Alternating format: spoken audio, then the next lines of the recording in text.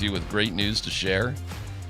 And that, You have great news? my humble opinion is the Broncos are going to beat the Eagles. I think they're really going to do it. And I don't think it's just any given Sunday. I don't think it's just a homer thing. I think I think the time is right. Now, it's conditional on a bunch of stuff, but watching the Eagles more over the past couple days, especially today, it's like, whoa. Tyler, what do you think of Jalen Hurts' arm on long passes? I think he's fine. I think he gets knocked on quite a bit. If Bo Nix is fine with his deep ball throws, Jalen Hurts is fine with his deep ball throws. Who's better between those two in deep ball throws? Oh, I don't know. I guess I haven't evaluated the two side by side, but I don't know. Jalen Hurts is a far superior quarterback right now. Okay, I'm not arguing that. I'm just saying I get where A.J. Brown's upset. I get it. Because they don't have a deep passing game whatsoever. They do not. And I don't think Jalen Hurts is all that capable of doing it. He's strong, and I do think he's a smart quarterback. And they are incredibly efficient in the red zone. But you can load the box. You can, in my opinion, you can do one-on-one coverage and take some chances there. You can blitz. You can bring pressure on the Eagles. You can do all sorts of things. I could not believe. Go back and look how bad they were offensively in the second half. They got a touchdown, but that was after getting the ball at the 25, where they're really, really good and close. But they didn't do anything in the second half. What do they do in the red zone? Well, they're great in the red zone. They're great in the red zone. Short passes and run? How do they advance the ball? Yeah, they kind of just overpower you, and they are running options off the tush push.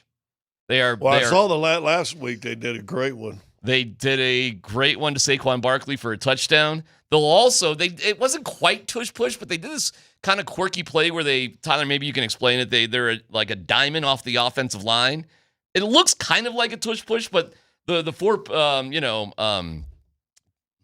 players are in a diamond, and what they do is they just shovel past it. So imagine that, like they just shovel it like 4 yards in front to Dallas Goedert, who's got like instantly 3 blockers in front of him.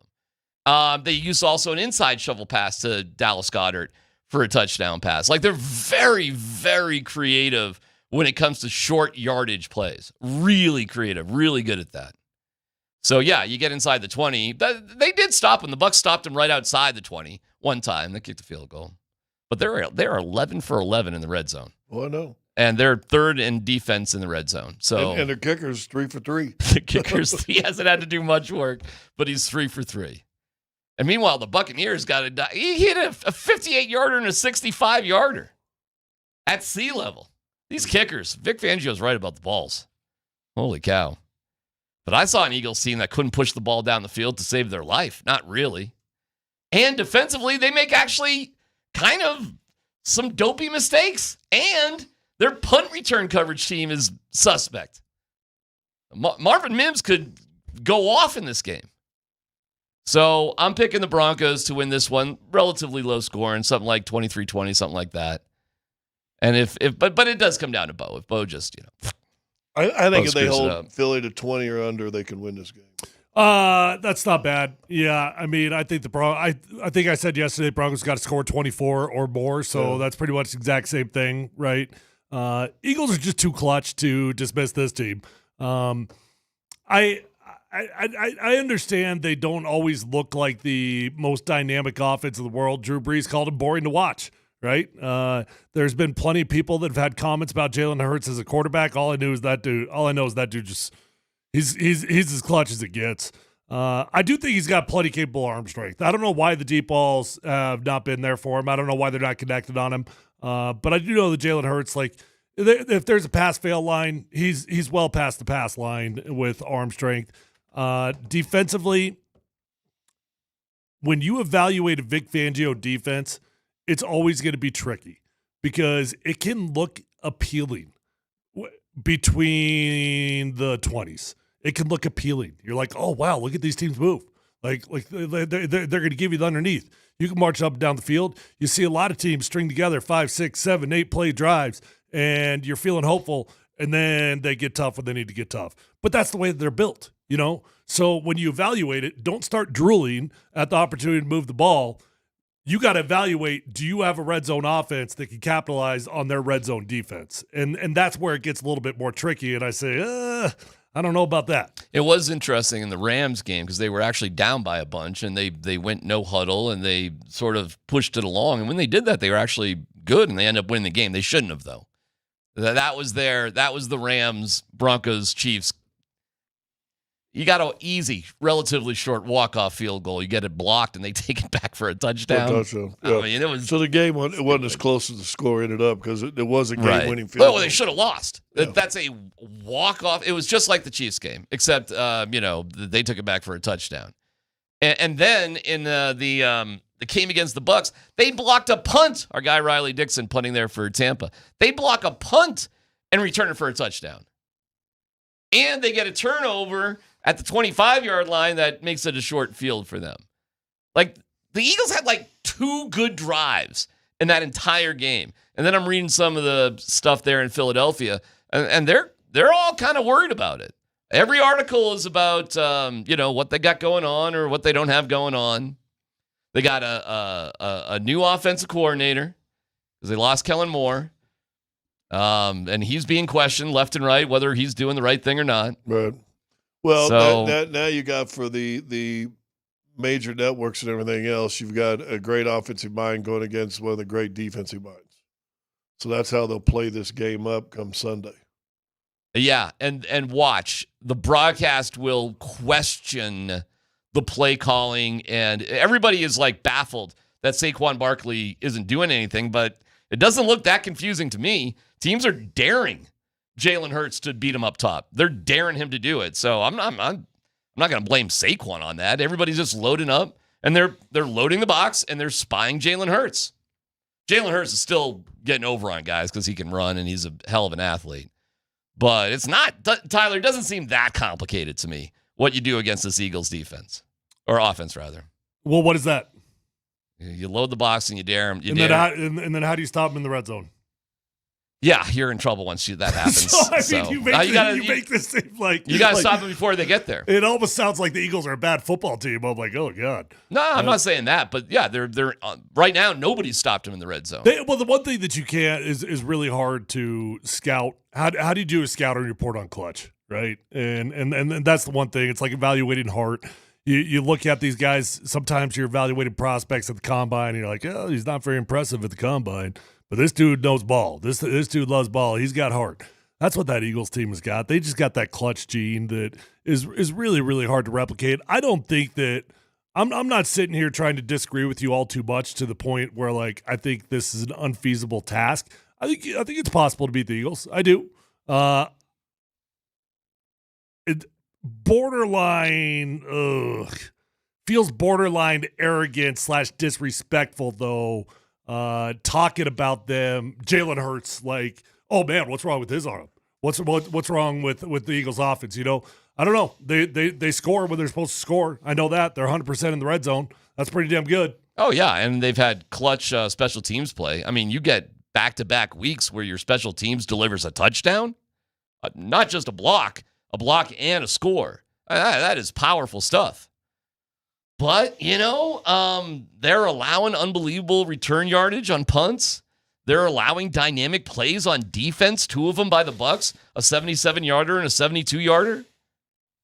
And on the 72-yarder that went to the running back there, Bucky Irving, that's just a scramble play. That was not a design play. It was just Baker running around, making magic happen, and then Irvin just, I guess I'll go.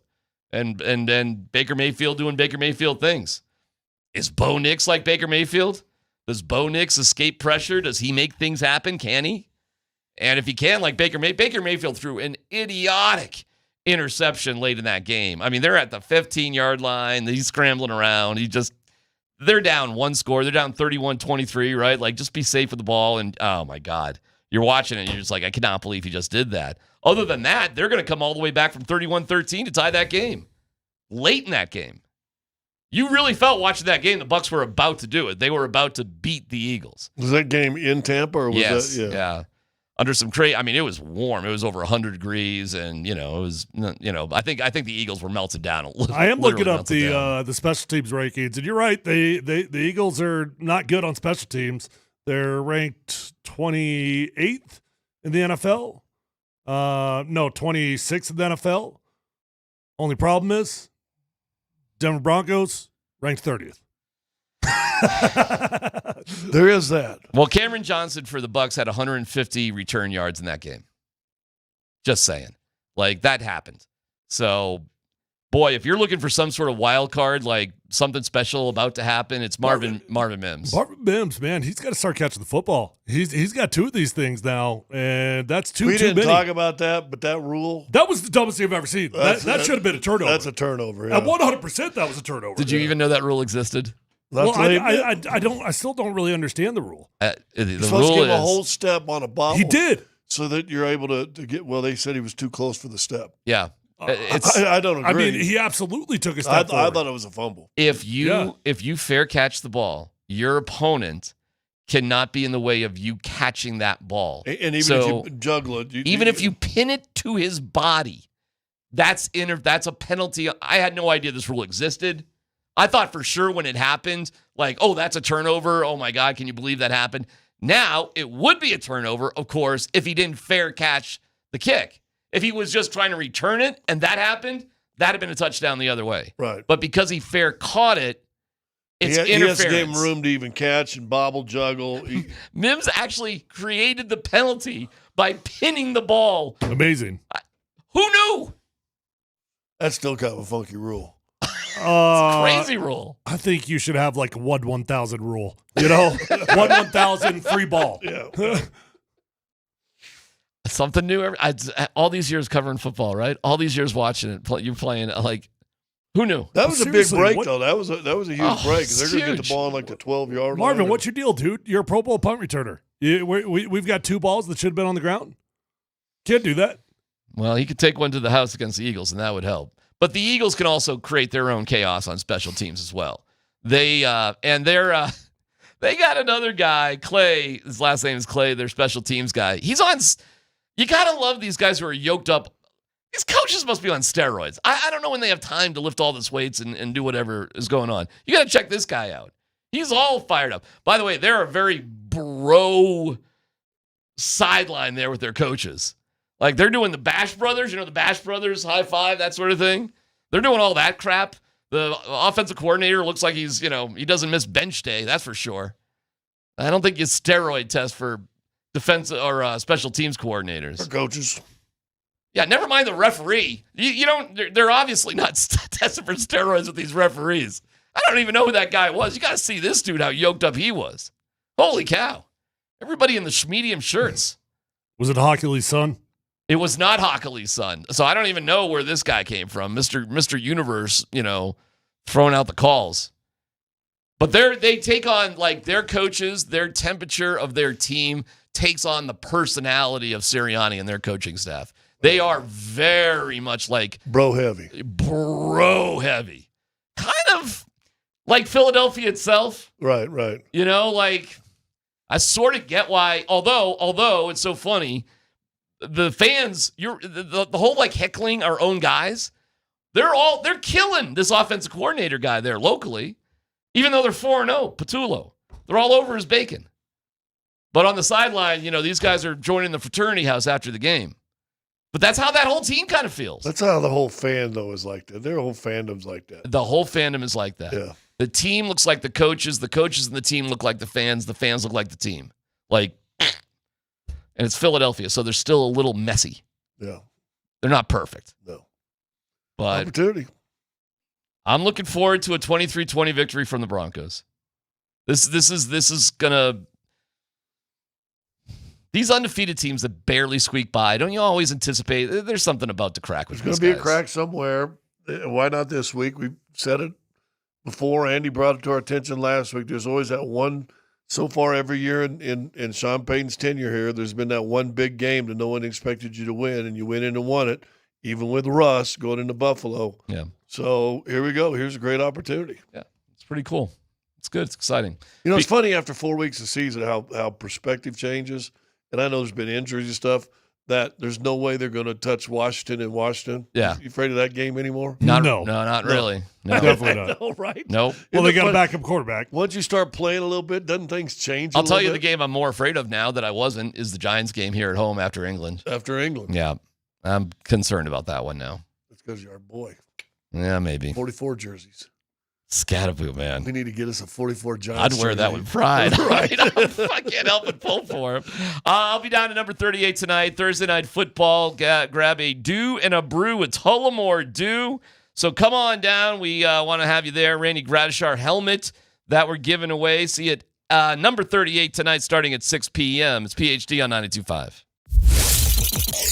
After a dominant win Monday night over the Bengals, how good are the Broncos? How much is the Broncos getting right, and how much of it is the Cincinnati Bengals being terrible? They were worse than I thought. I loved the offense last night. I am not convinced that they have turned a corner. And how will they match up Sunday in Philadelphia? There is a very good chance that they go to Philly next week and get their butts kicked. And there's a good chance they win that game. I think they can win that game. We're headed to week 5. There are still lots of questions to be answered. 7-3, book it. Who's with me? Who's with the Moj? I got plenty of room on my train. Come on. Altitude Sports Radio 92.5. Hey, it's DMac for the Rocky Mountain Men's Clinic. When dealing with the issue of erectile dysfunction, you want the right treatment for your specific medical situation.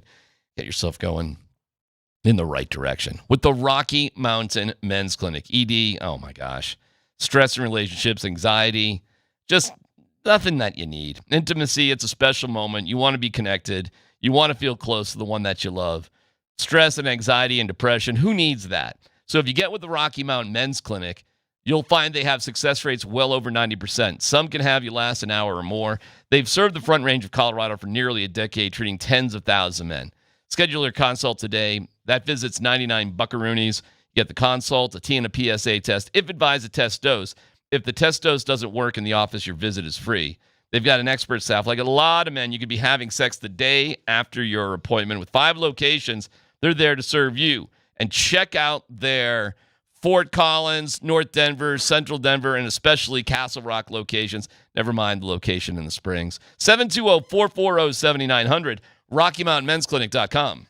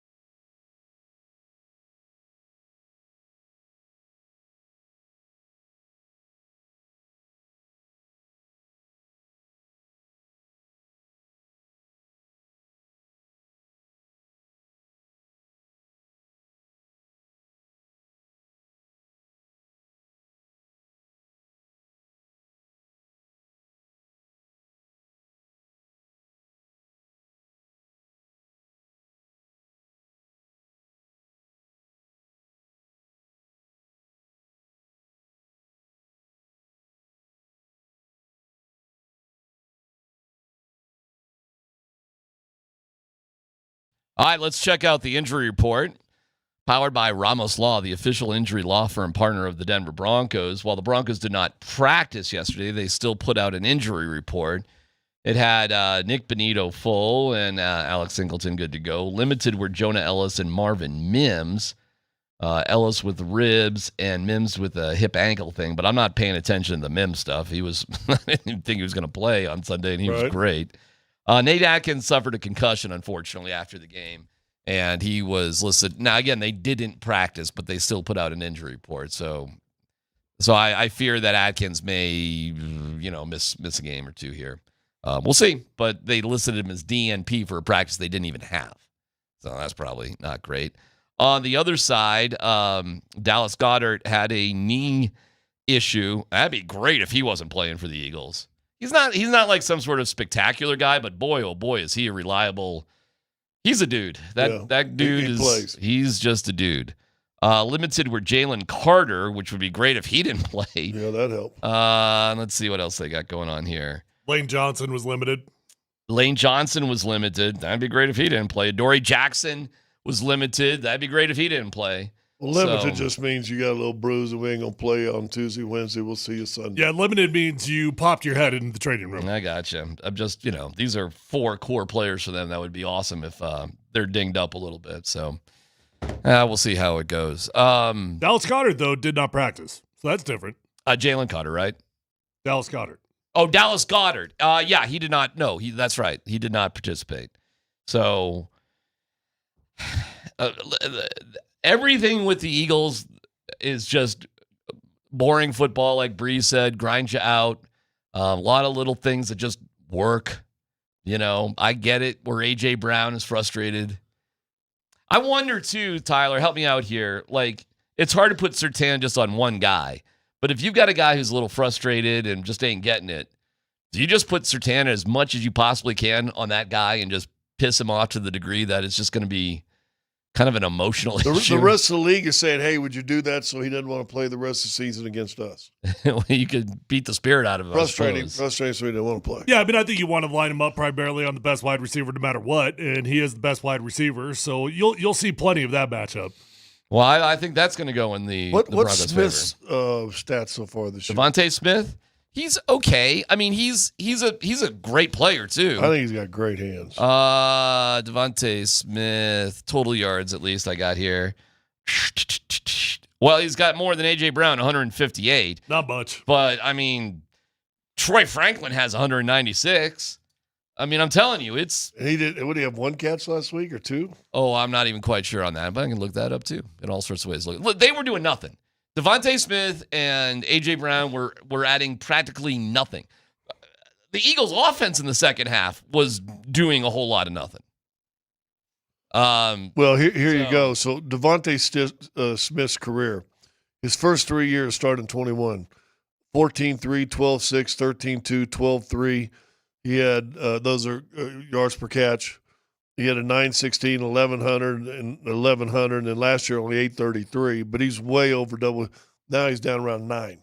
Yeah, So good that says a football little player. something. He's Yeah. still a good football player. You want me to give you some nerd stuff there, Scotty? It seems like you're dying for some nerd numbers. The Eagles are one of only 3 teams since 1980 to start 4-0 despite averaging fewer than 140 passing yards per game. Despite A.J. Brown, Devontae Smith, Goddard, that sort of thing. Through 4 weeks of the season, the pass offense averaging just 138 yards per game. Only the Titans have a lower average. Well, Dan put up the log right behind us against the Rams.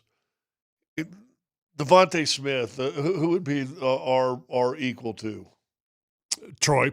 So Troy Franklin. Troy Franklin had 9 targets, 8 catches. How many yards do you expect him to have? 9 catches? Is that what he said? 9 targets, 8 catches. 8 catches. 70. 70 at least, right? Yeah.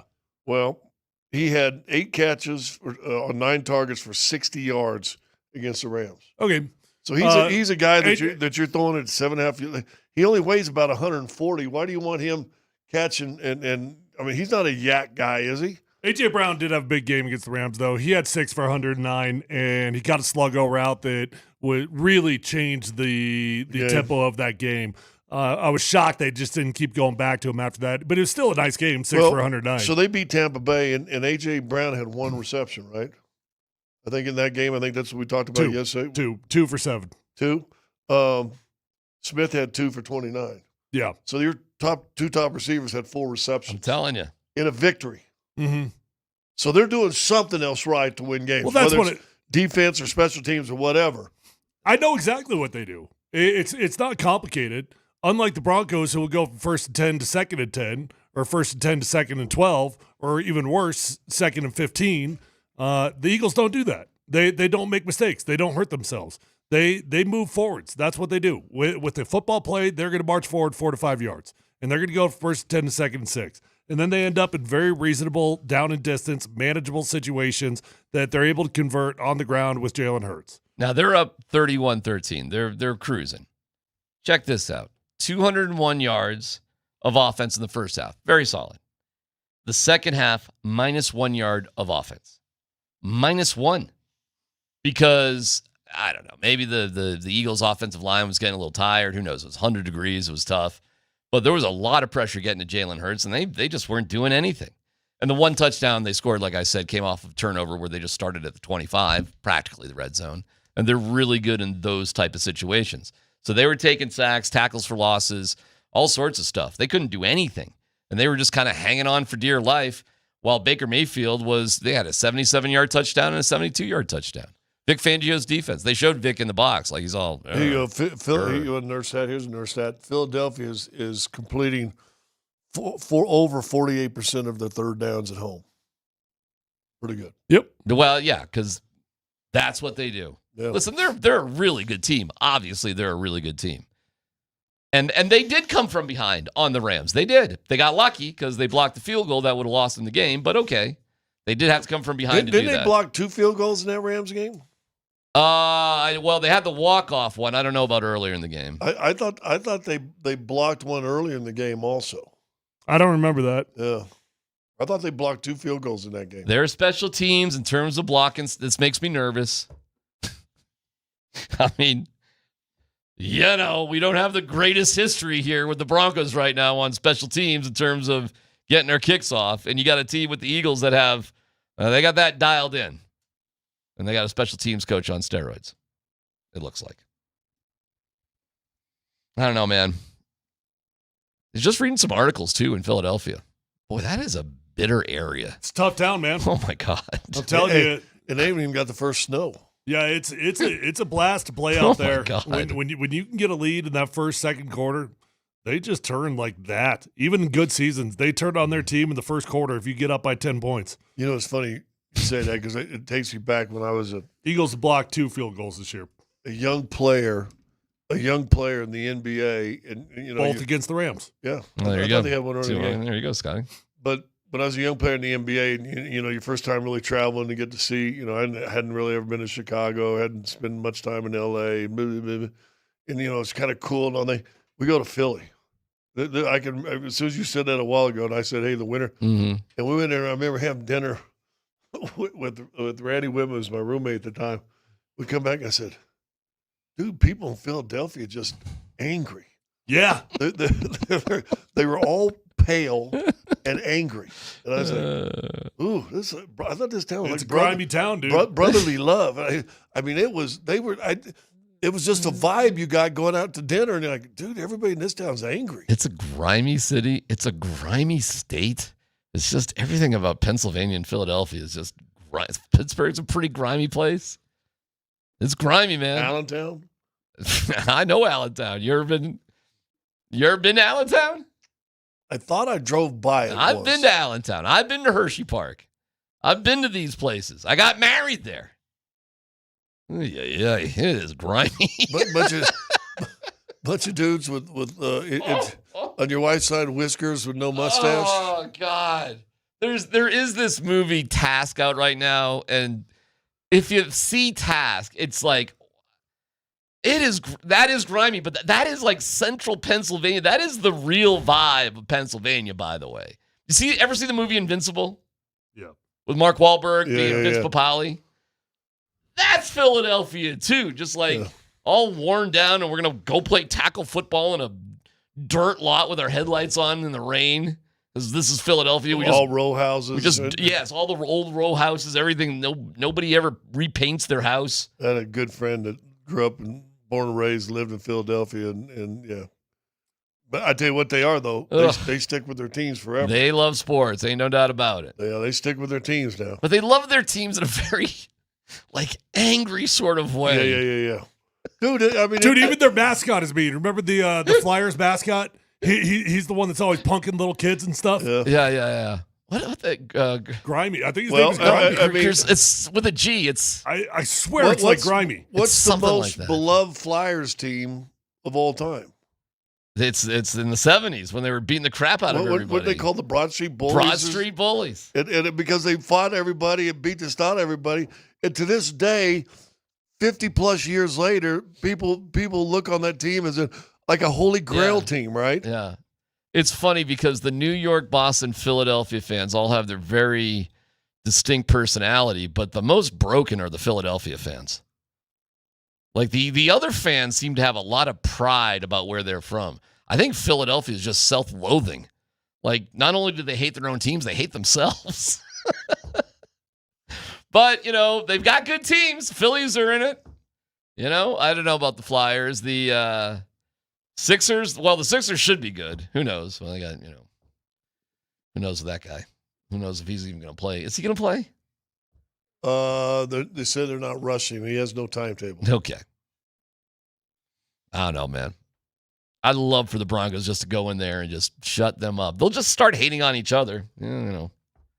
Like, you don't have to be afraid wearing the other team's colors in Philadelphia. You just have to start a fight amongst themselves.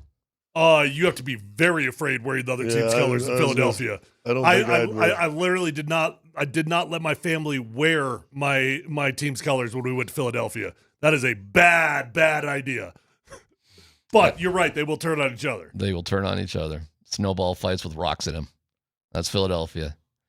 They're sort of turning on themselves right now with this A.J. Brown situation, by the way. Did you see A.J. Brown denied that he was talking about Philadelphia? He was talking about, another team. I don't know what the hell he was saying. Actually, I think they're doing you're right. It seems internally the Eagles for a couple of years have been on the fringe of internal destruction. And this is another example of it. But I think they're handling it publicly about as well as they possibly could.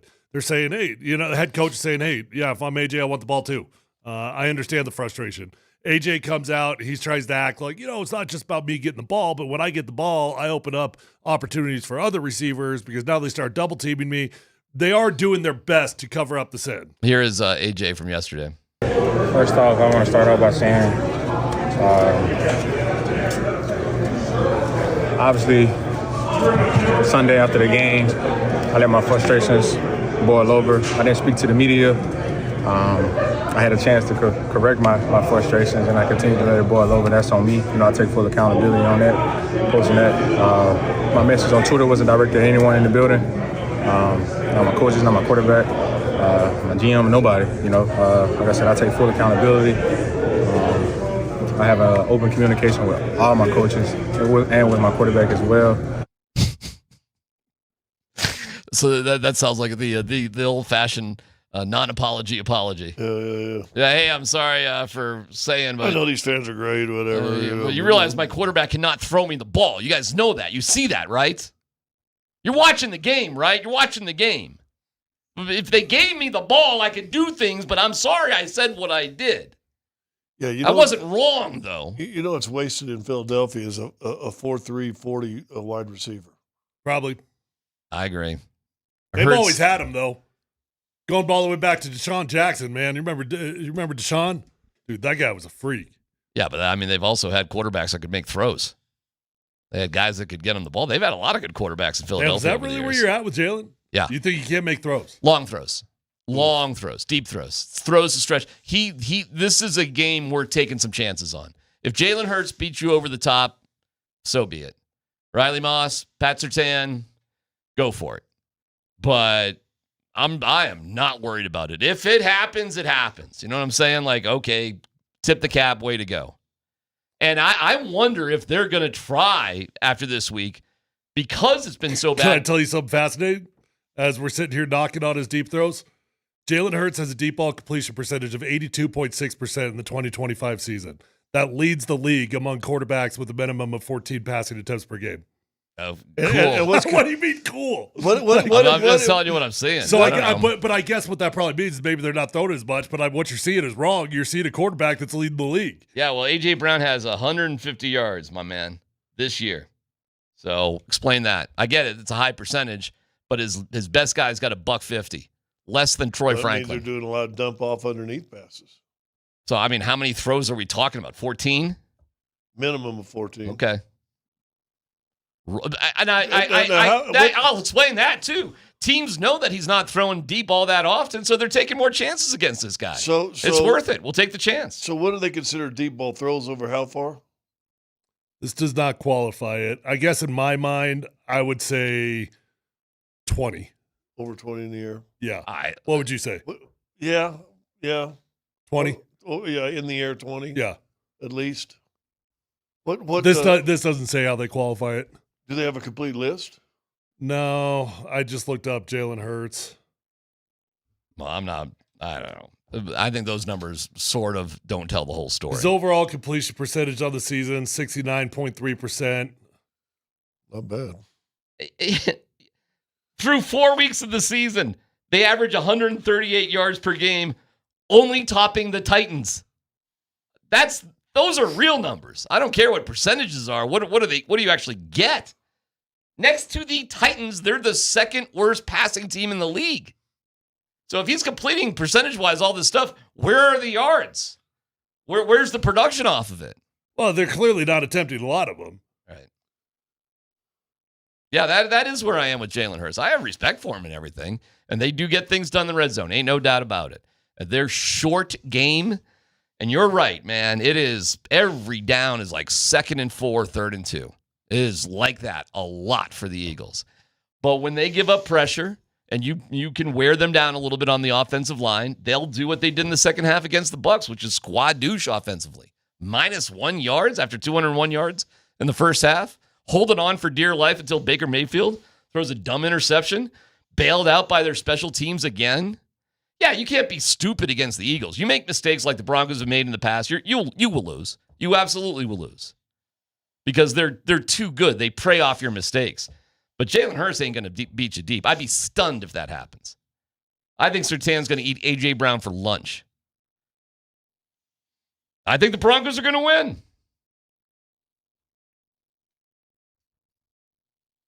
You guys there with me? No. Scott, you there with me? I think they got a legit chance. Yeah. Sure. I agree with that. But you actually scared me more by bringing up this argument and his bringing this stat than I was I was before the show started. Which the completion percentage? Well, that they're passing 130 yards a game and they're 4-0. They beat some nice teams. That's what I'm saying. Yeah, they might have had one of the toughest schedules to start the season of anyone in the NFL. Something's going on that they're doing right. A lot.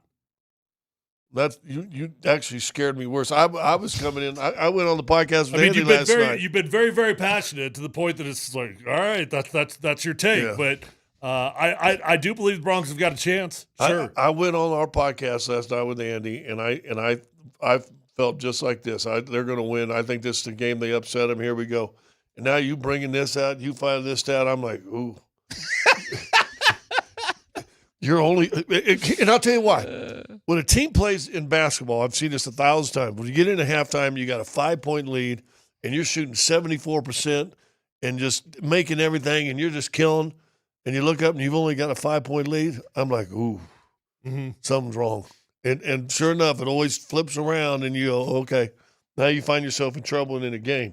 So you've actually scared me more than I was coming in here today. Scared you? I was giving nothing but rainbows and sunshines, puppy dogs and lollipops, unicorns and fluffernutter sandwiches. Yeah, but I think you also do a very good job of select picking numbers and stats you want to work for your way. I'm telling you, they're melting down in Philadelphia about the pathetic offense, but they're having issues. A.J. Brown is having apologies. Nutella, their offensive coordinator. It's not really his name. I just want to call him Nutella.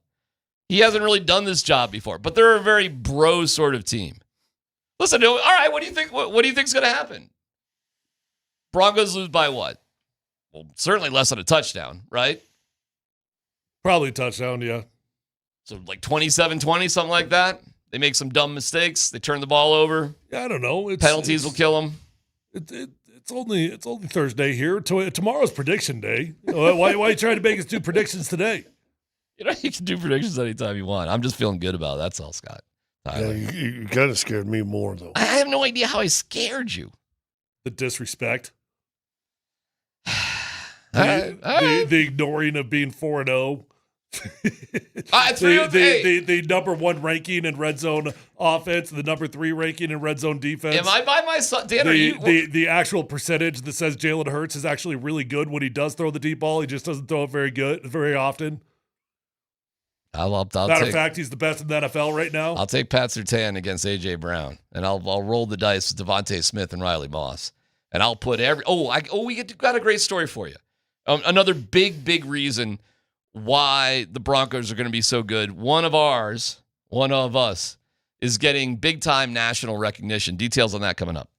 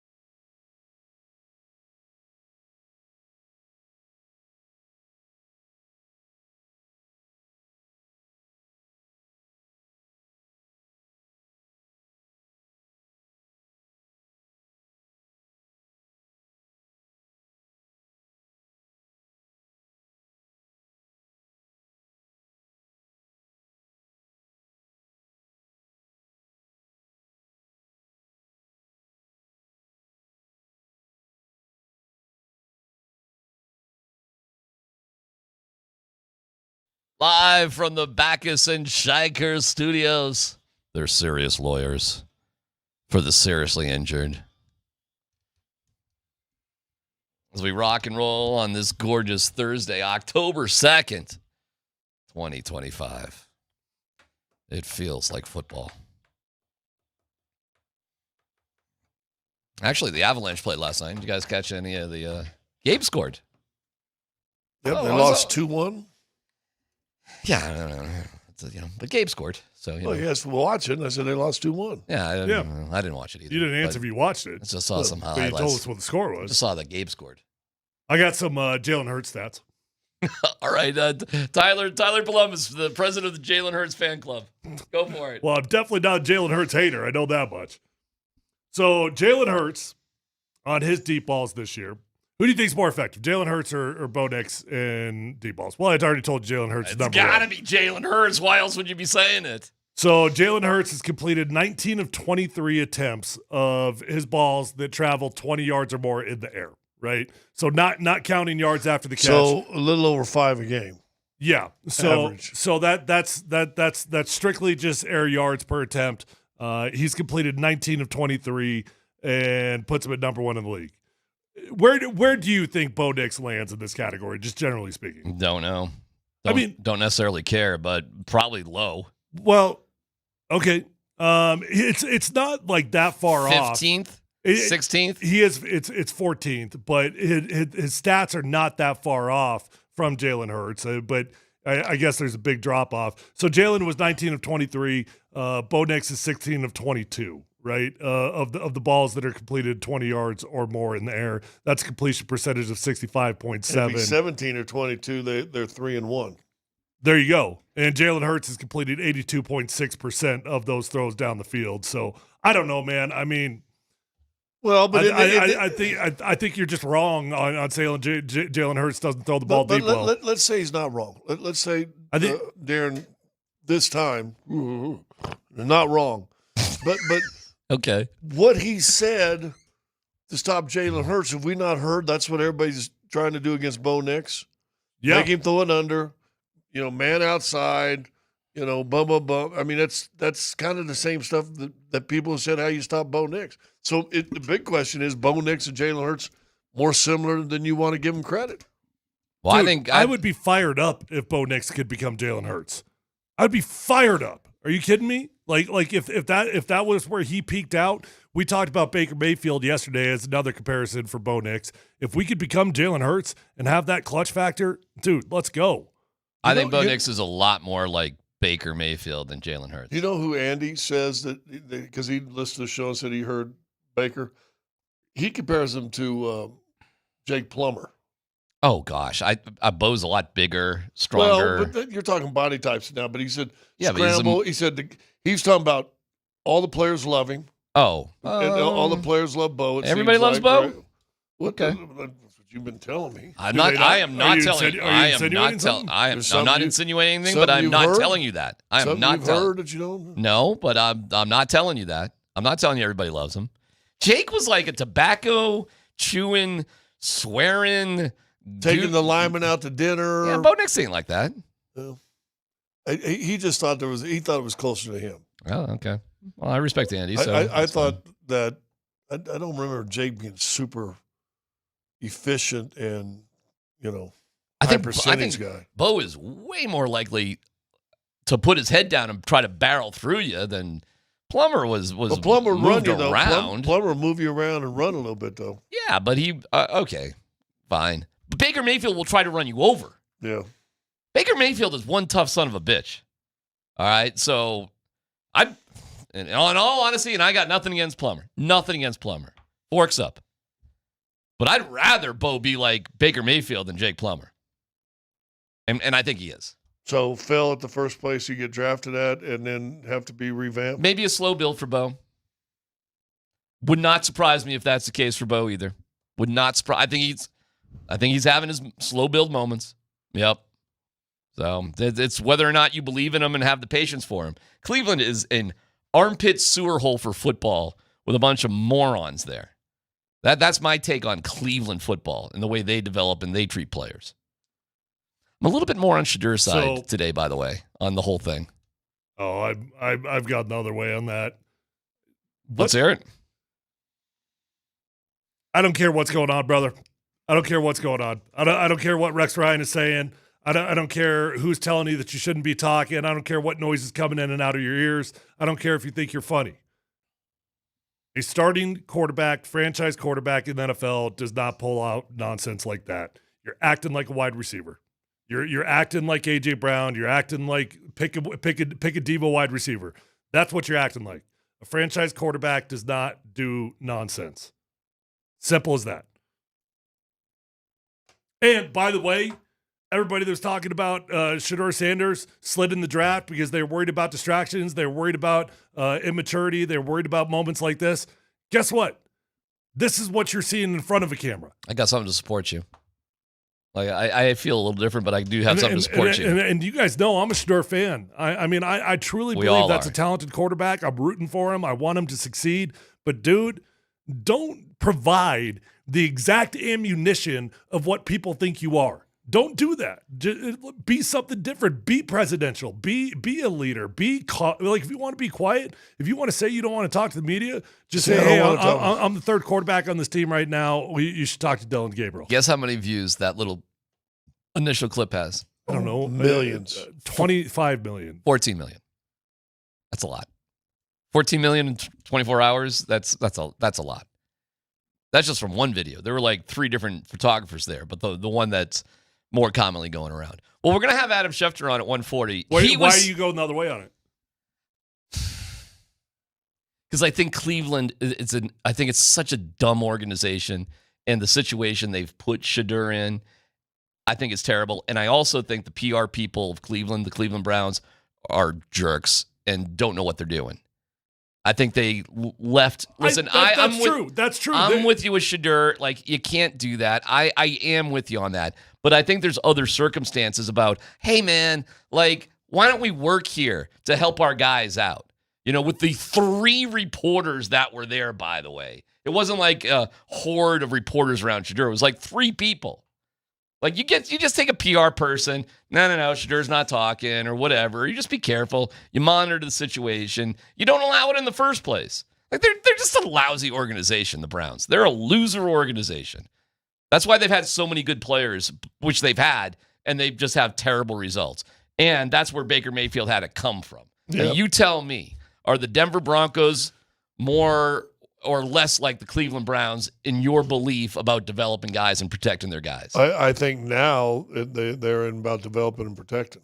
Right. So you're right. The PR staff, why is the third quarterback available? He shouldn't even be available. Never seen it before. Like, knock this off. Like, don't put him out there. Don't make him available. You're right. But that doesn't excuse Shedeur. You're both right on that. I'm not arguing with you on that. Let's go on your premises, right? That's a dog butt, blah, blah, blah, terrible organization, blah, blah, blah. How many views?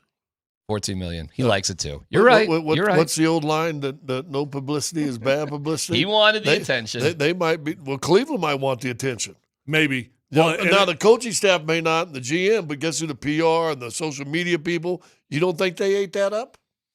You want and someone go look at. See if Cleveland social media people retweeted. Oh, there's no way. There's no way the Browns retweeted that. I would be stunned. I'm not saying they didn't because I don't know. I think the NFL did, didn't they?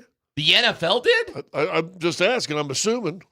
Again, I would be shocked by that. Because listen, ESPN did because Shedeur doesn't win. And I heard the morning show talk about this, and they're like, "Hey, what do you want to bet that Shedeur was talking to somebody about how to handle this, and we're going to do this?" And I think they're 100% right. I think that's exactly what happened. I think Shedeur was talking to family or friends, and they said, "Hey, you know what?" PR staff.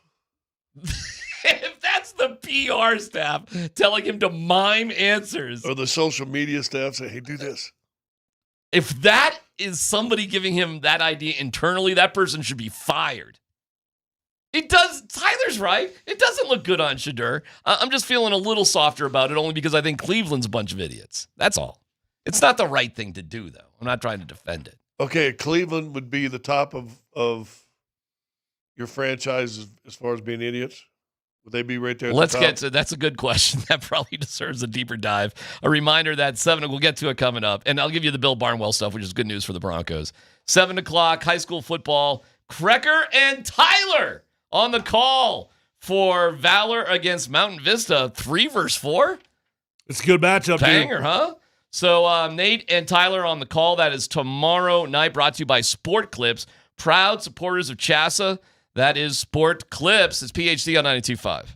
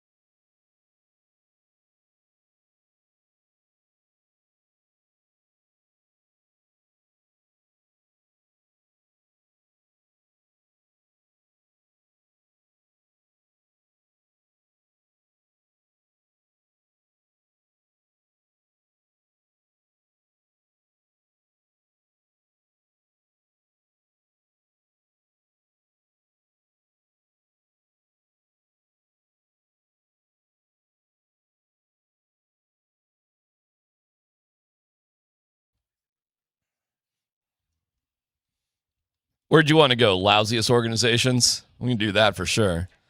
Let me give you this Bill Barnwell stuff, guys, really quick on ESPN.com. Like a quarter poll MVPs, Rookie of the Year, that sort of thing.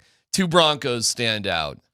Garrett Bowles, the number 3 protector in the league. How about that? Good for Garrett Bowles, right? Now, you know what's interesting about that? If you read it, it kind of went into Scotty's take, which I understand and I disagree with.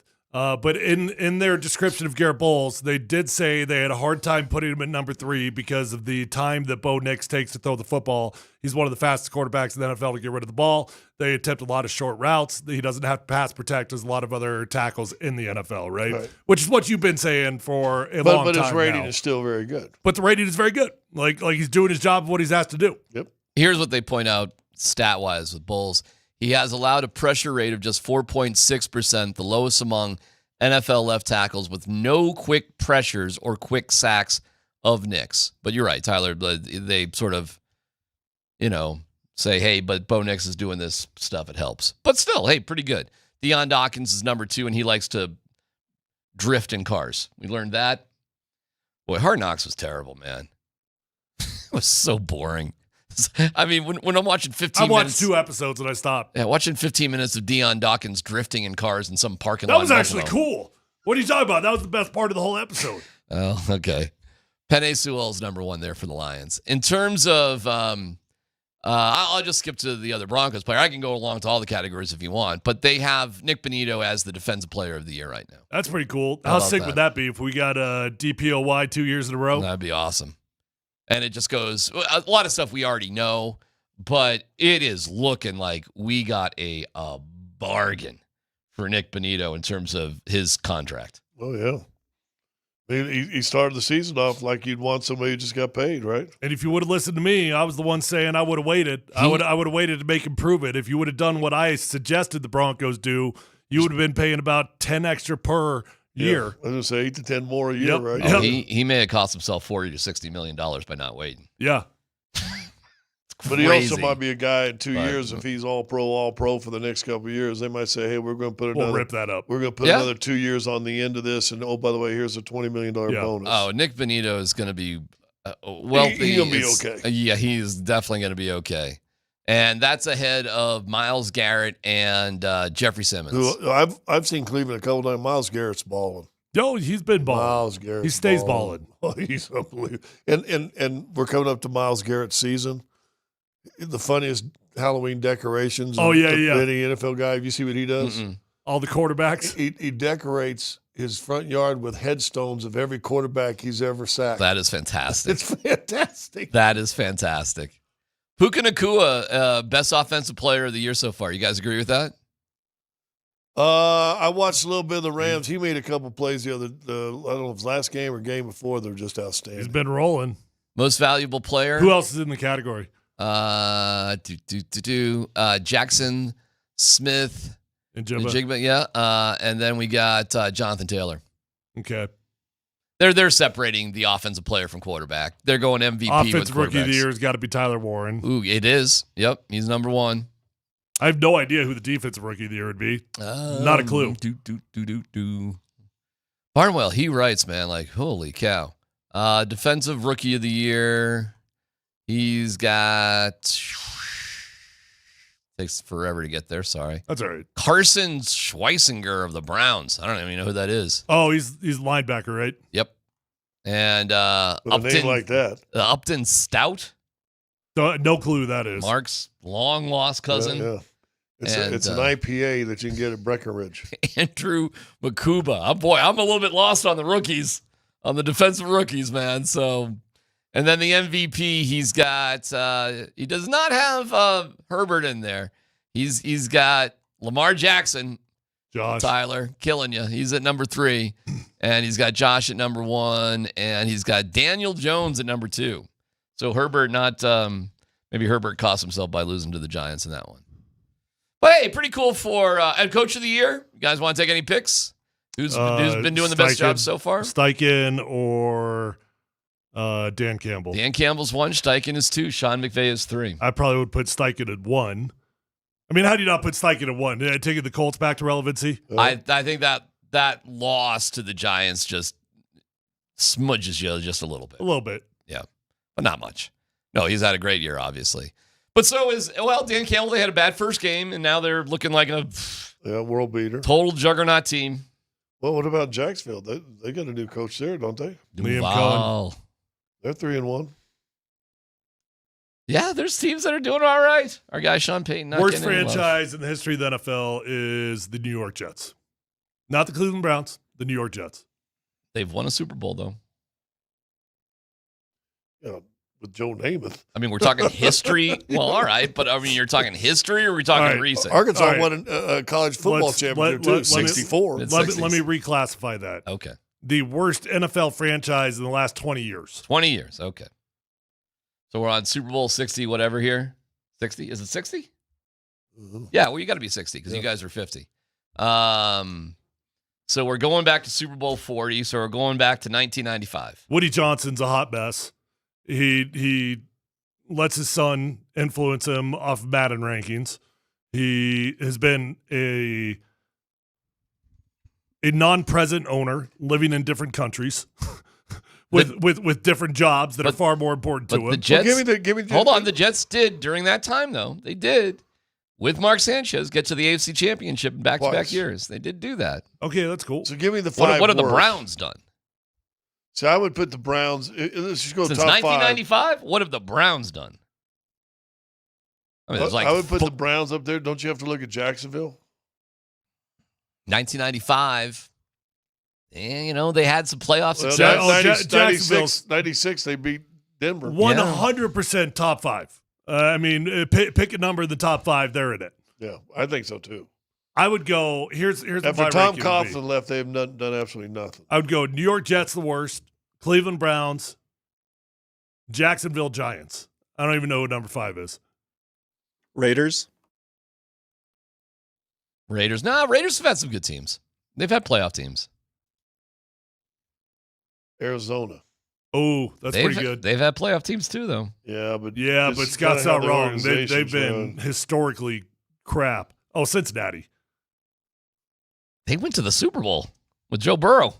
Yeah, it doesn't mean it's not a bad organization. Yeah. Oh, all right. I mean, if we just want, we're not talking about. We're just talking about bad organization. You're talking owner, just a bad place. All right, fine. And would you really want to go there? Yeah, I think Cincinnati blows. I think they're good. You know who's actually a bad organization is the Chiefs, but they win. If we're just talking bad organizations, look at the player surveys on the Chiefs. Look at their facilities. Look at everything with the Chiefs. But they got a really good young dynamic GM and a fantastic coach and a couple of unbelievable players. But as an organization, they don't deserve what they have. Someone on the text line says, idiots, the only answer is the Lions. Hey, moron, have you watched football in the last 3 years? Well, but, we can't include the Lions because now they've turned it around. But if you discount 95 to 2000, can you also discount now to the past 3 years? But what they've done in the last 3... Oh, well, I said in the last 20, so that includes the last 3. Right. I mean, the Lions have been terrible until Dan Campbell came around. Yeah, but right now they're a freaking juggernaut of the NFL. Why don't we just say the last 5 years? Why don't we just say the worst teams really seriously in the last 5 years? And just keep it easier like that. And the Lions certainly wouldn't be there. But Cincinnati would, despite going to the Super Bowl, because they suck. I would totally agree with you. The Jets, hapless. And the Browns have had like 30 quarterbacks in 5 years, whatever it's been. I think it's tough to top the Browns. When you have that many quarterbacks in that short of a time, and you see what's going on now. I think the Browns and Jets could have a wrestling match. The Jets are terrible, too. Yeah, you're not wrong. I think the Browns and Jets could have a wrestling match, and let's see who wins. They're not a football franchise. Now how's your boy doing, by the way? We're the Rockies. He's trying to hang in there. Where would the Rockies measure up to those two? They're the worst. They are the worst. They're the worst franchise in any sport. That's where I was eventually getting to. They are the worst. They are the worst franchise in any sport. Yeah. Because what other sport has been the worst, got worser, and then worstest? Like, what other team started as the worst and incrementally got even worse every year? I bet you can't name one. For example, the White Sox were record-setting bad. They got slightly better. 120 Still more games. bad. Didn't they win like 20 more games. 18? I don't know if it was that many. Yeah, it was something. It was along those lines. Still pathetic. 50-some wins, and they had 41 last year. 42. When you talk about a baseball team, and it will be a miracle if the Rockies don't lose 100 games next year, you're talking about all-time bad. You sent that New York Times article about how to redo it. Here's what Troy Rank put out there, by the way. Just very quick here on the stupid Rockies. Thad Levine, who worked for the Rockies for 6 years, gets hired. He, like the Nuggets did, becomes president of the team. He hires this guy, Andy McKay, who's also a GM sort of candidate. They have complete autonomy, and this is the last we ever hear from Dick Monfort. It doesn't even start, though, until after the 26th season. Why? Because a lockout is coming, because rubber's going to meet the road in Major League Baseball, and there's probably going to be a Major League lockout to get a salary cap. Well, so that is being led by Dick Monfort. Right, and it can't even start. You can't even start your rebuild if you're the Rockies till 2027 because of that.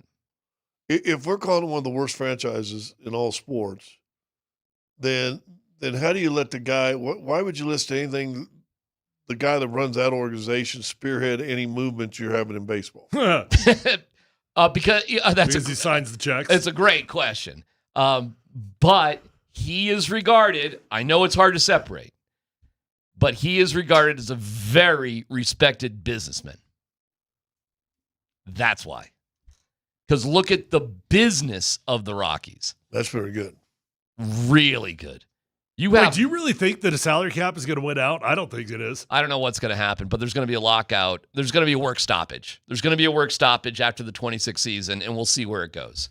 And after the 26th season. After the 26th season, which is why for the Rockies, sadly, no matter what you do and who you change, and you've got to do what you're doing, and Monfort's got to completely stay away from the baseball side of things because he's never going to sell the team. You don't even have a shot.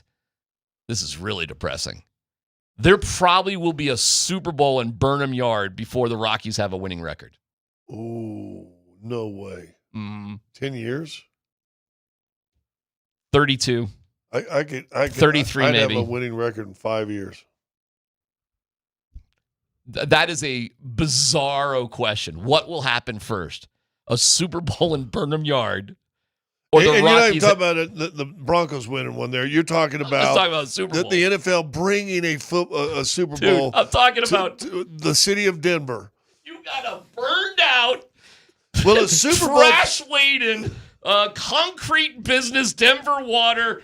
You can't even believe this exists at all in the field of reality in terms of anything positive into a Super Bowl location. Compared to the Rockies having. So you're saying, so let's simplify. You're saying a Super Bowl will be played in Denver before the Rockies have a winning season. Correct. And that's what, 81 games, or you got to win 82? 80. We'll take 81. Oh no, we'll take 81. Yeah, that's how bad. You want to talk about the worst? That's how bad the Rockies are. That's how bad that is. How depressing is that? Well, the depressing when I see that article, if you're hearing other GMs and other organizations talking about them, and we've talked about on the show, saying how far they are technologically and analytically. It's so far. They're the worst in the league with that. Yeah, the depressing part is any of these good players that they have, and they got a bunch of them, it's pointless because none of them are going to be on the team. Well, except that article says he never trades anybody. The good news, though, Scott and Tyler, bark at the park. There'll always be empty seats to bring your dog to games at Coors Field. We'll come back with no dumb questions. We have Adam Schefter at 140. What was it like sitting next to Rex Ryan when he was going off on Shedeur? We'll get into it. It's PhD on 92.5.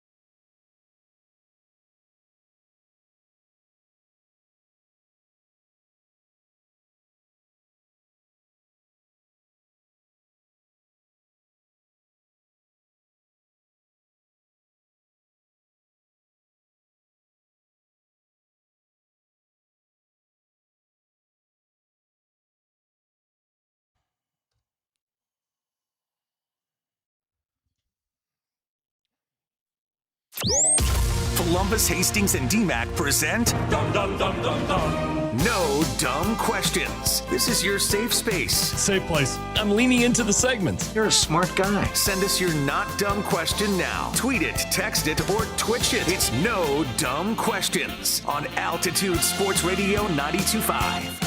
We thank you for watching us on the Safeway Twitch stream. I'm looking for you for No Dumb Questions right now. You can order online. Safeway does the rest. Get easy delivery or free pickup with the same great deals. Get started at Safeway.com or the Safeway app. Safeway, fresh foods, local flavors. No dumb question, who's a bigger dummy, me or you two? When we say that, let's go back the past 20 years, and I say, okay, that's 1995, and you guys don't correct me. I heard 30 it. years.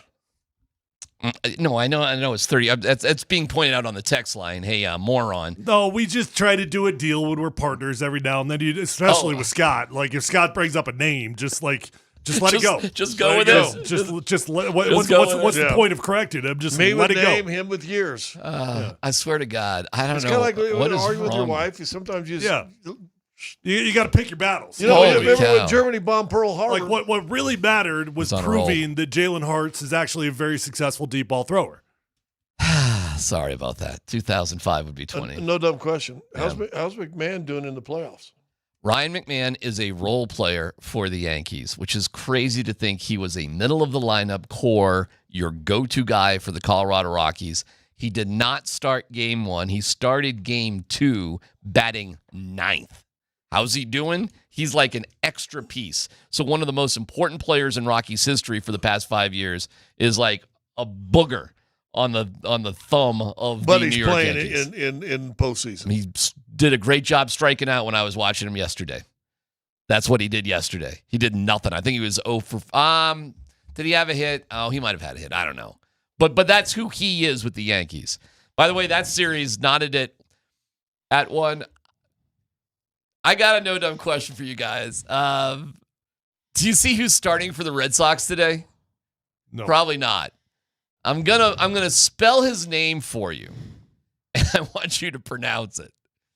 Okay. Cam?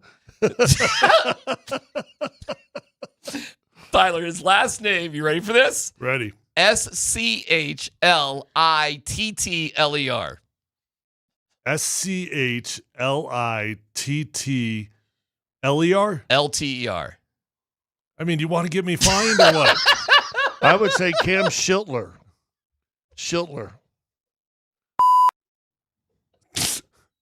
I mean, I'm not trying to get fired here. Scheitler. We can say that. There's not an I before the L though. Yeah, but I'm just trying to find Schlittler. Schlittler. The dude's name is Schlittler. How'd you like to be the play-by-play guy on that one? Schlittler. Schlittler. Imagine what you could say if you got in a fight. Schlittler. Actually, Yankees pitches for the Yankees. It looks like it's Schlittler. Well, it's SCH. Hold on.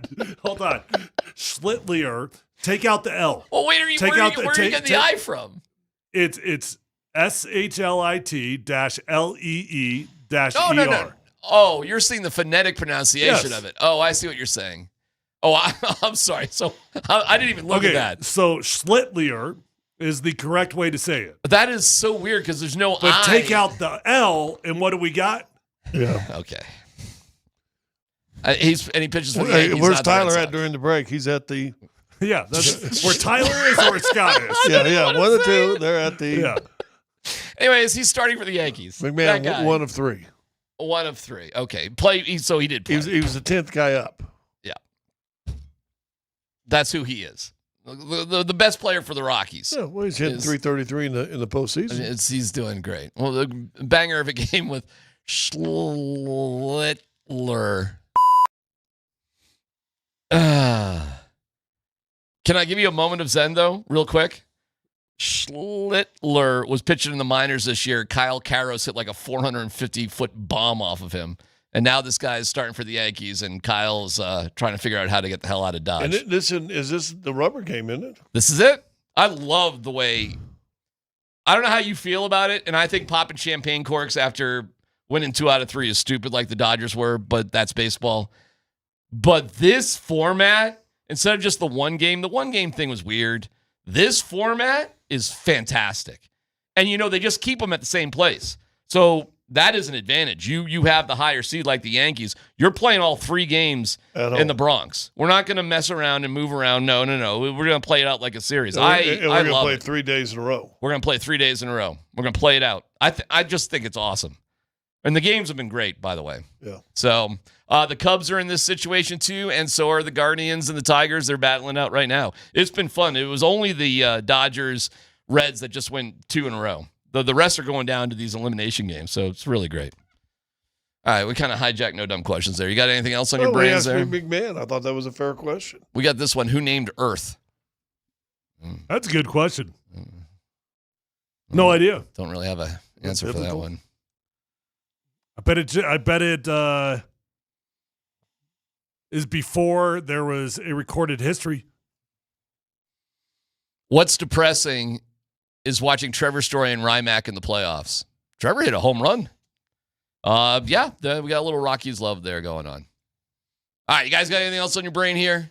Tyler, you put yourself in any perilous situations? I did have a unique one yesterday. What's that? We got a minute. I've been going to the same barber for 7 or 8 years. Couldn't get in on time, so I booked one chair over. One chair over is his cousin, $20 cheaper. Did a pretty good job. Yeah. What do I do with that situation? You don't owe anything but to yourself. You just go wherever's best for you. Is that right? I think so. But I really like my barber. He's been good to me for 7 years.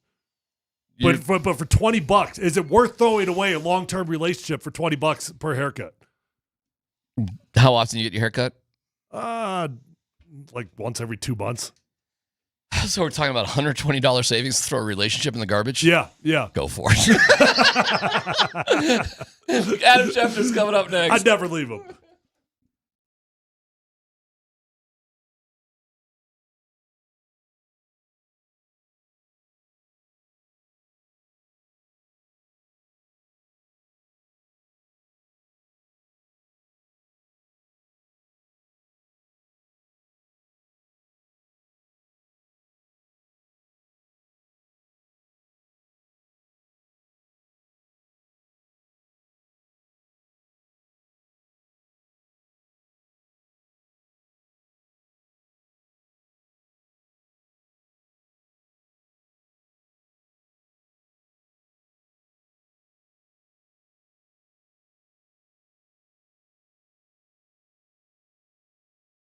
Hey, if you're in the market for a new vehicle right now, don't waste your time. Don't waste your whole weekend driving all over Colorado. Go to the best dealership with the best inventory and the best prices. It's my friends over at Phil Long Ford. You're going to love the customer service. You're probably going to become a customer for life, just like I did after I bought my first car my rookie year at Phil Long Ford. And guys, I mean it when I say you don't have to drive all over Colorado, because there's over 1,000 cars, trucks, vans, SUVs, electric vehicles. What just happened to Scott? A nose hair that was going crazy. Did you yank it? Oh, I got it good. Yeah, it scared the hell out of you. Look at my right eye's watering. 1,000 cars, trucks, vans, SUVs, electric vehicles, even commercial fleet vehicles on their lot right this minute. So whether you need a new vehicle or pre-owned vehicle, the vehicle of your dreams is already at Phil Long Ford. They've got the best prices, and you're going to become a customer for life just like I did. Guys, keep in mind that Phil Long Ford has got an award-winning service department. So once you buy that new vehicle, keep it serviced over at Phil Long Ford. You're going to have a beautiful ride for a very long time. Let them know that I sent you on over, and feel free to shop online at phillongford.com.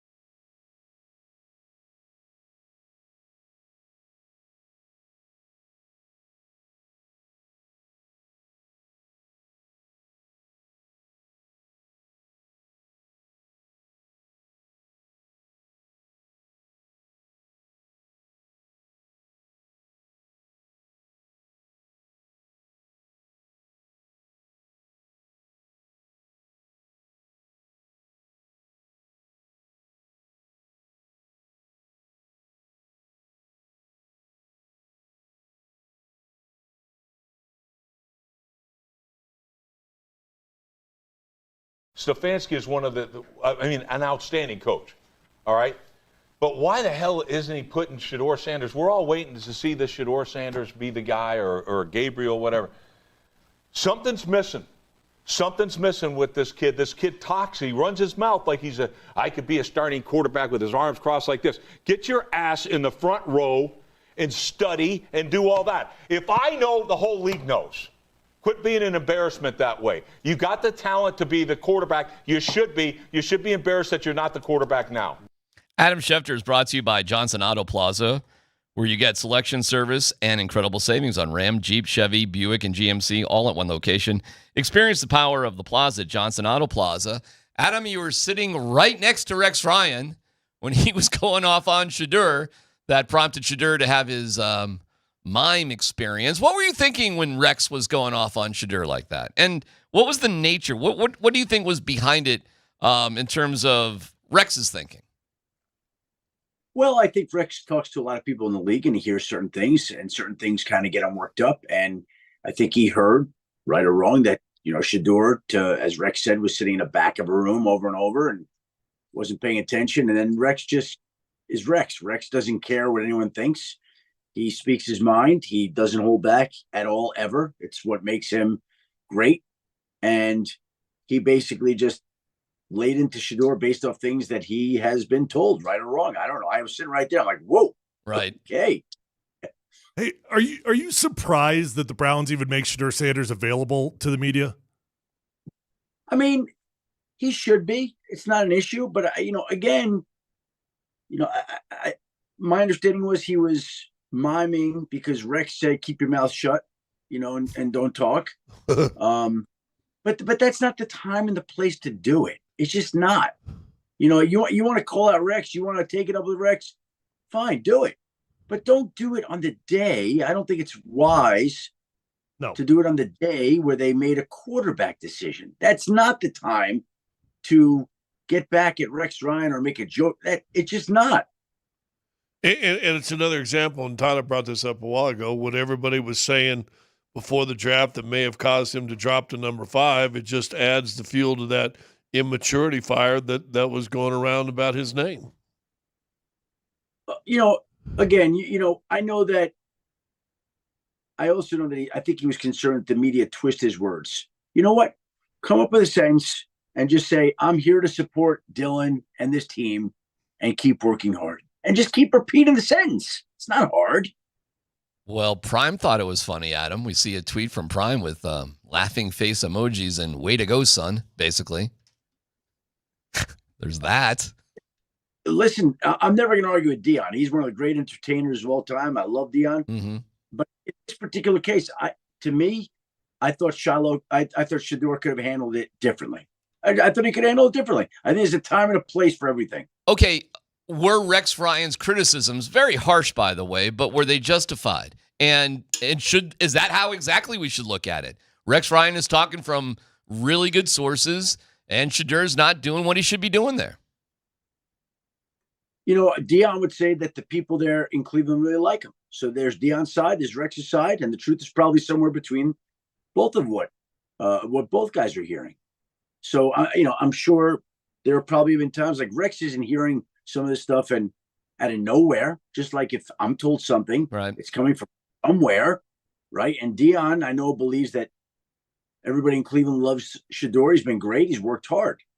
So I'm sure maybe there are a lot of people there that love him and he's worked hard. And what Rex has said has some validity to it too. It is a bit ironic that all this is going down in the same week that Lamar Jackson is hurt. And in an alternate universe, Shedeur Sanders is starting for the Baltimore Ravens right now. Well, we talked about that earlier in the year when the Ravens and Browns played, and we talked about on Sunday Countdown that Shedeur essentially turned down the opportunity to go to Baltimore because he wanted to play. Now, I don't know that he would have played this weekend anyway. They like Cooper Rush, but I don't know. Maybe he would have had a chance to unseat Cooper Rush. And the Browns are already onto their second quarterback, and it's not Shedeur.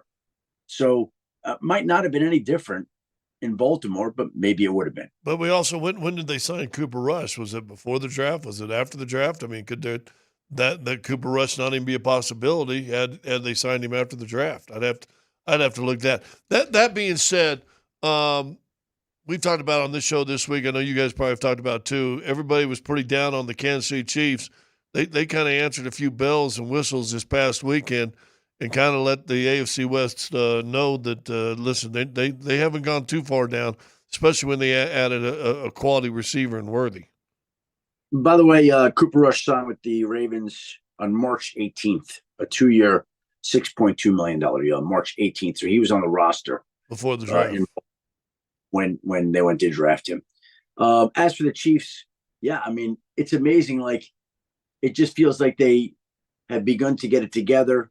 Xavier Worthy returns. The offense gets a spark. They'll get another spark when Rashee Rice comes back after 2 more games. And you know, again, I've always felt like it was a mistake to count them out. I know that people were not really pleased with the way they played early in the year, but they're the Chiefs, and there's just too many old-time people there to think they're not going to be a factor. That's crazy. Isn't this the same kind of pattern that New England went through, that everybody was ready to count New England down for all those years, and they might start a little slow, and the next thing you know, they're still playing in a Super Bowl?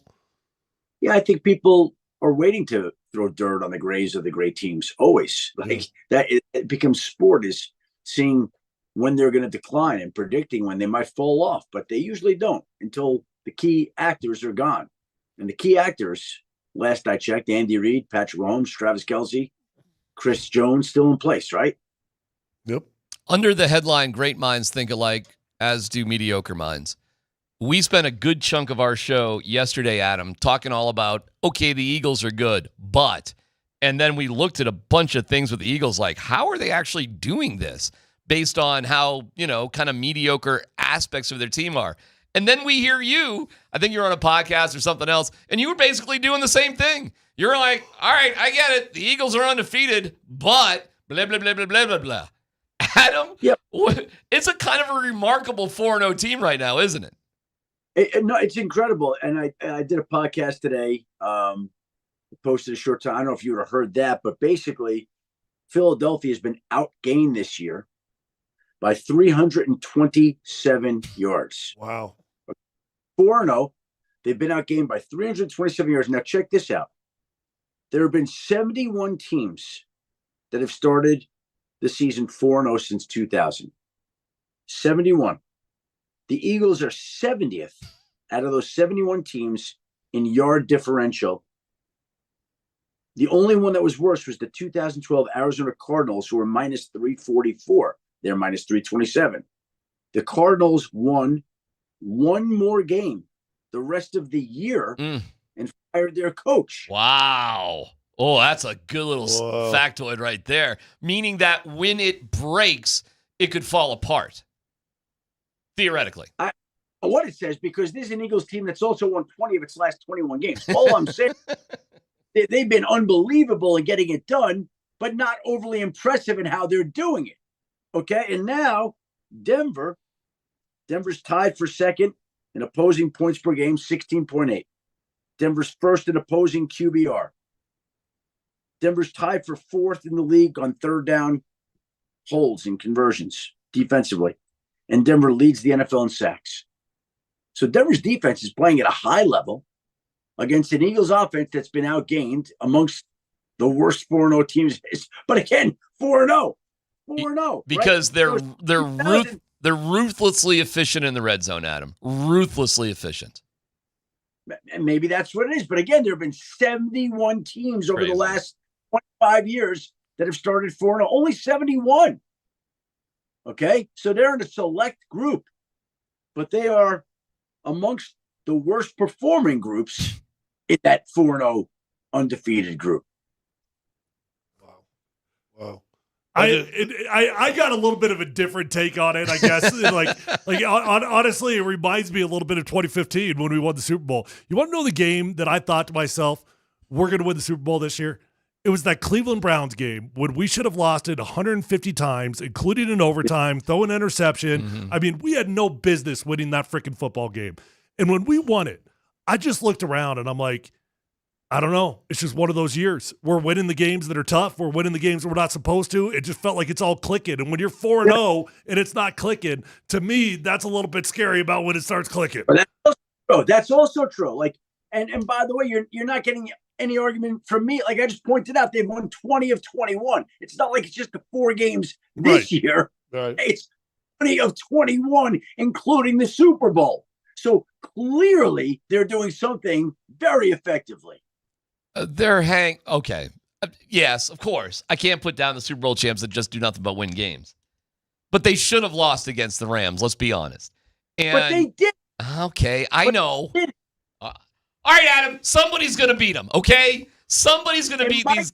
It might be Denver. And I think it is going to be Denver. And not for Homer, any given Sunday reasons.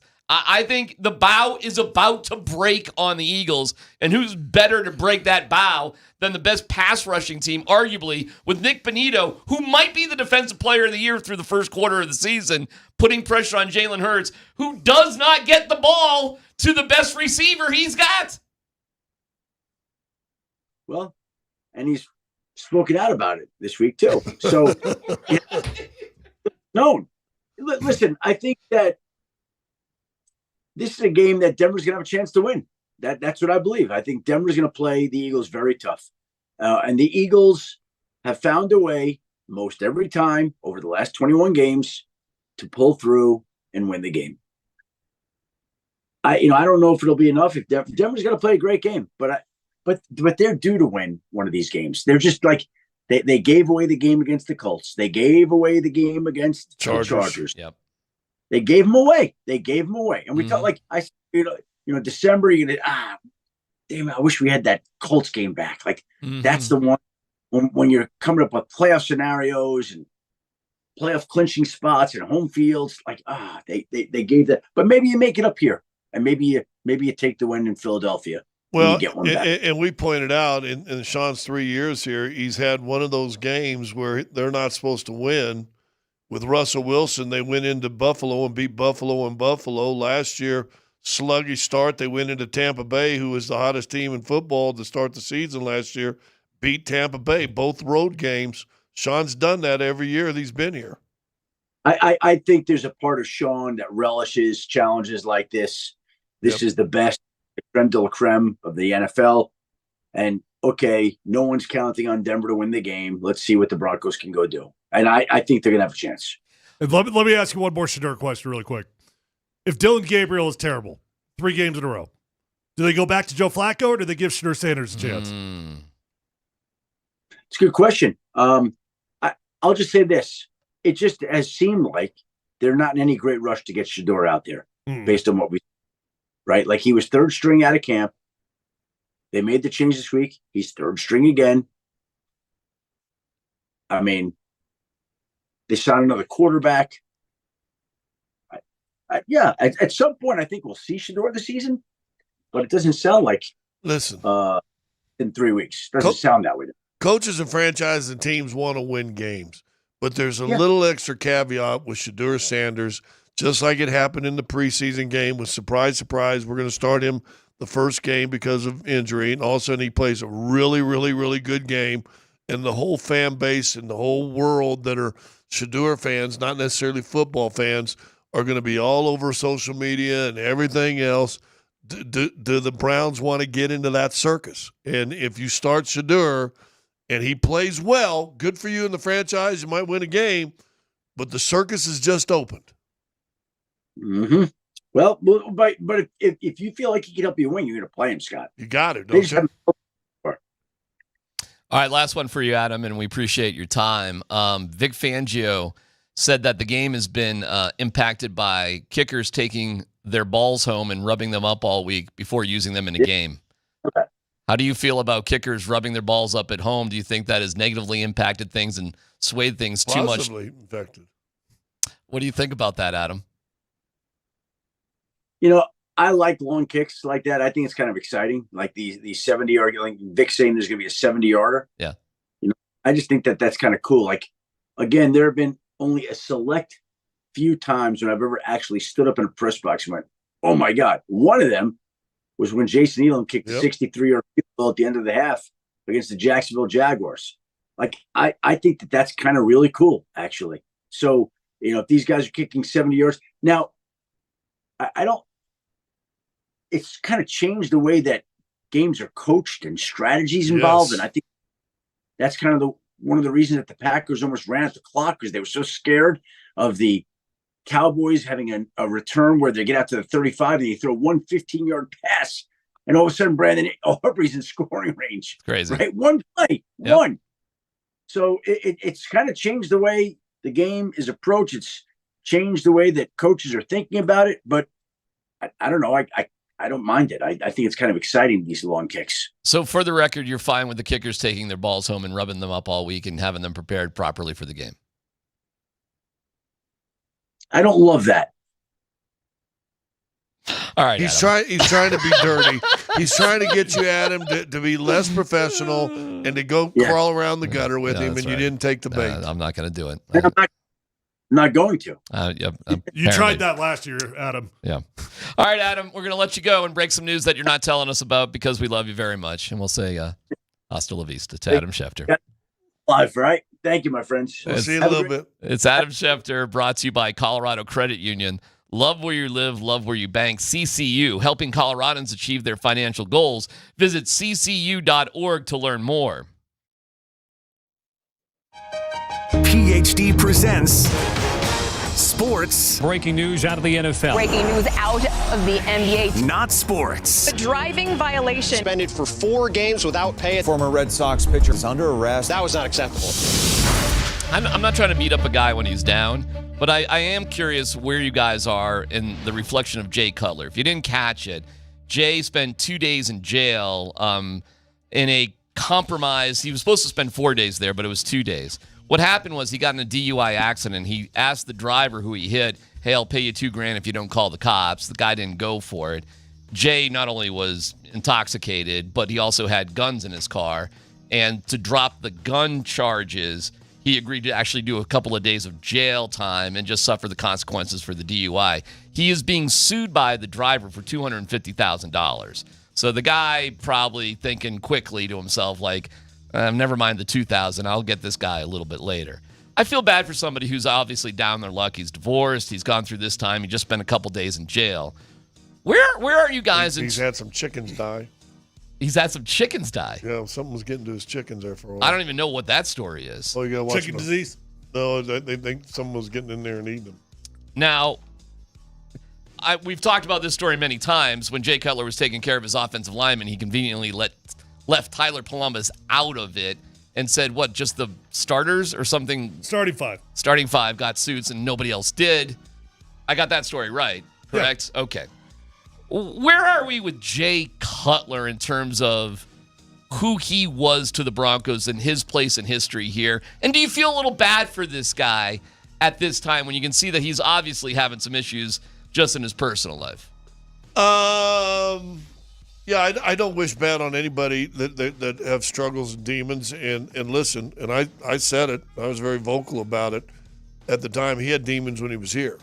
But again, when you can play and you're doing a lot of stuff good, right, they kind of go overlook it. I heard he was in Hawaii at one of the Pro Bowls, and the officials told the training staff to stay close to him. They thought he was going to die because he was so hungover and dehydrated. He's a diabetic also. So he's got a bad demons that I'm not sure he's ever taken charge with. In fact, he's got another one of those podcast shows was tasting bourbon, right? And talking about different kind of bourbon. I didn't know that. Is that right? I watched 2 or 3. He's a guy with an alcohol problem that has a tasting bourbon show? Tasting bourbon show. There for a while. I don't know if he still does. Okay. He's got to address the demons. No one else can make him address those demons.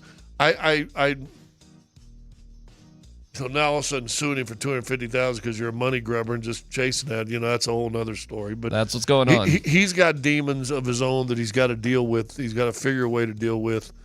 And so I have a big heart, having had my father, my uncle, my brother, who are all alcoholics, bad. So I have a big heart for guys that struggle with that and can't beat it. My only thought on it is if you're trying to bribe a dude to stay out of jail, why'd you only offer him $2,000? I'm about being serious. That's an interesting question. Offer him 25. Offer him 50. I mean, seriously. Yeah. You're trying to bribe your way out of jail. That is a good question. $2,000? I don't know why he just said two. I don't know. Maybe that's what he had on him. Maybe when he he had had his $2,000 in pocket. cash Oh or yeah, something. that's probably right. Yeah, is he really going to write the guy checks? Yeah. He probably had $2,000 in his pocket. That's probably. No, I don't know, man. I mean, I guess I don't have too many deep thoughts without knowing his personal life and not knowing what he really is or is not struggling with. And we're making assumptions here, like we know his life. So I don't know. In terms of what he could have been for the Broncos, I think it's one of the all-time great questions. What would have happened if you never fired Mike? Yeah. Would he have been able to figure it out with Jay Cutler, right, or would Mike have even gotten frustrated with him? And my gut tells me, I don't think you win a Super Bowl with Jay Cutler. I don't think Jay Cutler's ever winning a Super Bowl, even with Mike Shanahan. I think Mike Shanahan gets tired of Jay as well. Okay. That was kind of Mike's last stand, too. You know, he believed in him. He drafted him. That was a high draft pick for the Broncos. And I would say this. What's the point in drafting a quarterback that high if you don't give him time to develop with the guy that drafted him? And Mike was really the general manager as well as the coach, right, at that point. So, to me, again, in the pantheon of, like, Broncos mistakes, you could sort of circle that one right there. Like, why did you let Mike go? Here's why it might have worked. For that guy. Might have worked. It's a crazy trickle-down effect real quick, though. Because if you don't do that, you don't draft Tebow, and you likely don't get Manning. You probably have Jay Cutler with Mike for about 8 or 9 years. What would life have been like if you had Jay Cutler and Mike for 8 years instead of what essentially was Tebow, Manning for 6? All I'm saying is, depending on where Cutler was in his career at that time, and if Manning would have talked to Mike, he might have still wanted to come and play for Mike, though. Well, here maybe I don't feel like Jay Cutler is a Super Bowl winning quarterback. But if you want to make the argument, if you don't fire Mike, he figures it out. Here's the real argument, and Jay's just a small piece of it. He's a piece of it. But do you guys realize what we gave up when Josh got here? I mean, do you realize what we had on offense? We were the youngest, most talented offense in the NFL. Right. It wasn't even close. Jay Cutler was our quarterback. We had Brandon Marshall at wide receiver. We had Peyton Hillis. Yeah. We had Tony Schefter. Our offensive line is led by, Daniel Graham was on that team as well, by the way. Yeah. Our offensive line, we had Ryan Clady and Ryan Harris, who were balling that year. Ben Hamilton was on that team. We had a veteran center in Casey Wigman, who we brought over from Kansas City. Yeah. He was the oldest dude on the team, and he was really him and Ben were the only two aging players on the entire offense. But I mean, we had a nucleus of players that felt borderline inevitable to have insane success with. I think Mike would have turned the corner. That is interesting. Would Jay have burned out? Because Manning would have gone through the exact same thing. Chris Cooper also. Incredible players. That is really interesting. Would Mike have advocated and got Peyton Manning, and would Manning wanted to have played for Mike Shanahan? I would probably say yes. I say yes only from this standpoint, and Tyler knows Manning better than the two of us. But Manning is like a machine when it comes to X and O's offensive football. And I think I guarantee he'd have taken a meeting just to sit down with Mike Shanahan and talk ball. He did take a meeting with Mike Shanahan and the Washington Redskins. Yeah, and Peyton's told the story of being in the car, and I don't really remember the full story, but he tells this funny story of being in the car and Mike's driving and they're at the red light. Do you know what I'm talking about? Yes. Yeah. Do you remember the details of it? Keep going. That's about all I remember. But I know this. I know when Manning was visiting and he wanted to stay undercover, he stayed at Mike Shanahan's house. Yeah. So whatever their relationship, it was pretty good. Close enough for that. Now you get into some other tricky territory, like Mike was an offensive genius sort of guy, and what Manning really wanted to was dictate everything that was going on. Would that have worked well together? Because with John Fox here, it was really, and Adam Gase and Mike McCoy, it was really set up for Manning to be in charge and those guys to just help him out. Would Mike have allowed the autonomy that Manning wanted? But then, and that offense in 2012 and especially 2013 was stunning. But you didn't win a Super Bowl until Gary got here and put the clamps on certain things. And Manning had to sort of change how he operated, and the rest is legendary. You took a less than 100% Manning and won a Super Bowl. Isn't that amazing? Because the defense was so spectacular. I think Mike gets a reputation, well-deserved, as being a hard-headed offensive mind because he's the innovator of the wide zone running scheme, the West Coast, what we currently know today. But I actually firmly believe that Mike Shanahan would have bent greatly to Peyton Manning, and my evidence of that is what he did in 2012 when we drafted Robert Griffin. And we reinvented everything. We became an RPO zone read team. Mike didn't run zone read. We were watching Baylor film. The entire offense, the entire offseason, the offense is watching Baylor film, trying to learn how to run an offense that Mike Shanahan, quite frankly, didn't know a whole lot about. Mike's going down to Baylor, meeting with the coaches, figuring out how to run this. And he was willing to reinvent his offense to make it work with RG3. If he's willing to do that for RG3, pretty sure he would have done that for Peyton Manning. Let me give you one more quick hypothetical. I love this conversation. Let's say Manning does come here with Mike, and the same thing happens, and they do go to one, win one, lose one. Basically the same thing happens. It's unbelievable. It's great. They win AFC West championships, and the Super Bowl record is the same. What happens next if Mike's still the coach when Manning retires, in your opinion? What happens next? Manning plays one more year. You think he plays for a fifth year? And they're trying to get, what's his name, ready to be the backup. Brock Osweiler. Well, Osweiler might still be here, but then you've also, what was the... Well, the question would be, would Mike have committed to Brock Osweiler, or would he have moved in a different direction? I love the concept that he would have asked Manning to stay here for a fifth year. I tend to agree with that based on experience with Elway. Like, Mike probably would have said, no, Peyton, we'll figure it out. One more year here. Yeah. But the question is, what we gotta get Brock ready. We're probably going to give you breaks throughout the year. Do you think Mike would have stuck with Brock? Or do you think he would have wanted to go in a different direction? Well, Kubiak's pretty well connected to Mike, right? Absolutely. I mean, they think a lot alike, right? Mm-hmm. What did Kubiak do? He didn't like him. He let him go. He let him go at the end of the day. But what would he done with Trevor Siemian? I mean, I'm not telling you Mike thinks exactly like Gary, but they're pretty damn close. Did he let him go, or did John Elway, who was running the team, not really want to pay the money? Did John just not? But then again, you could ask, did Gary really fight for it too? It's a really interesting parallel sort of line of like where things would have gone. Well, I mean, but I'll put this out there, one way or the other. I'll put this out there. I think if Mike had stayed, I think they had a great chance to get Peyton Manning. I think they would have had similar success, and I don't think there's any way in the world the organization would have torpedoed like it did for 8 straight years. No, I agree with that 100%.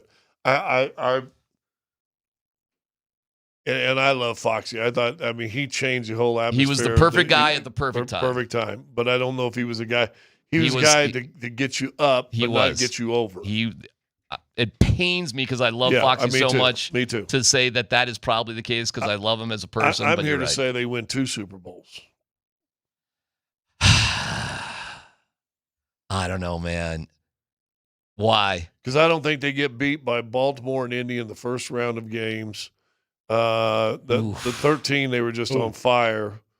I think it's different. I know the answer to your question now. Go for it. And this is definitive. Brock Osweiler wouldn't be here. Why? Kirk Cousins would be here. Same draft class. There you go. Brock and Kirk were the same draft class, and Mike was in love with Kirk Cousins. We would have had Cousins. That was always his guy. You're right. We would have had Cousins. That is the definitive answer to it. And so to answer your question, no, there wouldn't have been 8-year drop-off. We would have had Cousins following Manning. Yeah. I just got some weird chills. All right. I just looked. I had no clue if they were the same draft class. 2012, both of them. We would have had Kirk Cousins. Yeah. Oh, in 2012? Interesting. But that means Kirk would have had to incubate for a couple years, which he did. Fine, yeah. He drafted him in the fourth round. Mike believed in him. Mike really believed in him. Yeah. He's incubating behind Peyton Manning. Yeah. Oh. And you could have taken him in like the 3rd round. Mm-hmm. If you loved him, right? You know? Mm-hmm. But an interesting message to Manning, though.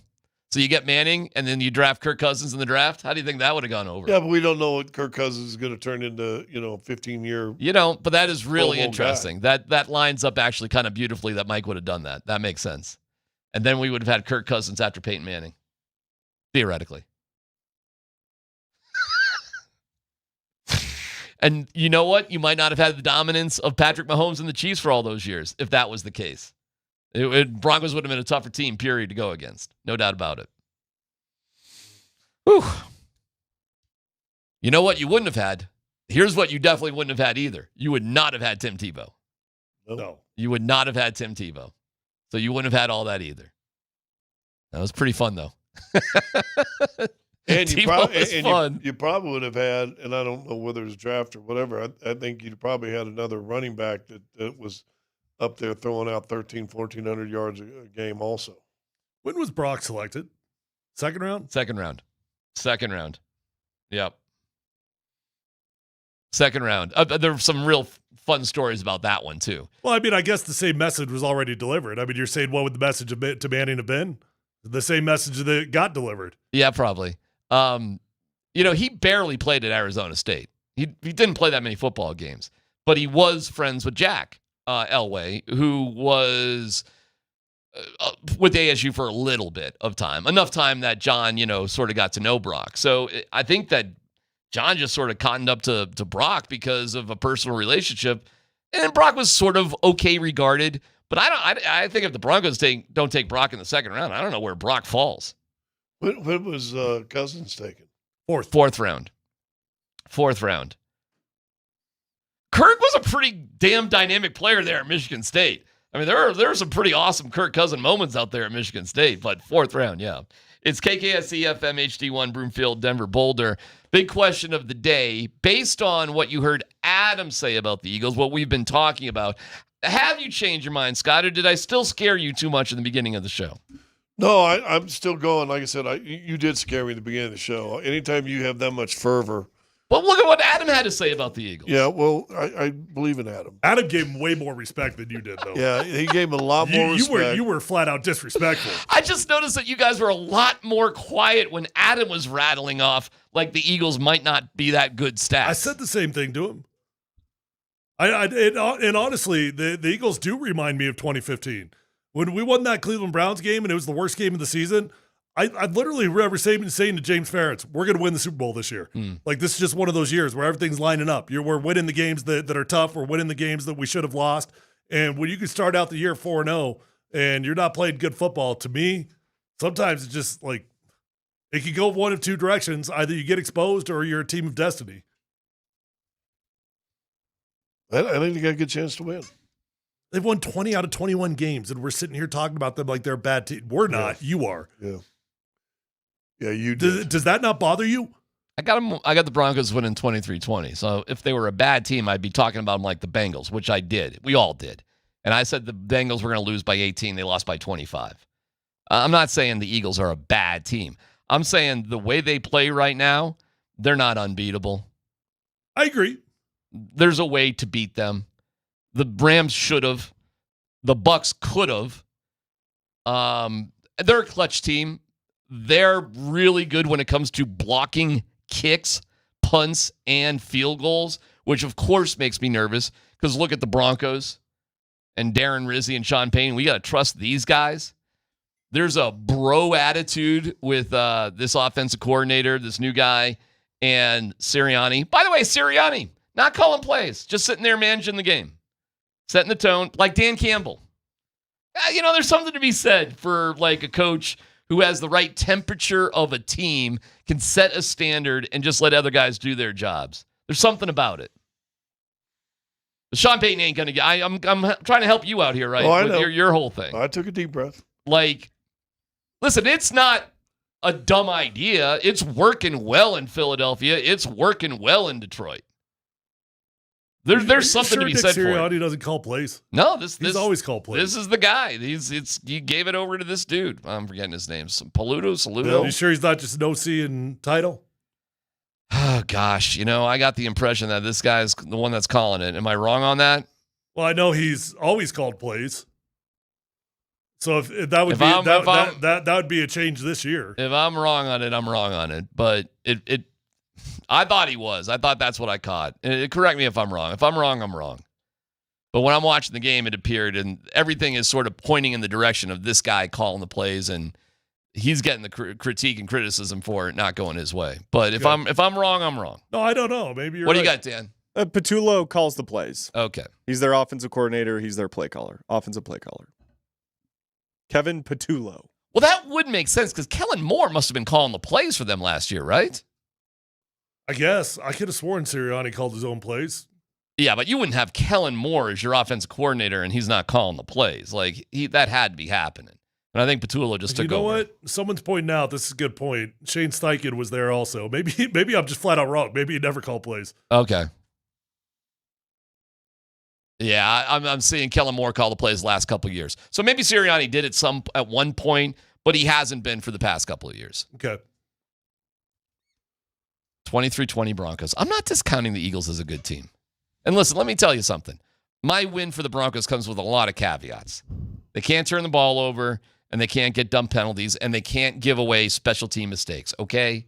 So, again, I'm saying this if the Broncos play that way. Hey, I think we're Scott.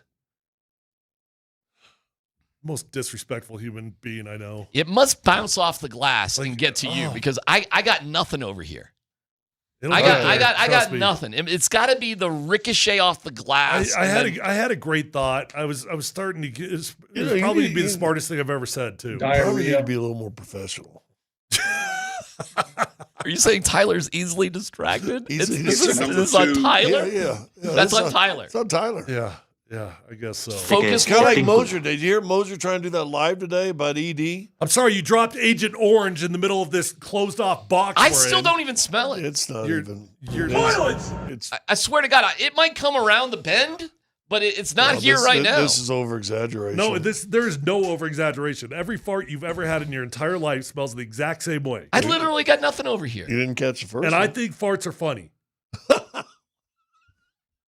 So just understand the full context here.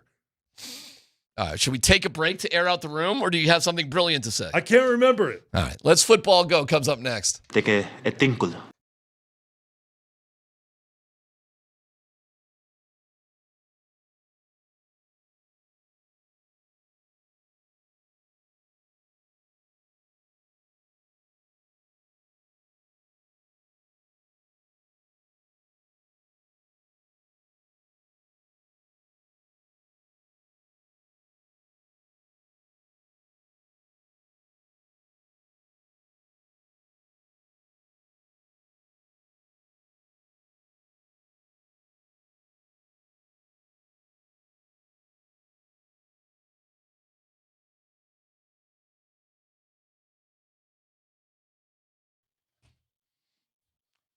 it is.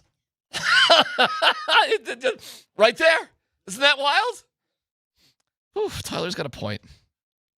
Hey, it's DMac for the Rocky Mountain Men's Clinic. Thanks for opening the door to my heart. And if low testosterone is causing all sorts of problems, I don't know, maybe you're not sleeping that great. Your sex drive ain't what it is. The workouts are just, you go in there, you lay down on the mat to stretch and you fall asleep. Then you just turn around and grab your gym bag and go home. That's happened to me. If you're like guys, maybe it's just low T.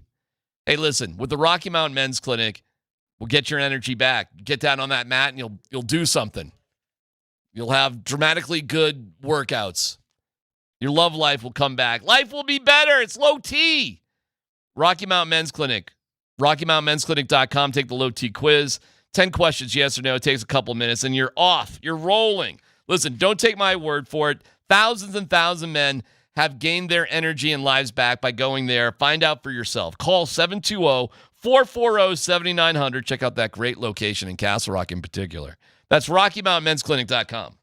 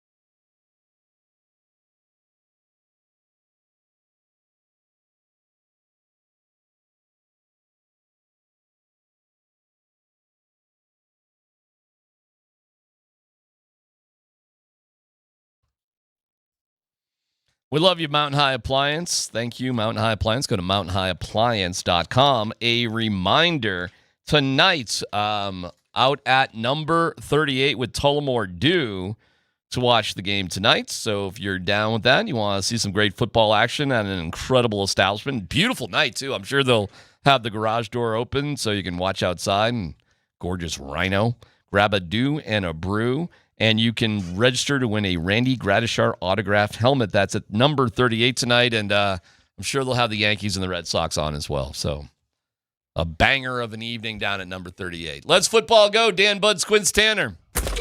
All right, going on our previous conversation we were just having last segment, fellas, it just made me think of something, and I'm curious your guys' thoughts on this. So we were just talking about Nick Sirianni. He is not the offensive play caller for the Eagles. That is Kevin Patullo. Okay. But it got me thinking, what would you guys prefer in a head coach? So we have the offensive play calling gurus like Sean McVay, Andy Reid, and Sean Payton versus the more CEO type of head coaches like a Mike Tomlin, a Dan Campbell, or a Nick Sirianni. If you guys were hiring a head coach, which of those would you prefer? The more CEO types or the offensive play calling gurus?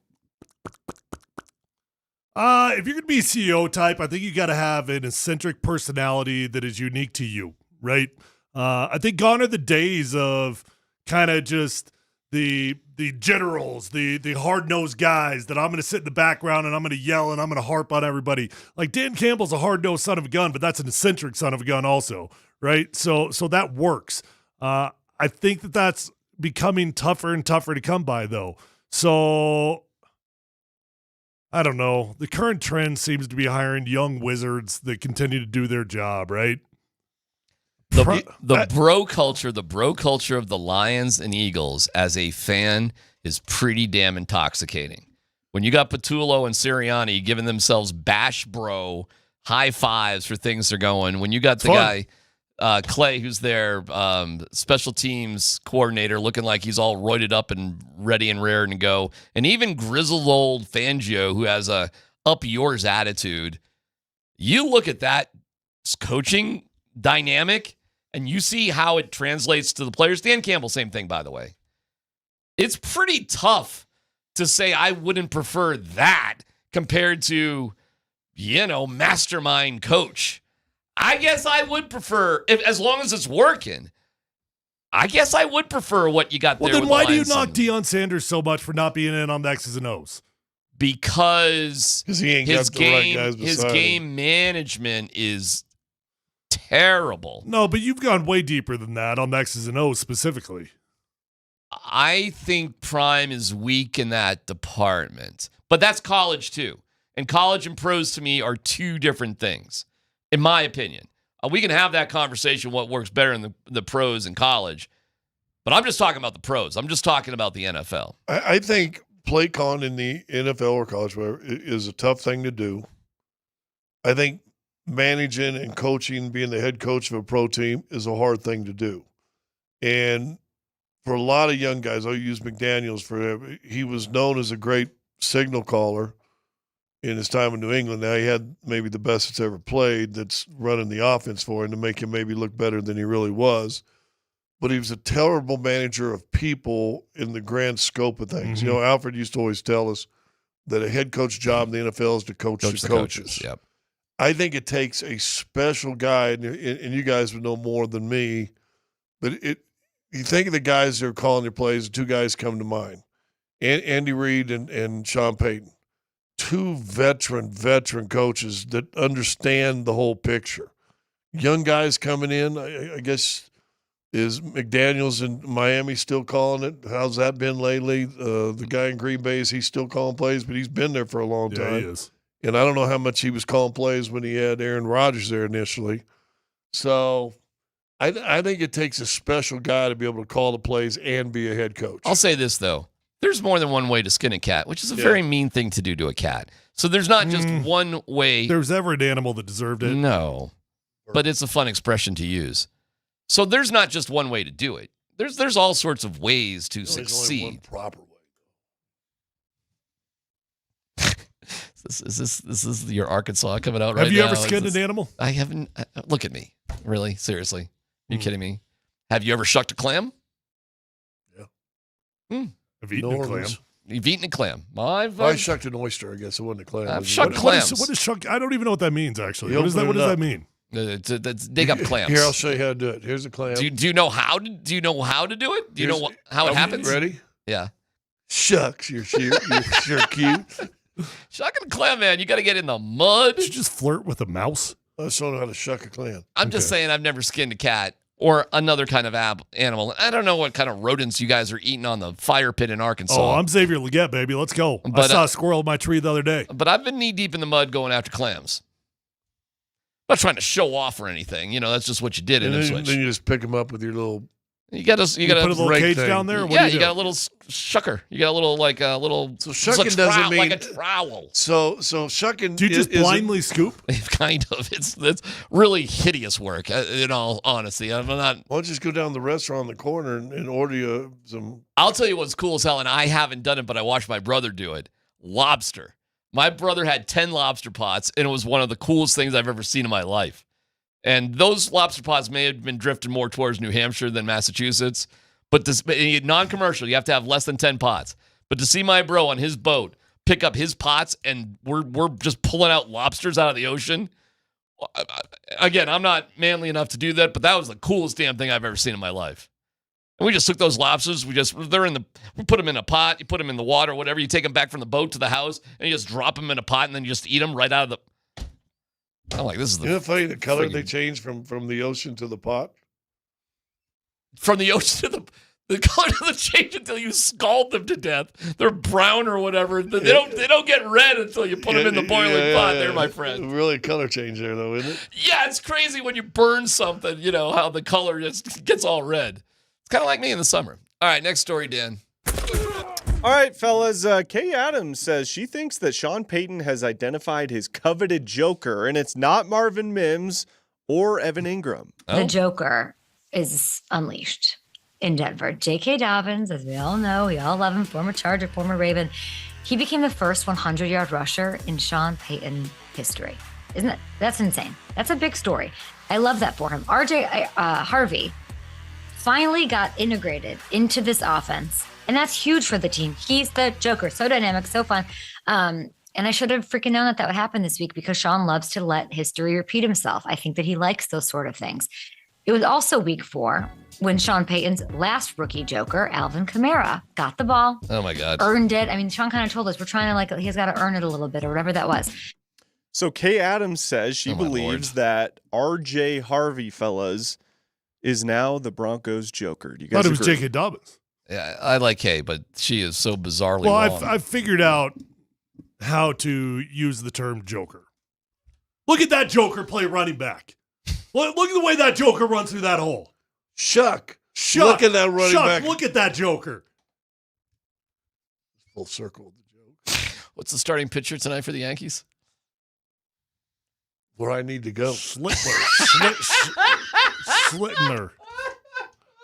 Yeah, you do. Kay's wrong about this. God bless her. But just because a guy runs for 100 yards and catches 3 passes doesn't make him a Joker. Just makes him a running back. That used to be par for the course for running backs. It really wasn't all that special. So she's wrong about that. It's supposed to be Evan Ingram. Somebody, you want to look at a Joker, look at Tyler Warren. He's doing it right now for the Colts. He's lining up in a million different positions. Fullback, they're handing him the ball off. They're doing everything with Tyler Warren. It's like you never know what he's going to do sort of guy. We don't have one. We really, our best tight end this year so far is Adam Troutman. I'm going to make a stupid prediction. Ready? As the season goes? Yeah. R.J. Harvey's going to be a little bit of your Joker. Well, he's good out of the backfield. Okay. All right. Well, cool. Catches the ball well. You're going to – all right. Like I said this on Monday or Tuesday. You get him out alone with somebody. I would ask, what's the difference between a Joker then and just a running back? It's called media. It's a media. It's a word and a position birthed by the media. Okay, so it doesn't really mean anything. No, it means a guy that can do. That's an athlete that can do a lot of things. Like a running back can catch a ball. As a Joker? Yeah, a running back does more than run. Tight end that can do more than just block. Everybody knows the Joker when you see the Joker. Okay, it's like porn. The Joker's like porn. It's hard to describe, but you know when you see it. Would you say Shannon Sharp was a joker when he was playing here for the No, Broncos? I would say hard to describe. Yes. Really? Uh-huh. Horn? Mm-hmm.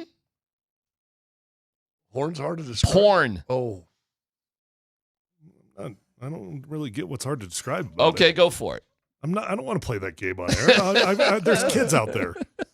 I'm telling you, I think I could do it in about 10 seconds. You know it when you see it. Dude, you know girl. a joker when you see it.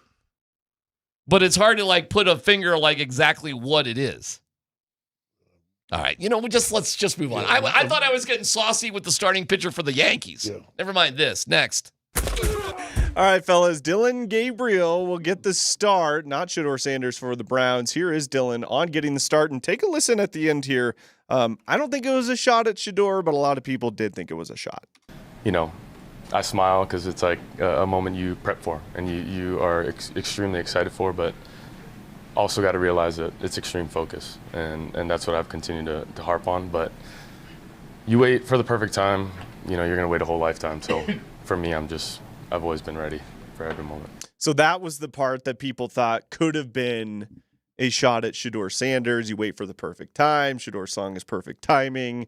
Oh my God! Did you guys make that Who's saying that? I saw even lot of I people, can't go with that. I saw a lot of people on Twitter saying that they thought it was a shot at Shedeur Sanders. I'm dying to be a shizzle stirrer like Vic Fangio represented. I wouldn't even go there. Stop. Dylan Gabriel he's just not that guy. He's not a confrontational guy. He's like a choir boy. He's not. No, that is definitely not it. Seriously, who is saying that? Dan. People are speaking. That was they is saying it. That was a Dan Tanner, sophomore in high school, saying, "Can I go to the party?" Everybody's going. Yeah. Everybody's saying this. Well, I don't know what they are saying, but it's not true. I don't know if you guys been on Twitter, but they are saying this on Twitter. Thank you, Tyler. They are saying this on Twitter. No. Okay. Well, I mean, who are they? I mean, but they're DMac. That's who they are. I'm not even saying it. I mean, I don't know who's talking to Fangio. He's Fangio. Got your back, Dan. Thank you, Tyler. I appreciate that. What was the question? You already answered the question. I asked you guys if you thought it was a shot at Shedeur. Oh, okay. I don't. Do you? Does anybody? No. They do. They think it's a shot. But they do. They do. We don't, but they do. Do you guys have any faith that Dylan Gabriel can play? Or do we need to see it? It's going to fail miserably. You think he's going to fail? Yeah. Okay. Yeah, they're a terrible organization. Unfortunately, Shedeur is going to fail there too. Like, you're a quarterback in Cleveland, you're destined to fail. I don't think there's anything that can stop it from happening. Seriously, how do you succeed as a quarterback in Cleveland? Tough. I don't know. Change your name to Bernie Kosar. I don't know that Shedeur Sanders is any better than Dylan Gabriel at this point. I really don't. I mean, I think Shedeur probably has got a better skill set when it's all said and done. But if you ain't been working on it, like what Rex Ryan was maybe trying to say. Yeah, but he goes to Browning University on Tuesdays. Saw that. His own workouts. I saw that too. That's another weird move. What's that? He's well, has he done it more than once? Yeah. He has, really? Yeah. Okay. It's what he does on Tuesdays. So on his off day, he's going to a local college? Yeah, D3 school. D3 school and getting reps. I want to say it's Brown. No, that doesn't make sense. I just saw it one time, but he's done it more than once. He's been just going over there. Yeah, they're saying he does that on Tuesdays. That's what he does. That's his thing? Yeah. Well, no, I did see another former NFL taker. I want to say it was Emmanuel Acho or somebody. Somebody was roasted on that. Like, hey, if you're going to get extra work in on Tuesdays, why don't you go into the facility, get your workouts in with your own positional coach on Tuesdays? Because it's illegal. Yeah, you can't do that. You can't do that. You're not allowed to go do positional work with your coaches on Tuesdays. I couldn't believe an NFL player said that. Also, practices in the NFL really aren't set up for extra work like that because you need receivers and stuff. Back in the day with Peyton Manning, he had Jordan Taylor, who was Sunshine. That dude, he would go early and have a full practice with Peyton, but then he'd have to go and work out with the team too. Who's going to do that for Prime? Who's he going to get to run routes for him? Who's going to do that with him? A lot of people do that for Prime. Shiloh's not doing anything. Shedeur, sorry. Prime. Yeah, who's going to hey, Shedeur wants to throw. I don't know. Maybe there'd be practice squad. I have no idea what the protocol is for it, Tyler. Well, it's Are you even allowed to do it? Not on the team's facility. No. Correct, right? Like there's only a limited time. You could actually go out there with other players. You could. On your own. On your own. Without a coach. Yes. All right. Well, so Shedur's supposed to find 4 or 5 guys that are willing to do that just for his benefit. Yeah. Yeah, okay. Good for him, man, going out to that college to get some reps because he's probably getting nothing during practice. And is he working out with that D3 team? I have no clue who he's working out with. Well, he's throwing passes. If he's going there, that's what he's doing. He's throwing passes to some of their guys. I mean, if I was a D3 team, I'd be pumped to have Shedur Sanders just show up and throw me some passes. Yeah, they have the whole film crew there and everything. Cool. I don't know if the whole film crew's there. Well, how did we find out he was doing that? There was a video. I don't know. It looked more like just like an iPhone. I don't know if it's a whole film crew. I don't know where that's going. Are they still doing Shedur big, deep videos with Shedur Sanders? Have you guys seen any of that? No, well off media? That's the one thing that I've been impressed that he has not done. And every time I want to give him a compliment on something for going 0 dark 30, he goes out there and he mimes an interview, and I'm like, yeah, and he just blew it all. So what's the difference between doing high legs on an airplane flying for 6 hours and letting everybody know and going to a school and throwing passes on your own and letting everybody know? It's clear that the mime thing, that thing, all these things is because he wants to be in the spotlight. It's clear. There is no difference. The one thing the Sanders family has mastered is media. Dia. Well said. And it probably is pretty painful not to be the center of it. Right. So, hey guys, would this be funny if I did this when they ask me questions in response to Rex Ryan? What does it say? Sure, that'd be hysterical. And the next day he goes and does it. What does it say about Dion publicly basically saying, good job, Shedur, on that video? Encourages it. Supports it. Isn't he a head coach, Division I? I know. Dad? Like what if your guy, what if Ryan Staub did that? Yeah. What if he did? What if Ryan Staub is being interviewed by Brian Howell and we're being critical? We're being critical of Ryan Staub. We're commentators that aren't there.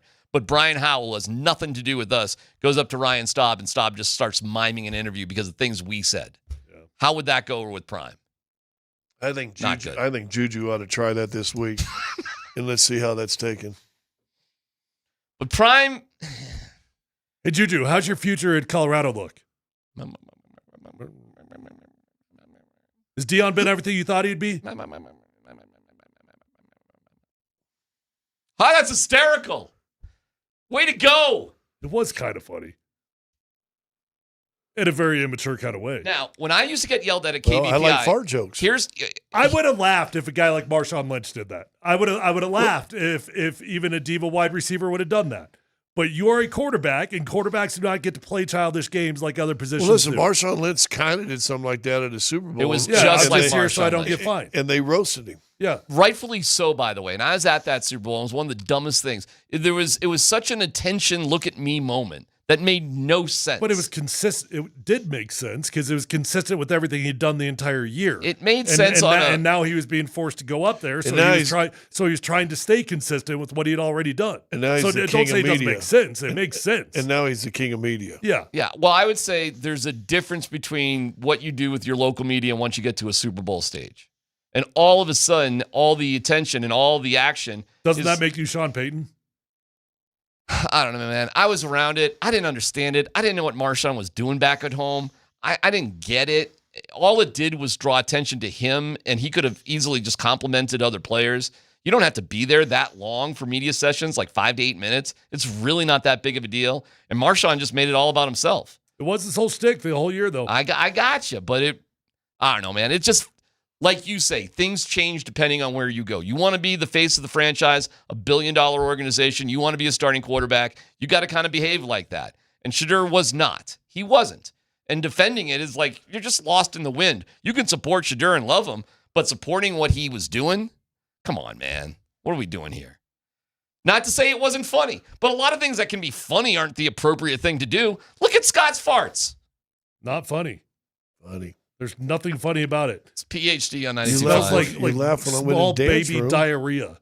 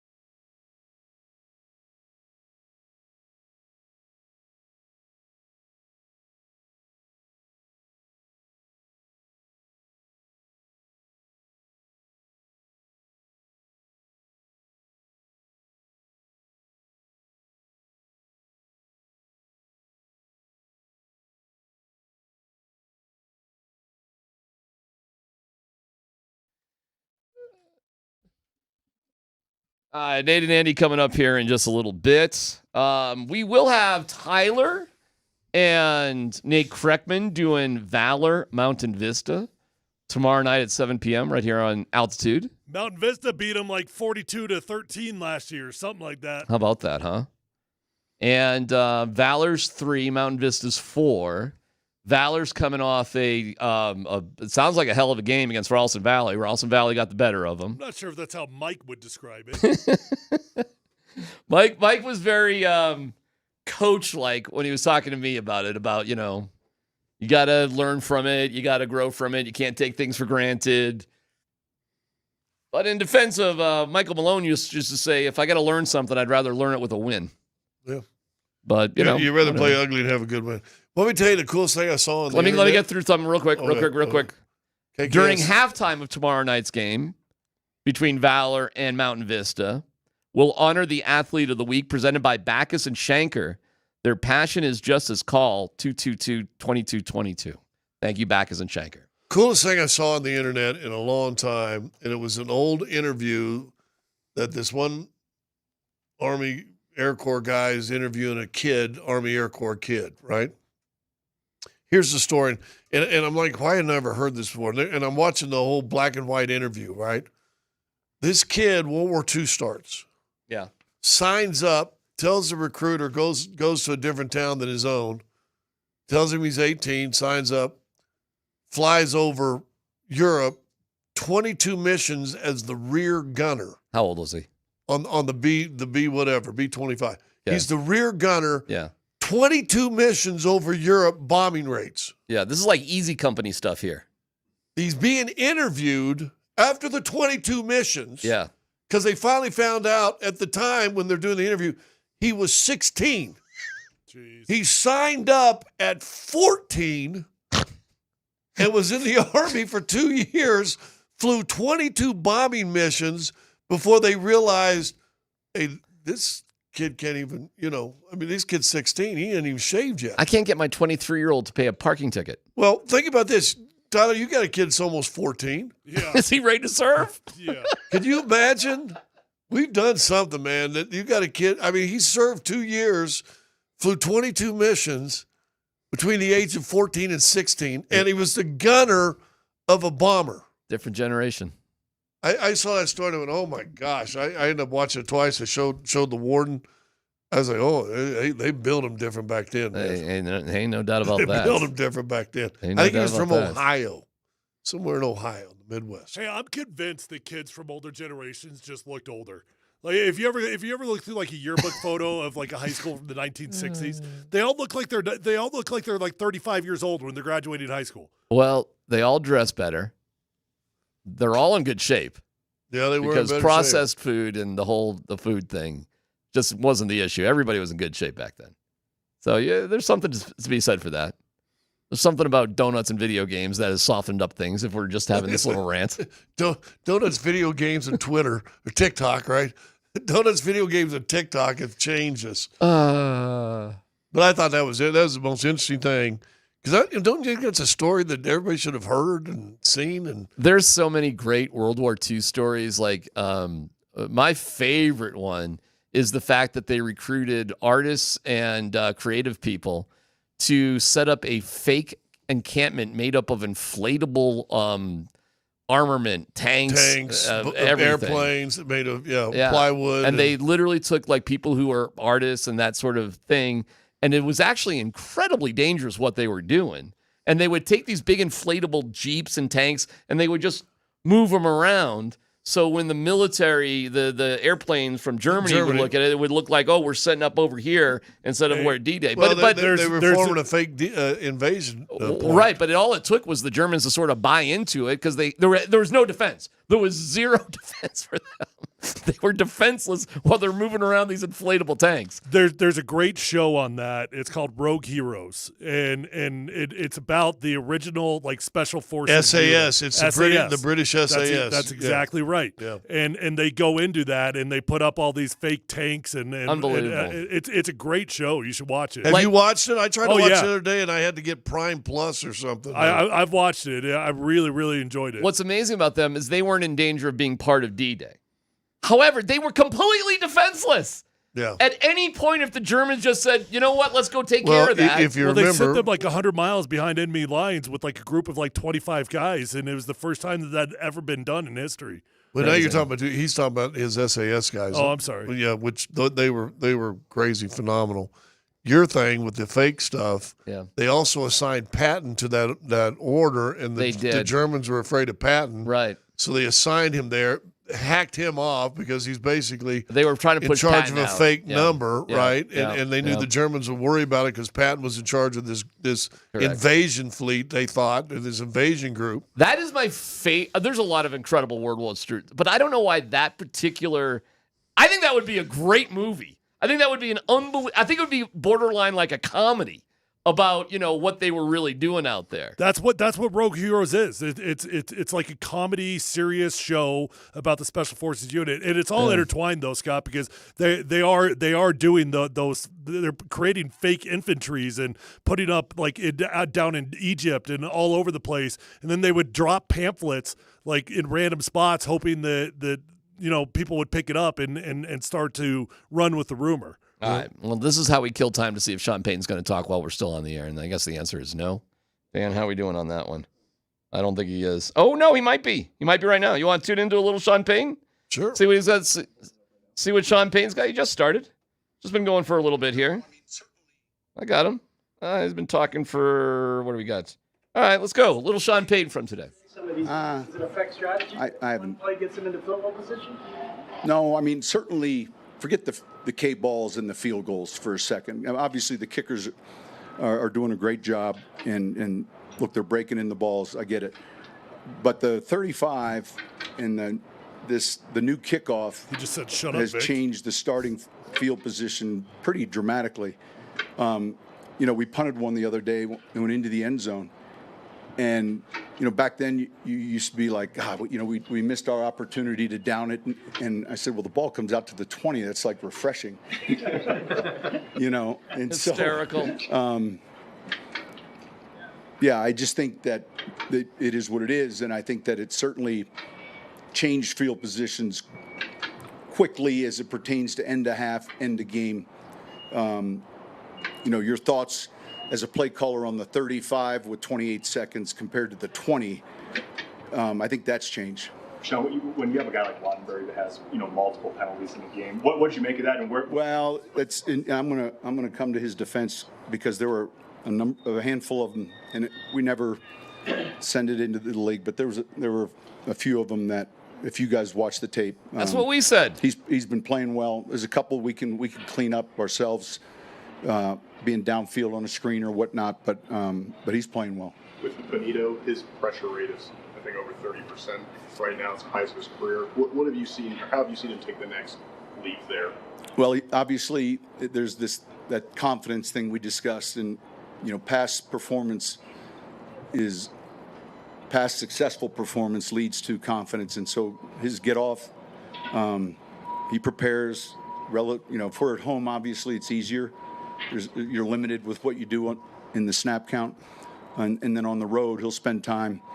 But I just think that you can, right in front of our eyes, we've seen a guy get continually better. Sean, with you guys going more series for the backs last week, was that just indicative of how RJ's coming along to you? Was it just enough? Well, and listen. I think both of those guys we're super excited about, and so. And I think you can, I've said this a million times, I think you can feed two and feature two, and I think both were exceptional the other night. Is that something you plan to want to continue? Yeah, I'd like to do more of that, yes. Picked a lot, 3 kicks and a couple. I watched them. They have a knack, or they have they're two different units. So the punt block the other night was just a little off center snap, but still a real good rush, A-gap rush. That resulted in a touchdown, and then the field goal units were the inside push, and they really, got 2 from LA. Really, it was similar to the Rams' finish was similar to our Chiefs' finish, aside from someone running 70 yards down the field for a touchdown, but the same type of push inside, and they've done a good job with that. All right, there's Sean Payton. We'll keep tabs on things. It's KKSE, FMHD1, Broomfield, Denver, Boulder, whatever else he has to say. We'll just pay attention to it. Nate and Andy will have more details. The special teams thing is no joke. Tyler, in terms of when things go poorly on special teams, is it an easy thing or a hard thing to clean up? Meaning the Broncos have now seen what the Eagles have done in successive games against the Rams and the Bucks. Is that an easy thing to prepare for now that you've seen what they've done? Yeah, I mean, it's not the most complicated schemes in the world, right? I mean, most special teams coordinators have got 3 to 4 returns. They got 3 to 4 PAT blocks. It's more about execution than it is about assignments, right? All right. I think that's something you got to keep tabs on. You guys want to hear a depressing stat that I just read? You know the last time the Broncos beat the Eagles in Philadelphia? 1973. I know they had one of the most humiliating losses, maybe the low point of Vance Joseph's career. And I believe Brock Osweiler started that game. I mean, it was humiliating. That's the last game I even remember the Broncos playing in Philadelphia. So that was 7 years ago or something. So I don't even know. I was 1 year old. 1986. Wow. Was the last time the Broncos won a game in Philadelphia. Now, how many games have they played in Philadelphia? Good question. I don't know. I don't have the answer to that. So every 4 years. Well, yeah, but every other 4 years. So really every 8 years because you would host them at home on the other 4 years. 2002. So you're talking about once every 8 years. 2010. Keep going. 2018. We're doing some math here. Yeah. Yeah, it's 2025, so 2017. So how many of those did you come up with, Scott? Like 5. So out of the 5 times, the last time they beat them was 1986. 5 years ago, or 5 times ago, or whatever. 40 years ago. The Broncos are 5-9 all time against the Eagles. Oh, in Philadelphia? In their history. So they've only played 14 times, and they've probably only played in Philly 7 times. Denver has lost 4 in a row in Philly. What were the years? 92. All right, hit that one. 95. Oh, no, I missed that one. 09. They only lost by 3. And then, as you mentioned, DMac, 2017, 51-23. That might have been. I don't even know how the Broncos got 23. That was probably the most pathetic game of that entire pathetic season, if you remember that one. I can't even believe they got 23. Wasn't it back-to-back? They got killed by New England and Philadelphia? Actually, I think it was 3 games in a row. But they gave up 92 points in 2 weeks. Yeah, it was pretty dismal right then. That was a really bad Bronco team. Wasn't that when Brock was back on the team? Didn't Brock come back for 3 games and he got smoked in all 3 games that he started? The starting quarterback 2017 was, you were right, Brock Osweiler. How's that? Do I get a cookie for that one? 19 of 38, 208, 1 tutty, 2 picks that day for old Brock Osweiler. He's killing it. I can't even blame Brock. He was put in a ridiculous situation. By the way, that was in the that was in the 3 months when Carson Wentz was an elite NFL quarterback. Was Andy standing on the sideline for that game? Probably. No, that was when Tyler had taken over for me. Tyler got to do that one. I was like, I kind of missed the job. Never mind. No, I don't. Do you not know what that was? That was in the middle of, I remember that stretch vividly. First off, Brock got to start, and that's when we were giving the gym ball security as job security. Then we couldn't quit throwing picks. There was no ball security. That was in the stretch where it started in San Diego, and it was still San Diego, where Melvin Ingram got a free run. 2 of our guys, it was like Browning the other night. 2 of our guys decided to go this way. Yeah. The tackle went that way, and it was like Browning or Ingram, you're Simeon and I'm Ingram, and I just get to run and blast the soul out of you, and that's what happened. Remember that game? So they went to San Diego. Trevor Simeon loses his soul. Literally saw like a little ghost in the old cartoons, just lifted out of his body and left. Yeah. Then they go to Philly. Philly curb stomps them. And then they finished, I think, in Kansas City. It was terrible. And Kansas City crushes them. Right. Then they came home and played New England. And that was when the defense held Tom Brady to 150 yards. And didn't they lose 16-3 though, or something? They still lost. Who was the tackle that tried to stand up and talk and Akeem said, nobody on the offense gets to talk, shut your mouth. Yeah. That was that dude? Russell Okung. That's right, Russell Okung. Right. And that's when the defense finally snapped. But that was a funny one because VJ couldn't deal with it VJ said, anymore. "Does anybody have anything to say?" Okung said yes and starts talking, and Keith tells him to shut up. He was like, "Hell no, hell no." There's some low moments, man. Hey, really quickly, I want to bring something up here with you guys. You were mentioning special teams and the special teams disadvantage that Denver is going to have this week. Well, on one side of the ball. However, special teams for the Eagles, they are horrible at like punt coverage, for example. So they're not a fully formed team. But go ahead, yes. But listen to this. So I heard this statistic, and this is, again, it's early. But we're learning this new kickoff thing, right? So you know how everybody's doing, like they're all doing like the dirty kick or the knuckle kick or whatever it is that we're calling this right now, and they're all trying to bounce the ball beyond the 20-yard line, make it tough to field, and hope that they can force you into bad field position. Yes. For whatever reason, the Broncos aren't doing that.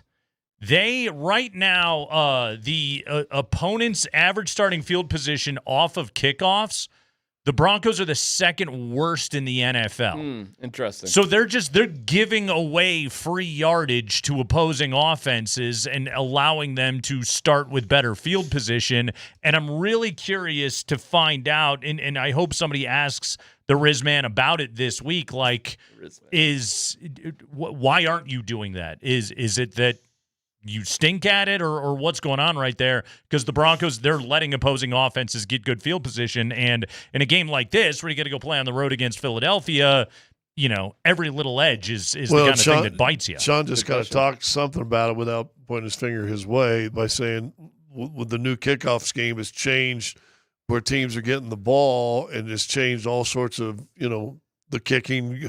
Now all of a sudden you go 2 first downs and you're kicking 55-yard field goals like it's nothing. Which anecdotally is true, but also like his team is worse at it than most everybody else. Yeah, But it's his guys. Who cares? They're a bit discombobulated when it comes to their special teams. They are. Here's it's a scary part about what are they Philadelphia. averaging, like 30, 32 opponents against them starting field position? There have been games, the Colts game in particular, it was just like the average starting field position was a joke. That's why the Colts kicked so many damn field goals that day.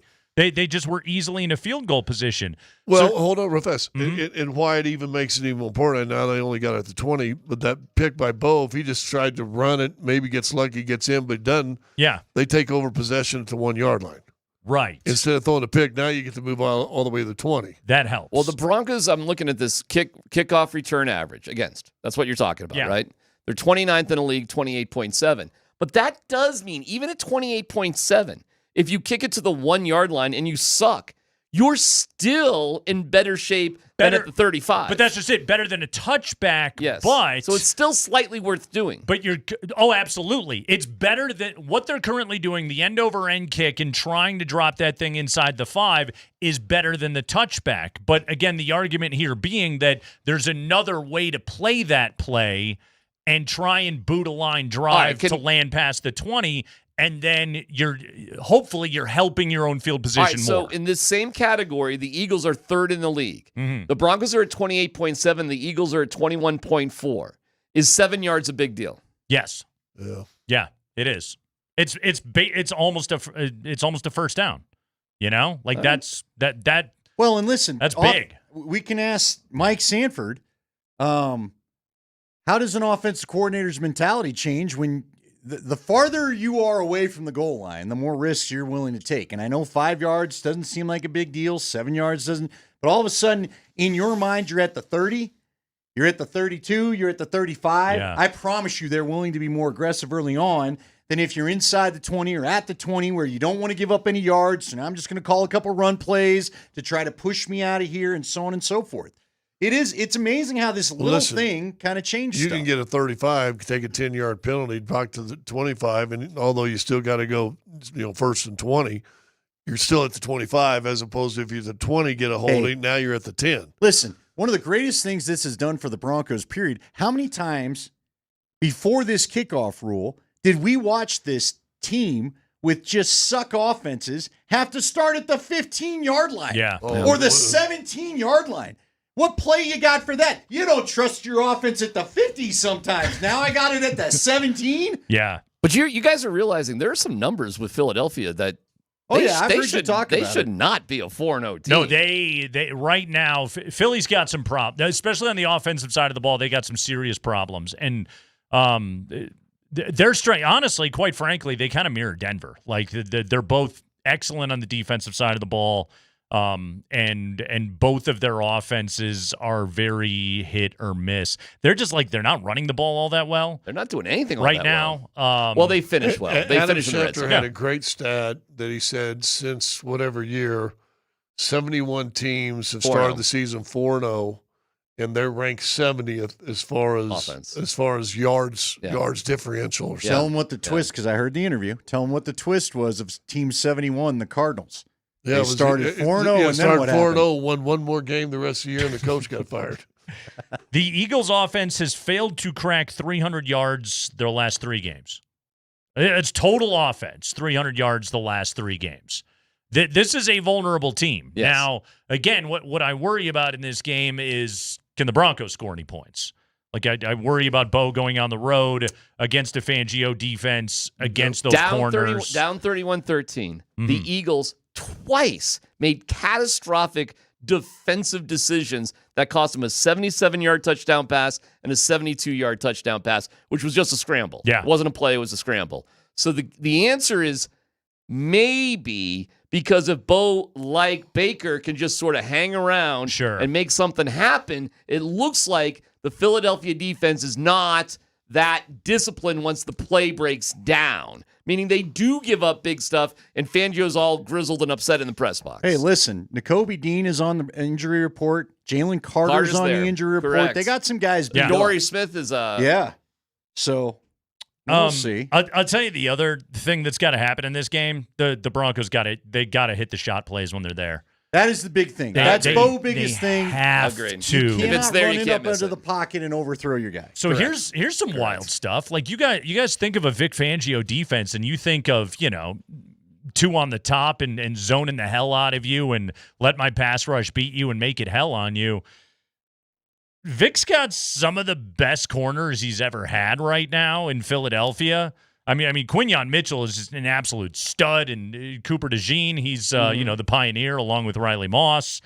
Keely Ringo's okay, like you mentioned. Adoree Jackson's banged up, but like he's got really good corners. He's playing more man coverage than like he ever has. Well, remember Chad Brown told us he thinks that Vic is actually going to try to light Bo up. Yeah, he thinks he's going to blitz him. By the way, can I say thank you for correcting me without actually saying DMac? It's not Adoree Smith, it's Adoree Jackson. I appreciate that, Nate. You guys wouldn't let it go last time. I know. I heard I'm glad. as I got in the car. What Nate did was the very professional way to do it. I appreciate that. I'm a team first guy. Hey, understand. math guy, you want to know what they did earlier? Let's just relive You know, that it's moment. funny. As I was saying it, I'm looking at Andy, and it's a blank slate. It's just like there's nothing there. Like I felt like I was getting it wrong right at the time. I was just proud of myself for getting Adoree, but Smith and Jackson and Nate just comes over very politely. That's the way to do it. When the first name is Adoree, we know who you're talking about. I understand. I appreciate it. DMac, why isn't it a door? Oh boy, 2 E's. What's the name? What's the name of the starting pitcher for the Yankees tonight? Oh, I heard you guys go through that. I ain't saying it. Art Schleister's Nate, pitching. you want to take a crack at it? Art Schleister? Wasn't he the gambling? He's a comic or something. I thought. No, just take a peek at the starting pitcher for the Yankees tonight. I heard you say. I'm telling you, I caught the whole no dumb question segment. Just read. First off, DMac thought 20 years ago was 95, and neither guy corrected him. But you know what's messed up? You knew what I was If I was in here with you, you I don't think I'd have thought any different. Because for guys like us, 20 years ago was the 90s. Yeah, 95. Now you're so old and ready for the Crypt Keeper to come get you. That would have been 2005, you moron. Yeah, you want to take a crack at his name there, Nate? Schlittler. Okay. Don't ask the play-by-play guy to knock it out. What do you think you're doing? This is the guy you should have talked to, not him. All right. Hey, professional play-by-play guy. Hey, say this guy's name.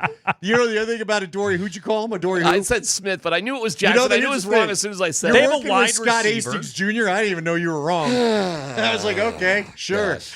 No, DMac, you have to understand, like a big part of my work marriage to Andy is correcting names. Is correcting names in a polite way, but also allowing the space. You know what I want him to do? Okay, I want him to take shots.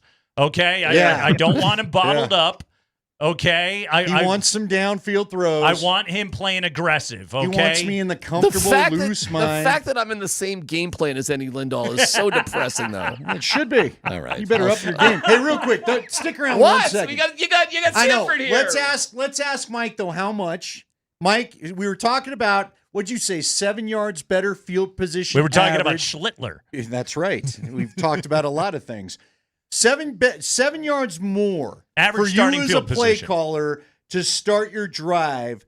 How much more aggressive do you feel like that allows you to be? Well, it just allows you to be so much closer to 4-down territory. That's a huge piece of the puzzle. Is that now modern analytics? If you watch some of these college games that are being run by this magic book, have you heard about the magic book in college football? Well, I've heard about a magic book, but not the one you're talking about. No, but it's all derived from Vegas live betting numbers, and you get a packet of information that's you turn into a binder on a weekly basis, and it tells you what the magic number is that you need to get on 3rd down in order to effectively go for it on 4th down. Wait, hold on. Go back. Explain to me how this is this is based upon live betting odds. Yeah, so all of the data that's been accumulated over the course of the last, 15, 20 years? Sure. So with individual players, individual teams, weather, all the different things that factor when you're at Vegas as a true degenerate like you are and I am, and certainly Springer is, right? And you're sitting there and you're making live bets like, are they going to convert the 3rd down? Yes or no. Are they going to go for it on 4th down? Yes or no. All of those different betting analytics have come back as data that now college football coaches are using to help inform when to go for it. And they're not just choosing, should I go for it on this 4th down or not? It's actually the play before helping out the play caller to know how much I need to get in order to say I need to go for it on 4th. Sandman, tell me this, okay? And it's obviously you're coaching at the high school level right now. It's very different. There's obviously talent disparities, and the kicking game isn't exactly what it is at the Division I level. But we saw some pretty good kicking the other night. That is true. Actually, you guys had a good special. I thought both teams had a good special teams night. Yeah, absolutely. Well done. But when you're calling plays at the college level right now, what is your, when you talk about being that much closer to 4-down territory, do you in your mind have like a cutoff? Is there a line, sort of like the green field goal range line that we see on television? Like, does that exist in your head? Is it clock dependent? Obviously, it's going to be distance dependent based on the 4th down. But what opponent? Okay, well said. It's opponent dependent for sure. Okay, put it all together. Do that equation for me, the math nerd, and talk it out for me. Yeah, it's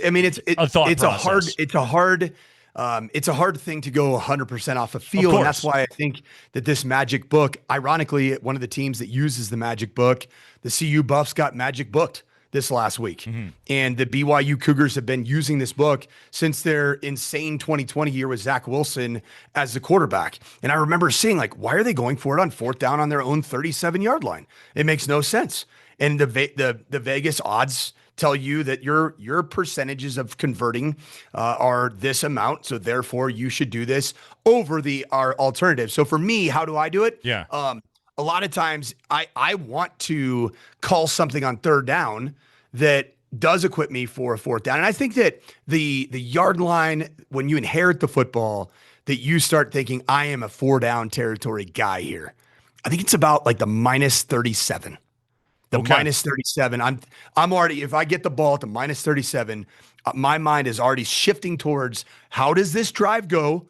What do we achieve on 1st, 2nd down? And then that's going to help me make a decision. How many yards do I need at a baseline minimum in order to go for it on 4th down? Okay, so now let's take this one step further, okay? And let's have this conversation. Sandman, put yourself in Sean Payton's shoes, or really any NFL play caller's shoes here for a moment, because you're talking about minus 37. But let's now do the math on it. Minus 37 is in a 55-yard field goal. Okay, boom, right off the jump. That's no, minus. So I'm on my own. My own 37. Exactly, you're on your own 37. If you do not convert, your opponent takes over, and he has got a 55-yard field goal directly in front of him right there. To be fair, before we proceed, that would be the 1st and 10 would be starting from the minus 37. From the minus 37. But knowing that a failed fourth down, would probably. All right. Before we got to take a break, what are we doing here? No. But my point here being is that assuming you gain no yardage, okay, it's a 55-yard kick. Like Vic Fangio already said this week, like that mother bleeper down there in Dallas is going to kick a 70-yarder this year because of the new K-balls and everything else like that. So again, like you have to think about that, like what is that line in the NFL given the quality of opposing kickers and the likelihood that they're immediately already in, let's call it, scoring range?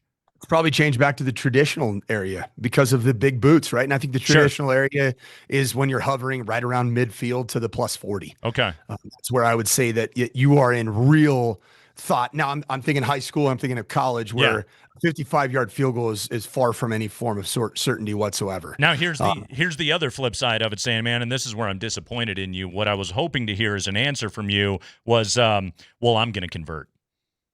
Yeah, that's a good one. It's not even a consideration. I have a perfect play drawn up right here. I know I'm going to convert. Yep. Always. When did the perfect play not convert? Think about that, and I want to know after the break. When you just knew you had them. You knew you had them. Till you didn't. And then you just didn't anymore. Andy, do you want to know what you just witnessed?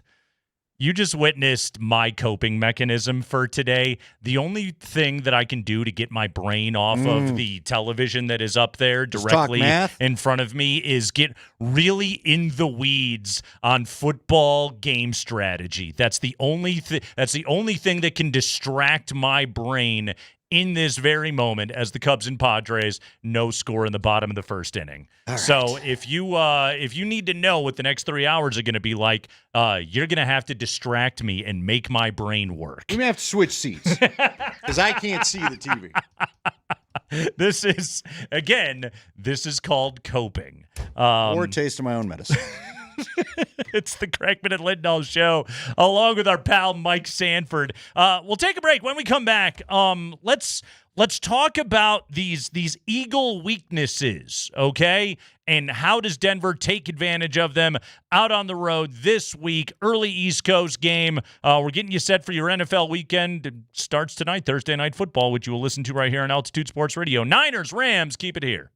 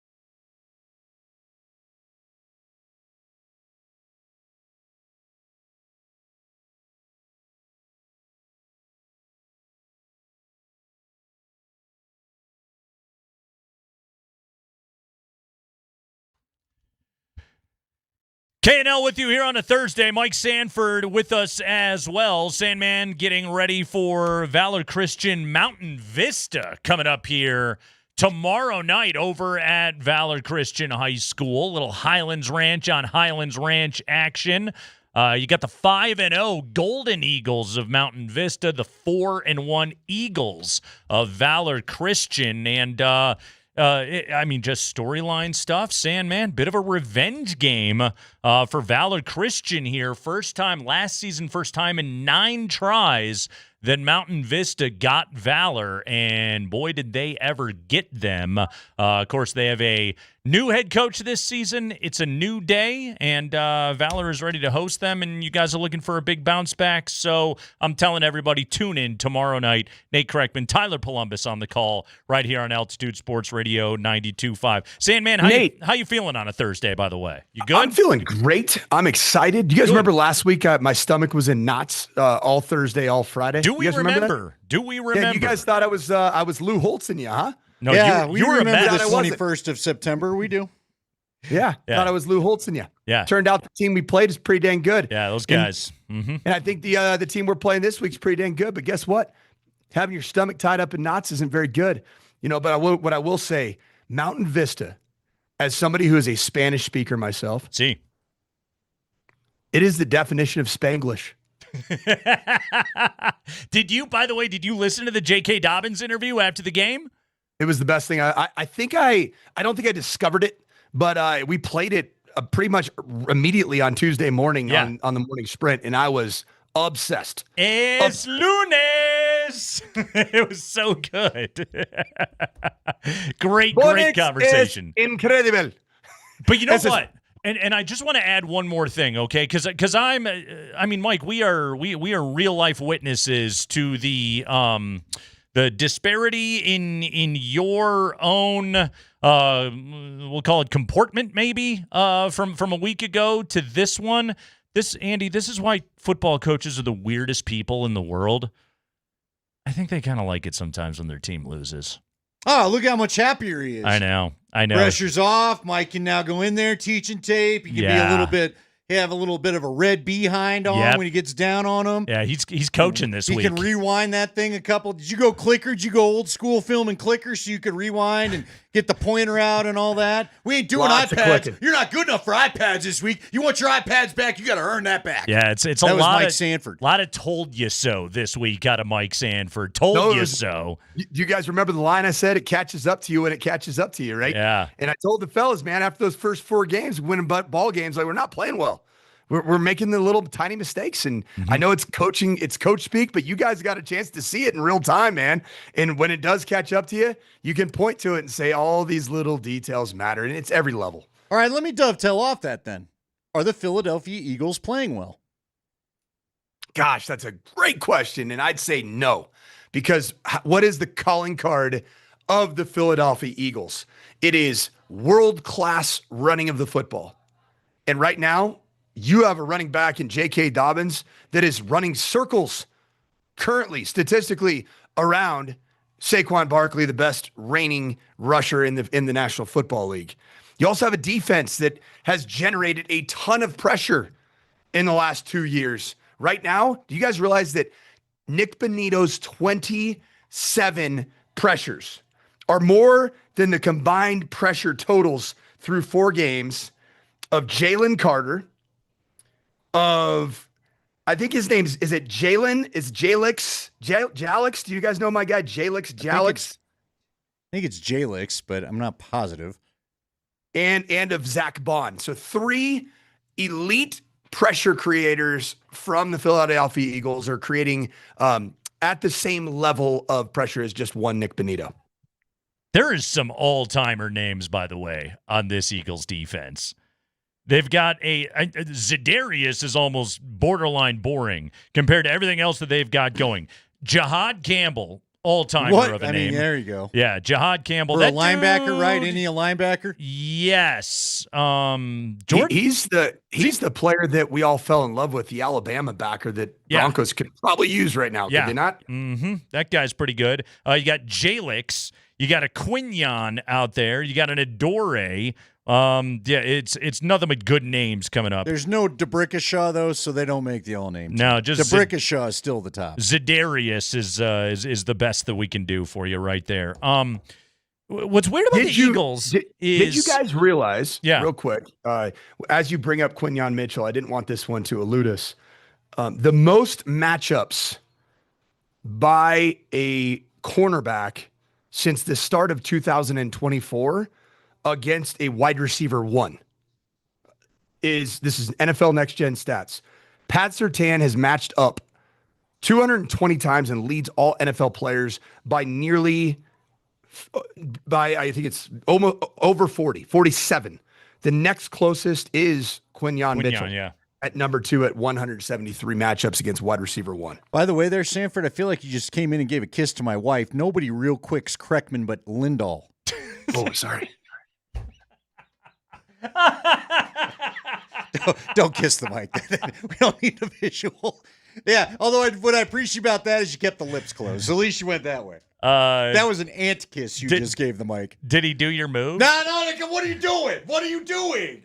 What are you doing? I don't know what that move was. Except to use the knuckle? He's throwing up. Someone need to hold your hair back? What are we doing? The Eagles are. Here's what's weird about the Eagles' struggles too. Like I looked up like they're 5th in EPA per rush, success rate they're 10th right now, and they're doing it kind of without Saquon really being able to get going. Now a big thing about Saquon Barkley and the way that this guy carries the ball, he's a real boomer bust kind of back. And right now they're struggling to be able to kind of get it going. But Saquon's he's not Jonathan Taylor, right? And he's not Omarion Hampton. He doesn't run that way. Like Saquon's not just going to get you 5-6 yards every carry and hammer away at you. Like Saquon's going to get 2, get 3, get 4, get 50. And then that's the kind of back that he is. That's why he's so damn dangerous. Here's my question for Vance Joseph and the Broncos defense this week is, are you guys going to stop him from catching the ball? Because that's killed you this year. That's a good point. I'll ask you this, guys. Because right now I'm picking the Broncos, and I don't see it changing by tomorrow, Friday, when we got to have these turn in the paper. Yeah. But I'll ask you this.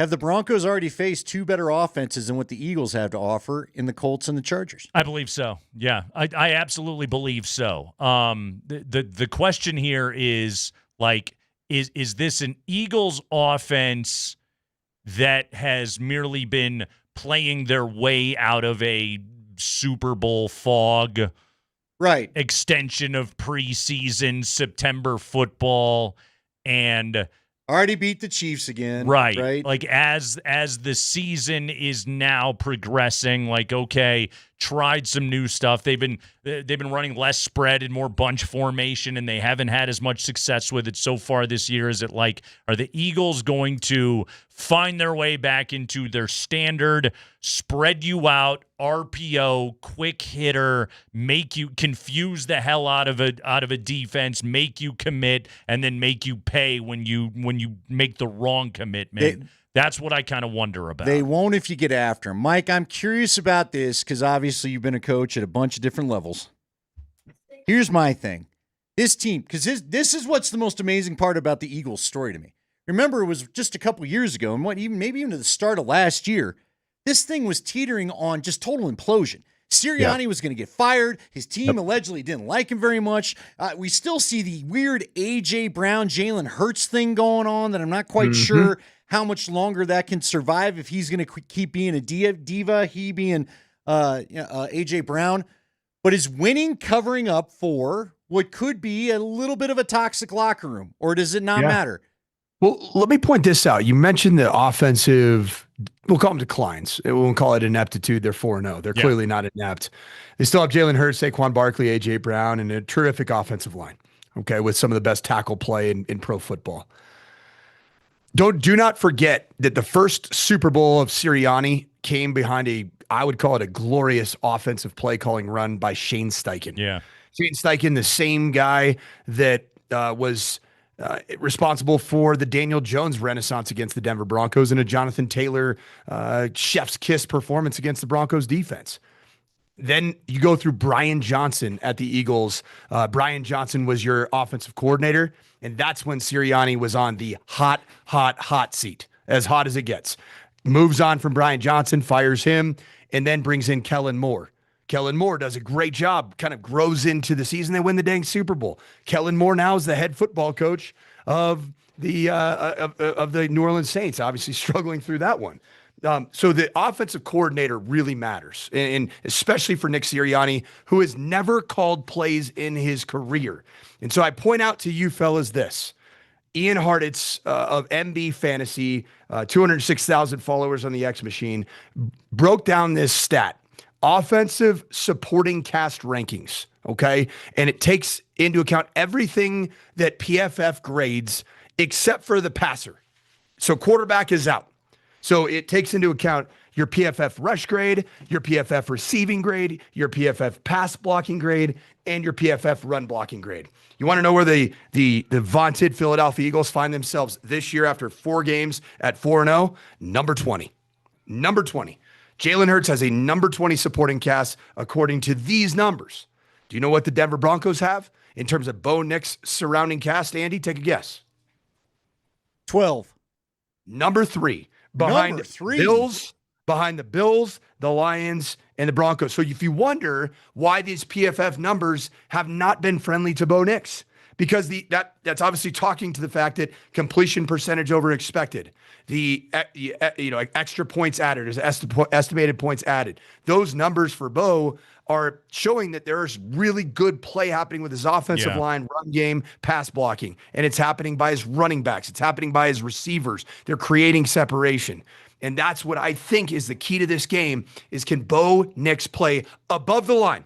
Doesn't need to be all world. If he plays above the line, I like the Broncos' chances in this game. Yeah, and I've got to think, like, again, I don't know how they aggregate those numbers, but like the Broncos' offensive line, Bo's pressure rate is way down. Like the group has just been marvelous.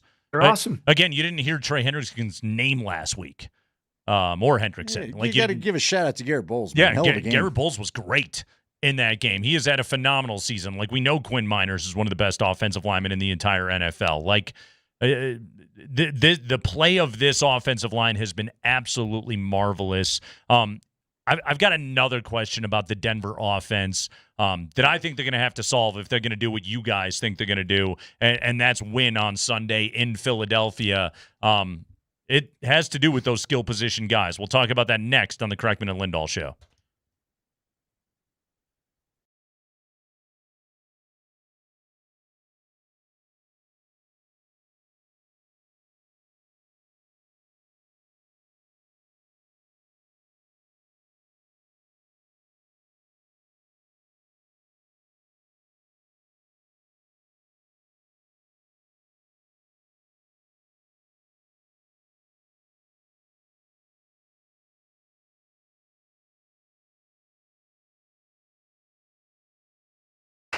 Guys, you want to be clapping about how your energy feels? You want to feel like Nate Kreckman when the Cubs put a run across the plate in a critical game? Well, then you got to head on over to the Rocky Mountain Men's Clinic. Another summer's over, and maybe you've noticed that your energy's lower, your workouts aren't productive, perhaps you're not sleeping well, you're feeling foggy all the time, maybe your sex drive is off, and we all know fall's for chores. Getting the yard ready for winter, getting the house ready for the holidays, all that kind of stuff. You can't be dealing with the low energy or bad sleep. And if this is what's going on with you, it's probably time to get those T levels checked over at the Rocky Mountain Men's Clinic. Again, low testosterone can cause a host of problems, but you don't need to live this way. Don't put it off any longer. A lot of men tend to put this off. But get on into the Rocky Mountain Men's Clinic and let them see what they can do for you, especially with the busy holiday season approaching. If you're like a lot of men that are living with low T, within just a few weeks, you'll feel your energy return if you're able to get on this low T, get on the testosterone treatment. The brain fog will go away, and your sleep will improve. So get on into the Rocky Mountain Men's Clinic. Here's how your first visit will go. They'll draw your blood, have your results in 30 minutes. You'll talk to a Colorado licensed medical provider about those results, and you can discuss your options together. The cost of this appointment is $99. It covers it all, the medical consult, the T and the PSA test. But if you sign up for testosterone treatment the day of your visit, it's free. So get everything back that you want to feel, the gains in the gym, the need for love, higher energy levels, better gains. in the gym, sleeping better, and the brain fog gone. This all can be yours at the Rocky Mountain Men's Clinic. So get on in there. Don't wait any longer. 5 locations to serve you throughout Colorado, including Fort Collins in the Springs, but a great revamped location in Castle Rock they're very proud of. Get on in and check this one out. 720-440-7900 is the number. RockyMountainMen'sClinic.com.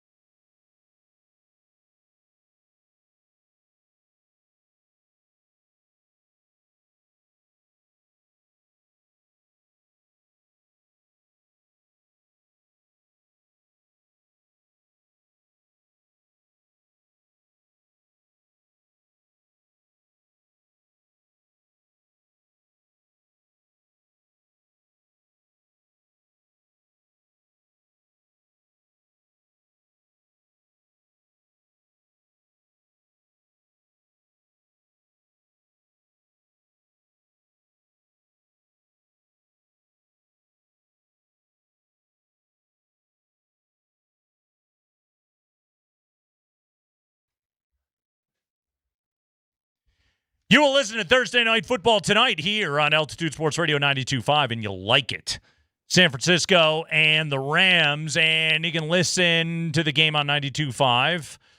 Like I just said, I'm Ron Burgundy. You can watch it with DMac at number 38 in Rhino. Enjoy it doing a brew, enter to win great prizes, including a Randy Gradishar helmet, and watch the game with DMac. We'll see you at number 38 at 6 o'clock this evening. Get down, watch the game. Andy, we love number 38. That place is the best place in town to have it doing a brew, as far as I'm concerned. We appreciate everybody that showed up the other day. We got a lot of people showing up and clapping like that when the Broncos did something good. They didn't give a damn about the Cubs. Yeah. making it a 2-0 game. And you know what? I got to challenge Andy, everybody. they gave a damn about the Padres walking in a run in the second. That's what they gave a damn about. That's not going well. Yu Darvish, 1 inning tonight. 1 inning and then pitched into the second and did not record an out. Oh! Not Is that ideal. bad? That's Is that not great. what you're going for? That's your not starting great. guy. Mm-hmm. By the way, Yeah.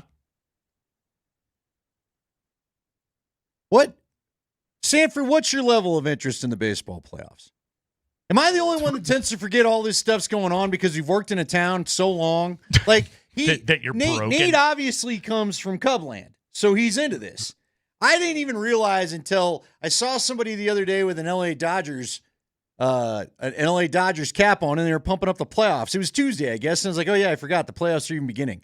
I'm so checked out on baseball because of the recent events. What'd you think of the article Scotty sent us this morning, by the way? There was a lot of telling stuff in there. A lot of very telling stuff in there that screams the issues that this club is dealing with. We're going to delve into it a little bit later in the show. Oh, we're delving. We're Never delving. mind, Mike. Hell with you. Yeah, we've got delving to do today here on the show. Trust me.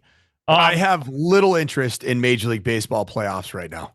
Does that hurt you being from the area where you rooted for the Giants? Yes. Yeah, the Giants aren't in it either. Giants are not in it, and it's just been a long drought of the teams that I follow having postseason accolades, and that's the Colorado Rockies now in the last 5 years, and before that, certainly was the San Francisco Giants. So not good. Not interested. You guys are welcome on the Cubs bandwagon. You can come along. It's great. It's fun. Smells of cheese and sauerkraut. Let me tell you why it's fun. Tell me. I'll tell you this. Because you didn't look like you're having a good time yesterday, so tell me. Yeah, it's because I don't think this Cubs team's that good. I really don't.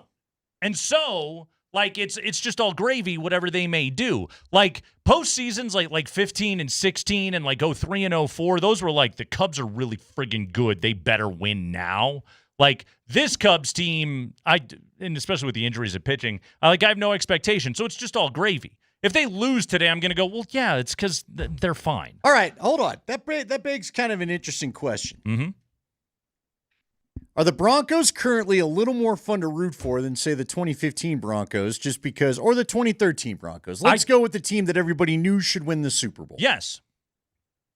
Is it easier as a fan to root for the team that might be good, that could be good, versus the team that the entire media is telling, although, let's scratch what we heard this summer, because nobody was talking about how the Broncos could win the whole thing, even though they were all talking about it. But is it easier as a fan to root for the team that you hope gets there versus the one? Because you're right. Look, 2013, all I remember was don't waste this offense. Right. And then in 2015, a new stress became, it was funny because Tyler was telling PhD the same game, and I've said it before, but I think a lot of us around the Broncos and was working the game crew at that time, when they beat the Cleveland Browns in overtime, they forced Cleveland out of field goal position. That's when I was like, this defense is too special to waste. Yep. This is championship defense. You cannot screw this up because you ain't going to get this again, right? And it turns out we were right.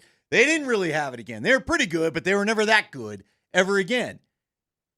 So I wonder if people are having a little more fun with this Broncos team, because every time you go and you pull a butt whooping, or if you were to go and beat the Eagles, you're still not. Well, let's be honest. If you look at the NFL Network picks, and Spring sent them over the other day, I think only Adam Rank on the NFL Network of 12 panelists picks the Broncos to beat the Eagles. Again, isn't it? It's because of where they're at in the process right now. This is a very fun part of the process for the Broncos. This is the build, right? Like the build is fun, and now in previous years, the Buffalo Bills were on the build, Like this year, if you're a Bills fan this year, it's just you're stressed. Yeah.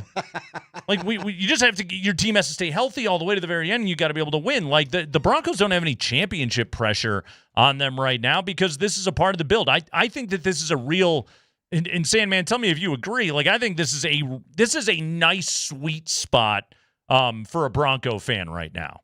It's a great spot. Think about how fun last year was. Yeah. What, 4.5 wins is what Vegas predicted. And you end up getting to the playoffs. You're sitting there like, how are we having a playoff watch party at number 38 today. This is insane. Nobody in the world even imagined that. I think that on the flip side of that, you talk about 2015. Is it going to be exhausting as a fan when the pressure and the enormity of every game just feels like it's piling on? Yeah. And you don't think that isn't carried by teams and by coaches and the leadership of teams?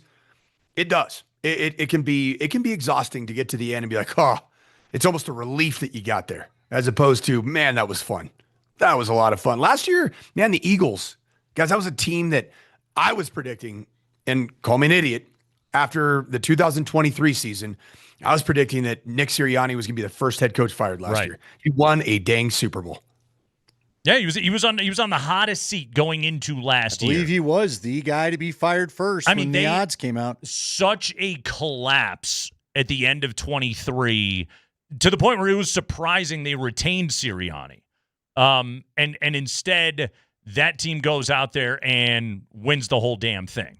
You know, like that's a gravy season for you right there. Although it's Philadelphia, I don't know. Do those people ever enjoy anything? I don't really necessarily know if they do, but like, yeah, I think there's several kind of different boats to be in right now. If you're a Chiefs fan, okay, hello in your rusty Camaro, and your team has won so many damn Super Bowls. Yeah, you want them to win another one, but like, are you that mad if they don't? I don't think you can be. All right, let me take it local. Mm-hmm. Is it going to be fun to watch the Nuggets this year? Yes. I believe that I think it's going to be fun, but it's going to be stressful. This is the best team since the championship, is it not? So Andy, here's what's funny. You and I had this debate all last year of you hated last year's Nuggets season. I hated it all. I think a lot of Nuggets fans probably agreed with you and felt that sentiment, all right? I for one, just like every time I watch Nikola Jokic play basketball, feels like a gift. And so I love the hell out of it. Also, I didn't really have championship expectations on that team last year. But when you know you're wasting a guy's prime. The moment that you brought in Russell Westbrook, I knew you were not serious. No, I feel you. But see, the playoffs, back to what we're talking about, Mike, the playoffs, they were fun. Because I think we all thought when they made the switch, this may work for a round. I didn't think they'd take Oklahoma City to 7, if I'm being honest. Yeah, I didn't think that at all. We were all out of Game 6 last year. Yeah. It was one of the most fun basketball games I've ever been to. Like, that game was unbelievable. That thing was a heavy metal concert. I'll tell you, if you looked at the demeanor, the countenance of Michael Malone, you could feel that weight on a team. And that's why I feel last year's team, Andy, was not enjoyable. It was almost a miserable team to try to watch, to cover, to be a fan of, because of just the enormity of the weight of having the greatest player in the universe in his prime and not delivering. But if you look at this Nuggets roster, guys, you said it. This is the most talented team since the championship. Guys, is this more talented than championship on paper? I think so. On paper, it is. Now, again, we know a little bit better what Bruce Brown can bring. They still got to get it done, but we know more about Christian Brown, and we have expectation for Christian Brown. Deeper team for sure. You want to know why I hated last year so much? You know why I feel so free right now? They were stuck last year, and I didn't know how they were going to get out of it. Yeah. And again, I guess it's the maturity of living through the John Elway thing. Aprons. I see John Elway. When I was a kid, I just thought, I'll get another quarterback like John Elway. I'm old enough now to know, no, you just don't get another quarterback like John Elway. Hope you enjoyed your 15 years. And so I'm also old enough to know when Nicola's gone, let's not go scout. You can go try to find another Nicola. You probably ain't finding another Nicola. We got to live it all up, as you talk about all the time, because this is it. This is the time to be alive, and I finally feel like they got unstuck and could put some stuff around him that this could be so fun. It's going to be stressful if they don't do it. I think the playoffs are going to be stressful. You're right, because I don't want you blowing this. I think the regular season is going to be pretty cool. And I can tell you from going to media day that Sandman's dead on. When you subtracted the poison of the Malone Booth ugliness and the weirdness of Westbrook, the vibes are good right now. They're very good. Sandman, you mentioned Quinyon Mitchell before. Number 2 in terms of coverage snaps against number 1 wideouts to Patrick Surtain. Quinyon he's gonna get the Cortland Sutton assignment. Cortland's gonna make his plays, but Quinyon's gonna win his too. With Cooper DeJean out there, even Keely Ringo, who's like an okay number 4 cornerback, and the amount of man that Vic Fangio is actually playing right now. Do the Broncos have a second pass catcher that can make Philadelphia pay for it? Who is the number 2 pass catcher on this team that we are trusting? We're trusting Bo to connect with and for them to go out on the road and make plays. It's Marvin Mims Jr. Mm-hmm. Because he has the ability to track the football down the field when the ball is thrown in his airspace. I still don't fully trust Troy Franklin with that awkward body catch. Yeah.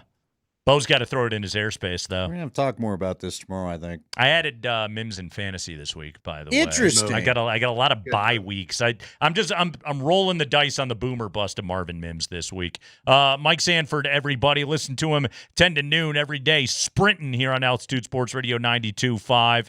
Sandman's got football practice. Look at Coach. He's already got a clipboard and a whistle. He's already gone. He's ready to go. Kreckman and Lindahl. We'll talk to Katie Wingy, by the way, about those Good Vibes Nuggets coming up at 4:45. But Andy, on the other side of this break, I'm doing it. I'm giving my last Broncos futures bet nugget of the year. Okay? All right. I've got it. Can't wait. When we come back, I'm here to help. I'll give it to you next.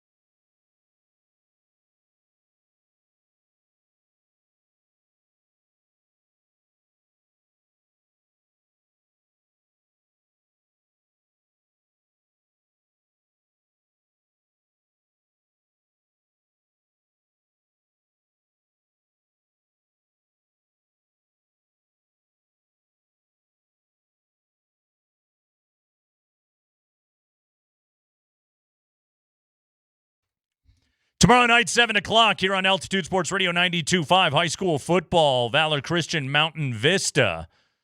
Nate Kreckman, love that guy. And Tyler Polumbus, he's okay too. They'll have the call as Valor hosts Mountain Vista High School football on Altitude Sports Radio, brought to you by Sport Clips, proud supporters of CHSAA. Thank you very much for that, Sport Clips. All right, Andy. You know I don't hand these things out lightly, but I've got a good old special Nate Kreckman betting tip for everybody. And there is an urgency to this one here, folks. Get it done today. Pop that app open. Do this because I believe this is going to be your last chance to get this kind of price. So, Andy, last week we were looking at Defensive Player of the Year odds. And Nick Bonnito was, depending on the shop, anywhere from 25 to 30 to 1 to win the DPOY. Okay.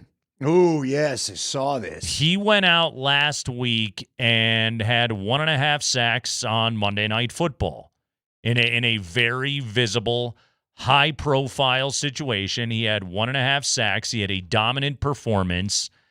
His numbers, I checked as of this morning, Andy. Right now, the best price that you can get on Bonnito Defensive Player of the Year is DraftKings has got it at 15 to 1. So already you've cut your payout in half from 30 to 15. BetMGM's got 11, FanDuel 10, ESPN Bet 9. Okay, but like already you're cutting into your profits on this. All right, right now Bonnito's already up that high. I'm gonna give you some Nick Bonnito facts. Okay. Currently, Andy, he is tied for second in the NFL with 4.5 sacks. Only Brian Burns of the Giants and Byron Young of the Rams have more sacks on the year. Wyoming legend Carl Granderson has 4.5 in New Orleans. Rashawn Gary has 4.5 with the Packers, and Nick Bonnito's got 4.5 right now with Denver. But there's more to this. This is why, again, this urgency is going to happen. Listen to this, okay? This is from Next Gen Stats. So last week against the Bengals, Bonnito, 6 pressures on 19 pass rush snaps and 1.5 sacks. He has now generated 6 or more pressures in all games this season. On top of that, Andy, listen to this one. Bonnito earned 3 quick pressures, defined as getting to the quarterback in under 2.5 seconds, and now leads the NFL with 15 quick pressures on the year. Some of these, too, are just like his. Right now, between he and Cooper, the snap count anticipation is freaking phenomenal. His 31.4% pressure rate through week 4 is the highest by any player with a minimum of 50 pass rushes since Next Gen Stats first tracked pressures in 2018. That's through 4 weeks.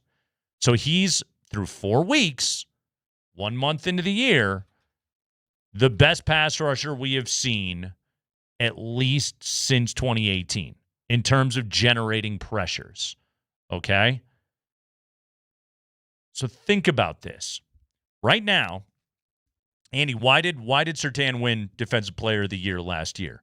Because of the access to advanced statistics.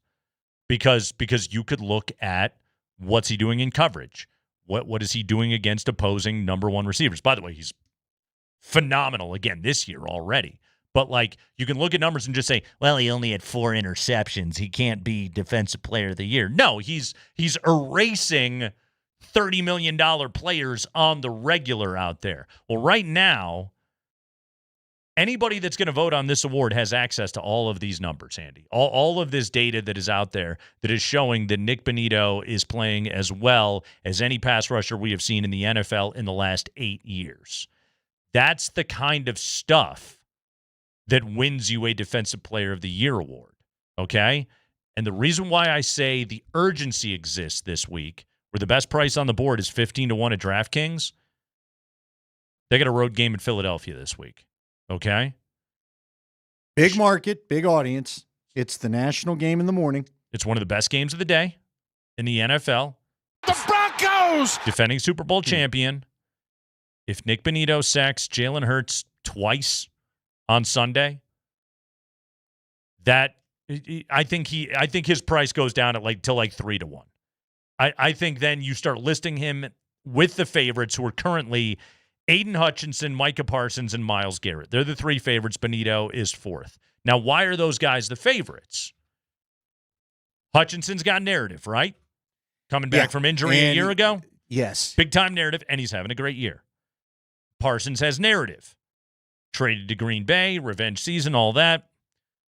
I'm real curious to see what that back injury situation is going to be. Myles Garrett's on a terrible team. Great defense. It really is a good Cleveland defense, but it's a terrible team. I have a hard time believing that a guy is going to win a major postseason award on a team that's going to win 5-6 games, if they're lucky. Meaning that I think that I think this is the last week to get a great price on Nick Bonnito for Defensive Player of the Year if you're looking at a nice payout on a futures bet. Yeah, and again, it's probably worth a couple of bucks. Again, we don't think that Patrick Surtain is going to repeat as Defensive Player of the Year. It'd be sweet if he did, and certainly what he did against Jamar Chase is the kind of thing that helps, but most voters are going to look and see that, our guy Browning wasn't exactly in his bag that night. The likelihood of a corner winning it 2 years in a row, let alone the same corner, is very low. If he were to do that, just put him in the hall right then, because that's how rare that feat is alone. Agreed. Here are the top 10 guys in sacks, and there's a lot of ties and this and that. But right now the list is Brian Burns, Brian Young, Burns of the Giants, Brian Young of the Rams, Carl Granderson of New Orleans. He ain't getting it. Rashawn Gary's with the Packers. Could be interesting. I mean, if that defense were to stay good, then maybe he continues to make a run at it because he's got 4.5. He's tied with Bonnito.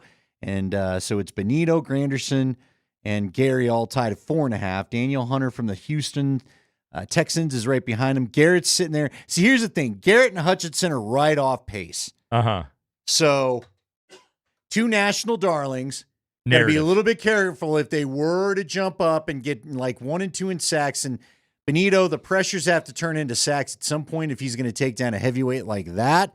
But if the list continues to be Burns and Young and Granderson and guys you haven't really heard of. But Andy, he's already got more sacks than those guys. He does. He's having both a better pressuring and sacking season than both of those dudes. But he's got to keep it up. And at some point, if he's going to be Defensive Player of the Year, he's got to be great all year. And at some point, they're going to turn attention to him. Mm-hmm. I think they are. Well, you might be right. What are they going to do? Who's the best offensive line they're going to face? The Eagles certainly going to be up there, right? Oh, without a doubt. Now, is that line still playing well? I know Lane Johnson they're banged hurt. Up. Yeah, no, they're hurt a little bit. I was going to say their guards down too, right? They are banged up on their offensive line. And here's the thing, Andy. I honestly believe that Nick Bonnito is one of those players that just his greatness supersedes whatever offensive line he's going up against. No matter what, at some point in a game, at a critical point in a game, he's going to get a one-on-one and he's going to win. And he's going to make a big-time play. Now, again, last year he had pick 6, fumble return touchdown. That's how he kind of got into the national spotlight and became a player that everybody was looking at. We talked for a while of oh man, is Bonnito going to suck votes away from Surtain, thus maybe costing PS2 Defensive Player of the Year, and Trey Hendrickson will just pop up and get the thing? Wasn't the case. Surtain was so brilliant, and I think the voters did the right thing, and they rewarded Surtain for the season that he was having. This Broncos defense it's the best pressuring defense in the NFL. They lead the NFL in sacks once again. I believe Denver's a playoff team. I think they're going to be a playoff team this year, and they're going to be a playoff team on the strength of their outstanding defense. And people are going to look at it, and they're going to go, oh, man, that is the most devastating pass rush in the entire NFL. Who is the best pass rusher on that team? It's going to be Nick Bonnito. And he's no longer an out-of-nowhere guy. He's a household name. He has been paid. He has been all-pro. People know who he is. Again, Hutchinson and Parsons have narrative, and that's important for postseason awards. But Bonnito has a long enough runway right now with 13 games to go this season to pass those dudes. Now, again, it's a futures bet. It's October. a lot of stuff can happen. Yeah, but you got to get your price when you can get your price. I'm telling you, this is the last chance to be able to score a healthy like 10 plus kind of payout on what Bonnito is doing. So I would say if you want to bet Nick Bonnito Defensive Player of the Year, this is your last chance to do it. Well, and to add your part about the narrative, he's had two, not only last year, remember, last year he had a phenomenal Monday night game against the Cleveland Browns. Yeah. And he just had a phenomenal Monday night game against the Bengals. Now, I hope people stuck around to watch all that he did. I do worry that at least the Browns game was fun and back and forth, and I think it held the attention and did a good rating. Well, I'm not sure how many people decided to stick around for that Cincinnati game. Yeah, but you know who did watch it was the odds makers. Well, there you go. When you see a jump that is that big in 1 week, like it's going to get people's attention. Plenty of home games left for the Broncos, too. And in all seriousness, like this really is like we live in just like an embarrassment of good information in all of pro sports, but especially in the NFL. Like the amount of data that can be put on player performance and being able to measure just how good an individual contribution is amongst a single player, which is how Surtain got the thing, which is, again, making a really strong case for Bonnito. And the people that vote on these awards, they're the kind of people that love that information, that really dive into it. I think Bonito's got a great chance. Well, I man. would agree. Look, he's got the Christmas game this year. Don't forget that. Andy, he's like right now, I can make in fact, that's what I'm doing essentially. I'm making the case he's the best defensive player in the NFL right now in 2025. All right, let me take the top five. Giants, Rams, Saints, Packers, Broncos. Who's the best team of those five? Probably the Rams right now. Okay, power rank them. Probably. Power rank the Rams, Packers, Broncos. Because it was interesting. Yeah. They were talking about it on Get Up this morning. Is this the week that Green Bay needs to get some wins before, or they're going to get, they may get called frauds here pretty soon. They look so boom and busty. They it's really just do. Wild. Yeah. At the moment, I'll go Rams, Pack, Broncos. Interesting. Large fall off. Yeah, we're not worried about the Giants and Saints. Shout out to my guy Carl Granderson, Wyoming legend, but nobody from the New Orleans Saints is winning anything this year, including games. It's the Kreckman and Lindahl show. The guy's getting cut or winning. Exactly. Altitude Sports Radio, your home for the NFL on Westwood. One Thursday night football, Niners-Rams starting at 6.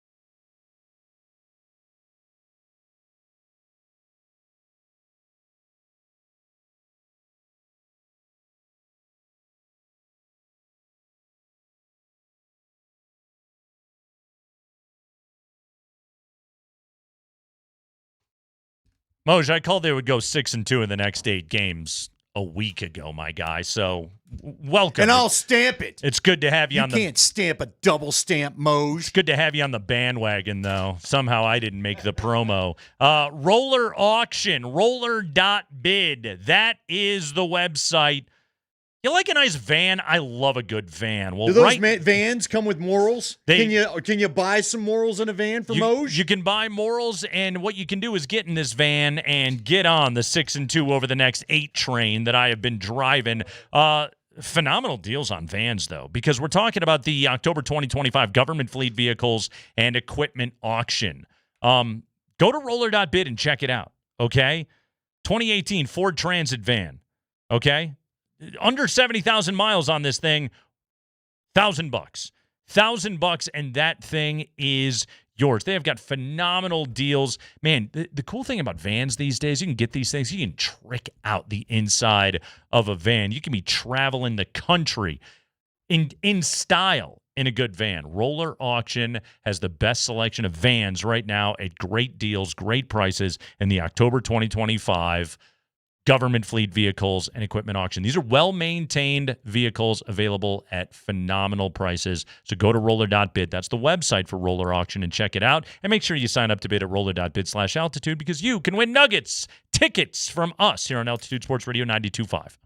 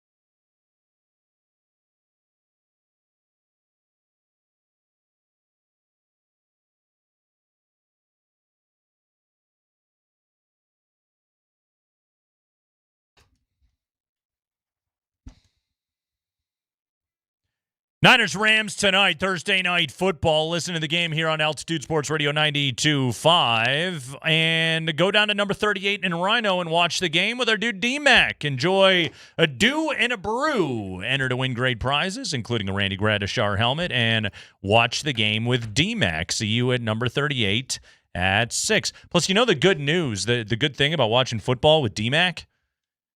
Even if he's standing in front of you, you can still see the screen. Oh. Da, da, da, da, da, da, da, da, da. It was the DMac drop which got me on that one. Oh. Here's the thing about the DMac drop. I know it has no chance at drop of the year because the gold has been so shiny so far here in 2025. It's been an embarrassment of drop riches. But to me, it's first team all drop. It's not going to win the big award, but it's first team all drop. It subtly shows up, and you're like, whoa. I get a hint of butterscotch in there? Yeah, that one. I mean, this one. It's going to be tough to beat. Yeah. It's going to be tough to beat. If you haven't heard, this one's just here to make us hate. I regret ever sending it to Spring, quite honestly. I'm not the one that should have pointed it out, and now he uses it against me every day. Such a jerk. Now the Dempsey one literally sounds like he's about ready to throw up, and all he was trying to do was buy himself time to answer a question. He was just thinking. Yeah, that's all he was doing. But that noise came out of him, and none of us, I don't think any of us have heard it before or ever again out of Demps. All he was doing was just, yeah, he was one of those. It was the Vic Fangio, right. It was just so. But he stretched his into like 10 seconds. It's. Do it again. Let's legit count it. It's the sound of like bubbling lava is what it is.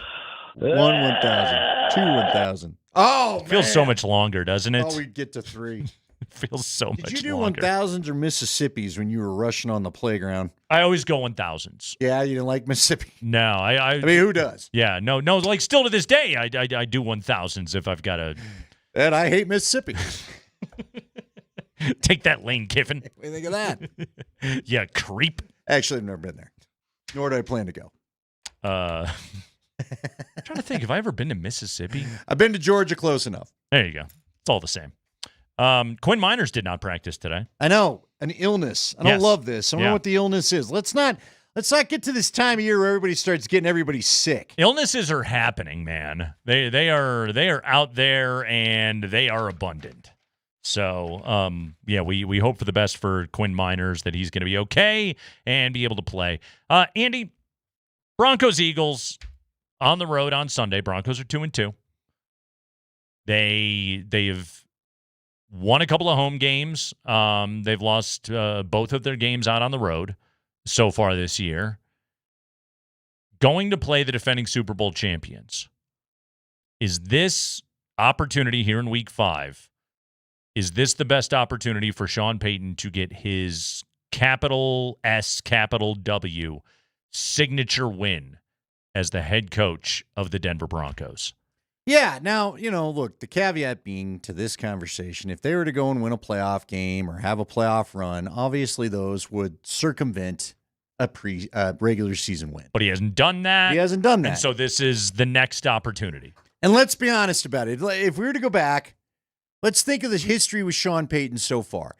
They got on a little bit of a roll with Russell Wilson in his first year, had a chance to go into Detroit, make a statement then because Detroit was playing really well and he was going up against his protege and Dan Campbell. And you got annihilated. And Dan Campbell's team found a way to make Sean Payton hate his quarterback so much he wanted to take an $85 million cap hit to get rid of him. Yep. Then last year, you had a chance to roll into Baltimore and get a signature win there. You were on a pretty good roll. You started winning some games. The league was interested again. Bo Nix started playing better. You'd unlocked your deal with Bo, and you go into Baltimore and you get smacked around to the point where Jim Nantz and Tony Romo sounded like Buck and Aikman on that Thursday night game against the Kansas City Chiefs where we got the cheeky laugh out of Troy about 1,000 times. Yeah, that one. So, and then, you get a chance and you get the playoff game last year against Buffalo and you get smacked around again. Bottom line is, when you face the top level of competition, good defense or not, you've been smacked around, okay? This is the second year for most of the people in this offense. Right. You just came off of a great your best offensive performance anyway of the season so far on Monday night. And this is a chance to show everybody the words of Super Bowl contention were real in the offseason. So I do believe this is a chance for him to get that true signature win. There's also, and I'm seeing this a little bit, and you're not wrong. He did snap the losing streak against the Chiefs. He did. Here's the caveat I will put on that win, okay?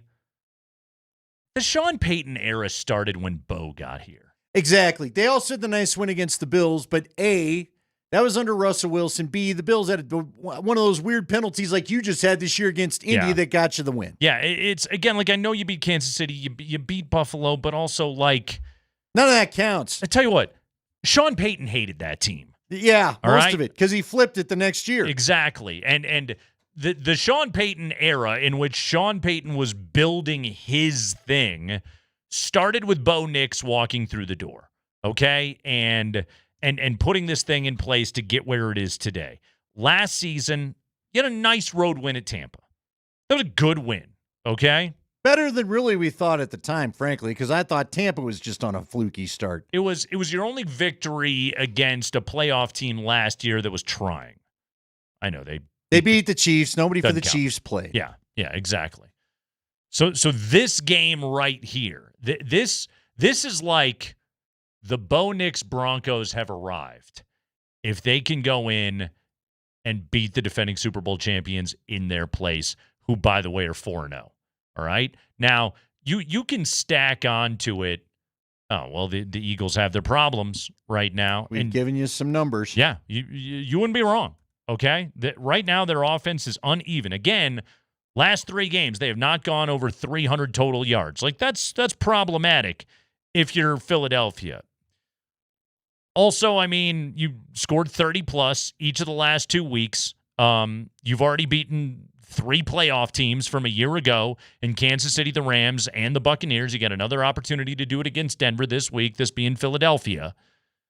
For the Broncos to go into that place against the team that runs the play that the entire NFL is just twisted in knots over and figure out a way to be able to get that victory, that's signature win stuff right there. That is the indication that the Bo Nix Broncos have arrived, that this defense isn't just a nasty pass rush that picks on the other, picks on the little guys. That's not what this is. This is, you went in and you took care of Saquon Barkley and A.J. Brown. I don't care how unhappy A.J. Brown is. He's still one of the best receivers in the NFL. Devontae Smith is still one of the best number 2 receivers in the NFL. Dallas Goedert ain't a bad football player. Can't block anybody, but he's still a pretty damn good football player. That is still an all-world offensive line, and that is Jalen Hurts, a Super Bowl winning quarterback. If you go in and beat those guys, it signals to everybody, and it signals to your own locker room,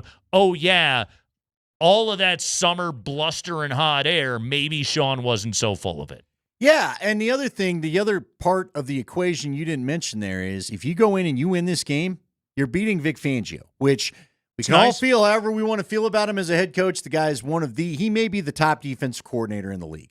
If we were ranking defensive coordinators, it'd be real tough to go against Fangio with what he's done. He unpacked the plan that a lot of people used to beat Patrick Mahomes. Yeah. He embarrassed the Chiefs, frankly, in the Super Bowl last year. In the biggest game going, he had the plan where Mahomes, for the first time in his career, really looked like he didn't know what he was looking at or what to do about it. You know who else he broke? He broke the Sean McVay, Jared Goff Rams. Yeah. When he was the defensive coordinator of the Bears. I know a lot of people will go back and look that year and go, oh, look at what Bill Belichick did in the Super Bowl. Yeah, he ran Vic Fangio's defense. That's what he did that day. And if you can go in and beat him again in their home turf, yeah, and not let him break your young guy, it's a huge statement to the rest of the league. Yep. And it's the official start of Sean Payton October. It's October. Okay. Yeah. Spooky season. It's Payton season. You know, it used to be Rocktober in this part. It was once. Let's calm down. It was once. Twice. 3 times a lady. It is not anymore. I always think of Newman. Once, twice. And then the mail truck caught on fire. Can I read a passage to you from this story in The Athletic today? By all means. My God. Okay. Is this one about the Rockies? Great story. Andy McCullough of The Athletic. Headline, Can the Colorado Rockies be fixed? Executives weigh in on how to rebuild MLB's laughingstock. And kind of the gist of this story, this piece, Andy, and all of these executives that talk to the writer and gave anonymous quotes about where the Rockies are at right now, it's a lot of that part of the conversation we had yesterday of like, is this an attractive job or not? Being the next executive to run the Colorado Rockies. And, is it we don't know what it's going to look like. Is it still going to be Dick calling the shots? Is it going to be Walker calling the shots? Or are you going to give somebody a Kelly McGregor-like power as a president of baseball operations and shut ownership out and let that guy hire then a good general manager and let's go do this thing. Let's build up an actual baseball ops department. And, make things like trades to make your team better. Timely trades, too. Yes. By the way, Trevor Story homered last night, the guy that you didn't trade and didn't get anything for. I was going to say, what were those prospects that came back? So I want to read this. This is about the lack of trades.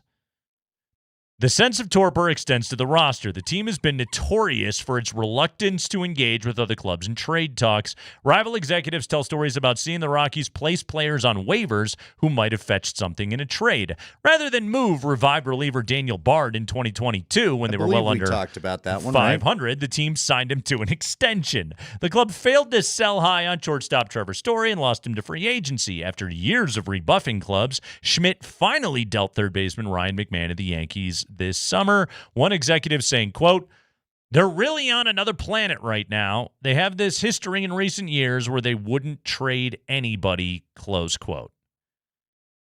And they go on to point out, traded McMahon, traded Jake Bird this past July. Like there's a recognition of the reality facing the organization. But like they're really on another planet right now. The overvaluing of their own players, the lack of valuing other pieces that were out there and in other systems. Andy, like that, of all of the ways that the Rockies have failed, of which there have been many, okay? By the way, did you realize their draft picks the last 10 years, 9.8 wins above replacement? Every draft pick of the last 10 years, by far the lowest in baseball. Great. Okay? So they're the worst drafting team. They're the worst developing team. But the greatest sin, and we're no Johnny-come-latelys on this because we screamed about this every June and July, was that the Rockies didn't bother to unload pieces off of bad teams, pieces of value, and didn't get anything in return. Like, what's funny about this upcoming season is the Rockies are going to be bad again, all right?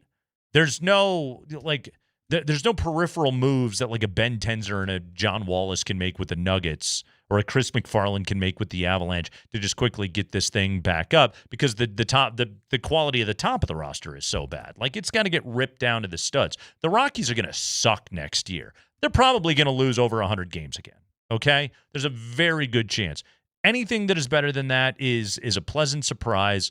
But like, I am not going to judge the progress of where they're going on anything that happens on the field in 2026. It is going to be 100% based off of what is happening off the field.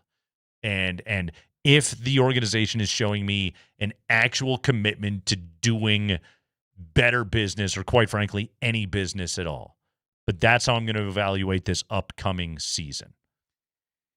Yeah, I'm real curious to see what this upcoming season holds for us, though, because we also threw in the element that everybody, and the Rockies maybe chief among them, doesn't want to play by the old rules when they're only going to exist for a year. Remember, we want to remind everybody there's a CBA coming up after the next season. Yeah. And then a lot of owners, including Dick Montfort, as we've known so well, he may have reduced some of his role with the Rockies if, in fact, that's what happens, and he's going to let Walker truly take over. But it doesn't sound like he's stepping away from what he does with the owners' negotiating committee. He's all about that. That's his baby. So, and he's hell-bent to try to get some new rules to curb some of the spending overall. So it would make sense if they don't really try to spend until the new rules are in place for what the spending is. I will say this. I don't expect much payroll spending at all. Right. I have very low expectations for that. Just draft better? Can you at least draft better? are you beefing up the operation? Yeah, and can you trade? See, here's the thing. And trade. You and I talked about trading Marquez in 2019 when that thing was going south because we knew pitchers in Coors Field. Now, listen, frankly, Marquez is better a little longer than I expected him to be. Yeah.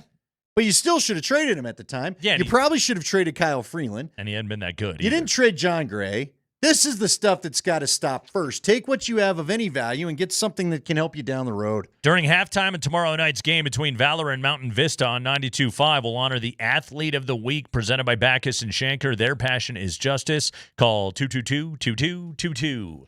We go to San Diego. We check in with Katie Wingy, a dispatch from Nuggets camp, next.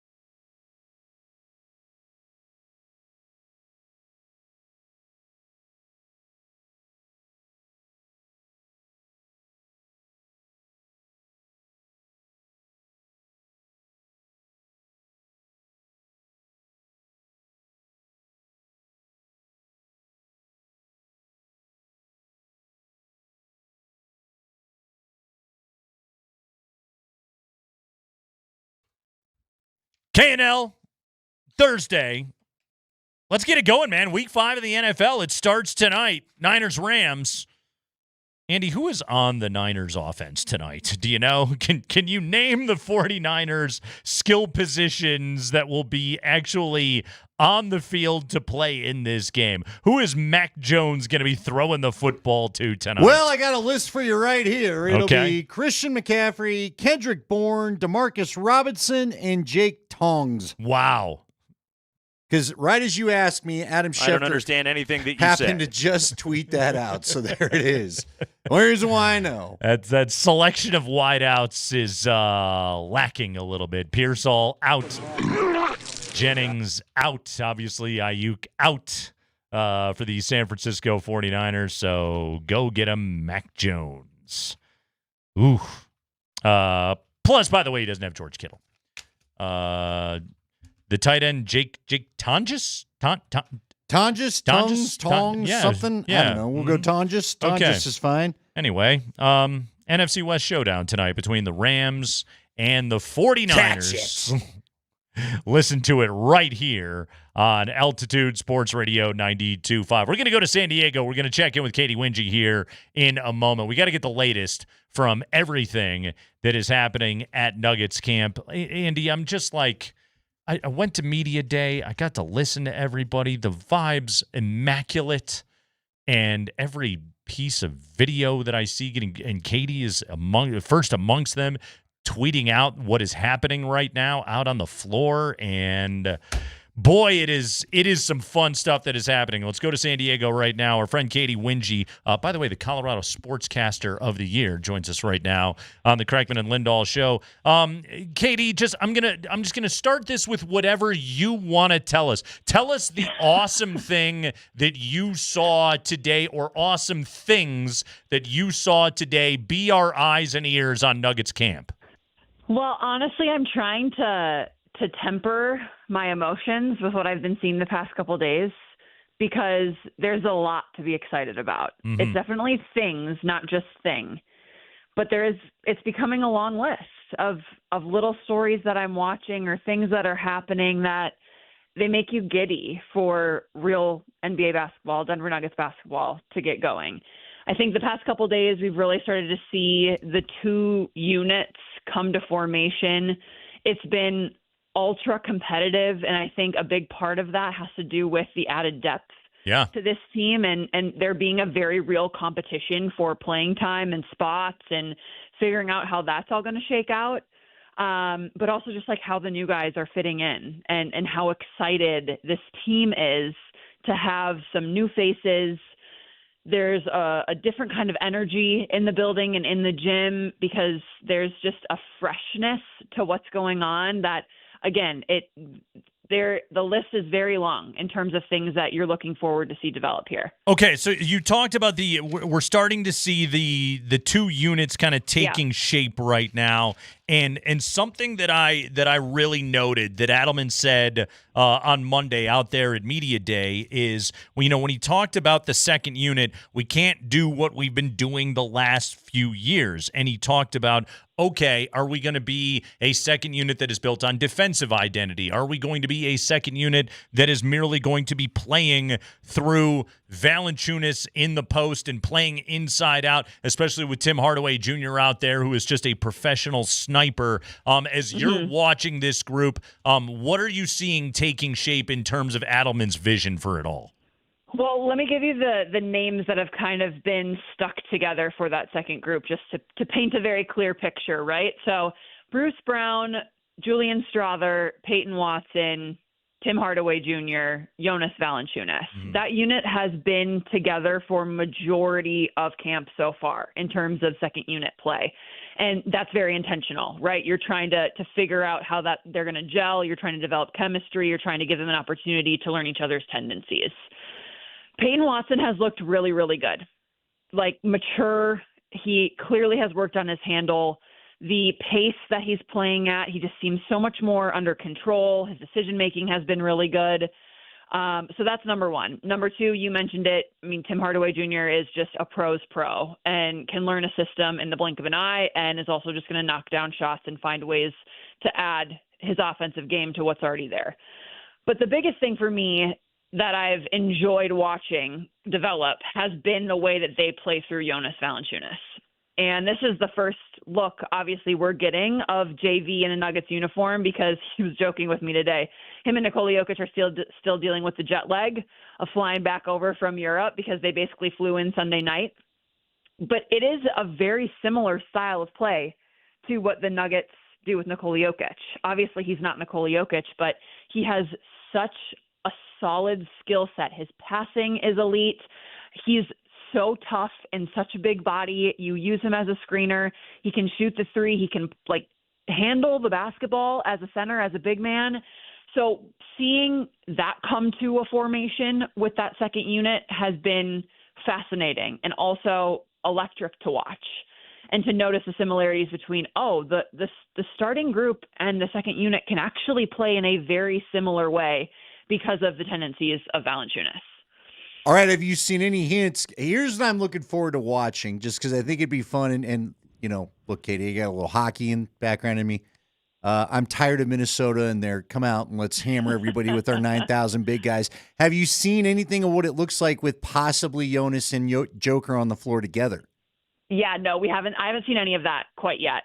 And I think, again, they have been so intentional about keeping those five that they're kind of envisioning the second unit being on the floor together. And you also have to, look at how long practices are, how many opportunities you're getting. And you want that starting group to start to come to what they're going to be as well, with Cam Johnson and him fitting in and him learning how to play off of Nikola Jokic. So it's been pretty true to, set of five between the starters and then the second unit. Today was scrimmage day here in San Diego, so they did mix up quite a few things and different guys in different lineups. Jamal Murray spent some time playing with the second unit, and they mixed up some of the guys that were with the starters. So there's a little bit of mingling, but no JV Nikola Jokic minutes quite yet. Katie Winge joining us from San Diego, Nuggets camp update. Katie, we didn't even get a dispatch yet on Cam Johnson. Of what you have seen so far with the starting unit, tell me the difference between the MPJ group that we know so well and what it now looks like with Cam Johnson in there at the three. Yeah, well, I think, the core four look like they haven't missed a beat. I'll just start there. They obviously have great synergy, great chemistry. They know each other so well, how to move off of Nikola Jokic, how to play off of that two-man game. And then you throw Cam Johnson in there, and it's something that I've been really paying attention to and actively trying to watch for. And what I've noticed is it's so seamless. He just is such a cerebral player. He has clearly watched so much basketball and understands who Nikola Jokic is and how to play around him, that there's not a whole lot of choppiness to it. There's not a whole lot of rust. It feels like it seems like he's been playing with that group for a long time now, even though these are some of the first reps that we're seeing them get together. So it's been really fun watching Cam Johnson learn how to cut around Nikola Jokic, finding himself in different openings from the three-point line based off of them playing the two-man game or running different screening actions for him. So I think it's a work in progress, obviously, and it's only going to get better with time, but you can tell the energy of that group is already at a really high level. All right, this wasn't necessarily my planned question, but someone texted in about it, so I will ask it. By the way, Cam Johnson had some great audio with the DNVR guys talking about what you're discussing, Katie, where he just said he went to a spot the other day and Nikola found him, and he's like, oh my gosh, he said the pass surprised him, and he was talking about how it wakes me up to I better be on the lookout at all times. The Jokic because he's going to see me when you don't think he sees you. Is very real, by the way. Like, we've seen guys go through it. Cam's going to go through it too. That's what's funny. I think it's going to be good right out the jump, but check back with me 25, 30 games into this thing, and it's going to get real good. Yeah, I agree.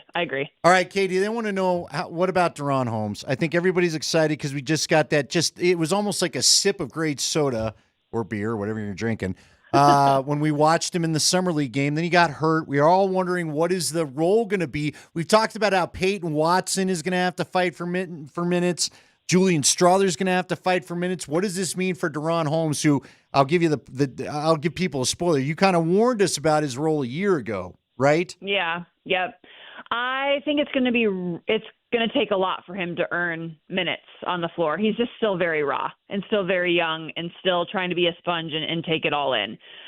He had a couple good moments today. Nikola Jokic threw him up an alley-oop pass, and he just missed it. It just was out of reach. But that's a really great example of him being still just a step slow, a little bit too slow in terms of his reactions.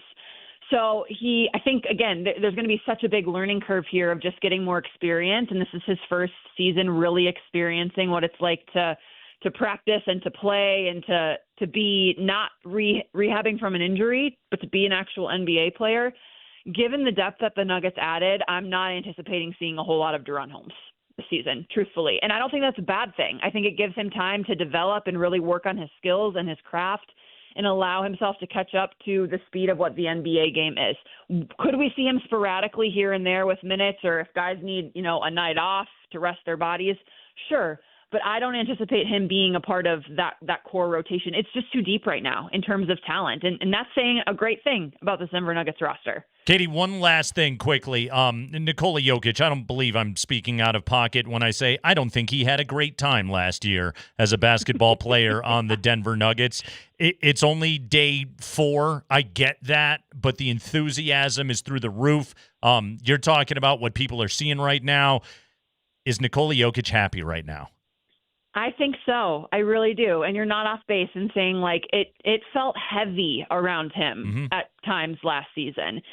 And he's really at his best, and his teammates feed off of his energy when he's playing with joy. And I think he showed up to media day joking, laughing, smiling. I think that's kind of been the case since he's been back in Denver. His media availability yesterday, I think, or the day before, the days are already starting to all blend together again. But it was also very high energy, very positive. And so you think about what Jokic has gone through even just the past couple seasons, the load that he's had to carry, the weight that he's had to bear, the amount of minutes he's had to play, and knowing that, okay, when I do take a break on the bench, it's going to be short-lived because my team needs me to be out there as much as humanly possible. I think them adding the depth and the pieces that they did, it has to be such a weight lifted off of his shoulders. And I think that's why you're seeing him looser and more free out there in terms of the way that he's presenting himself in the media, but also just the way that he's carrying himself on the floor once again. And there's a little extra pep in his step, a little more joy in the way that he's carrying himself. And man, is it fun to watch. It's so, so good. Yeah, happy Nikola Jokic is a good thing. Twitter, Instagram, @KatieWingy. Guys, go follow Katie in those spots because she's posting great content from training camp right now. Katie Wingy of Altitude Television. Katie, excellent work. Thank you. Thanks, guys. Appreciate the time. All right, Kreckman and Lindahl, Thursday night football, San Francisco and the Rams tonight. Get down to number 38 in Rhino, hang out with DMac, have a do and a brew, win great prizes, Randy Gradishar helmet. You can win one of those and watch the game with DMac. See you at number 38 at 6. 5 biggest stories of the day from around the NFL, including Broncos injury report when we return.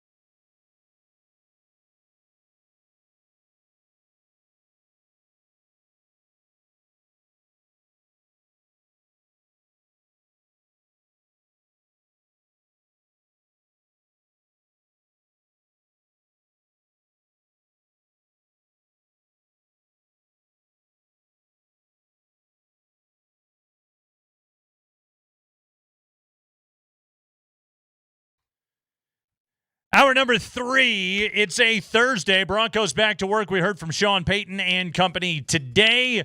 Let's dive into all of the latest from Dove Valley with the high five, the 5 biggest stories of the day from around the NFL. Go ahead, Spring. All right, let's start with the latest Broncos injury report. It is powered by Ramos Law, the official injury law firm partner of the Denver Broncos. So for Denver today, Nick Bonnito, Alex Singleton popping up on the injury report. Bonnito with a wrist injury, Singleton with a thumb injury. They were both full. They're fine. Participants. Nate Atkins limited with a concussion after not practicing yesterday. Jonah Ellis limited for the second straight day with a ribs injury. Marvin Mims limited for the second straight day with a hip/ankle injury. The hip popped up over the weekend. Now he's got a little bit of an ankle. He was limited. Quinn Miners did not practice with an illness. Sean Payton said today very quickly, very briefly, he said, he's fine. He's fine. He'll be fine. Jeff Legwold pressed him. You've known Vic a long time. Yeah. You guys trying to fool each other now?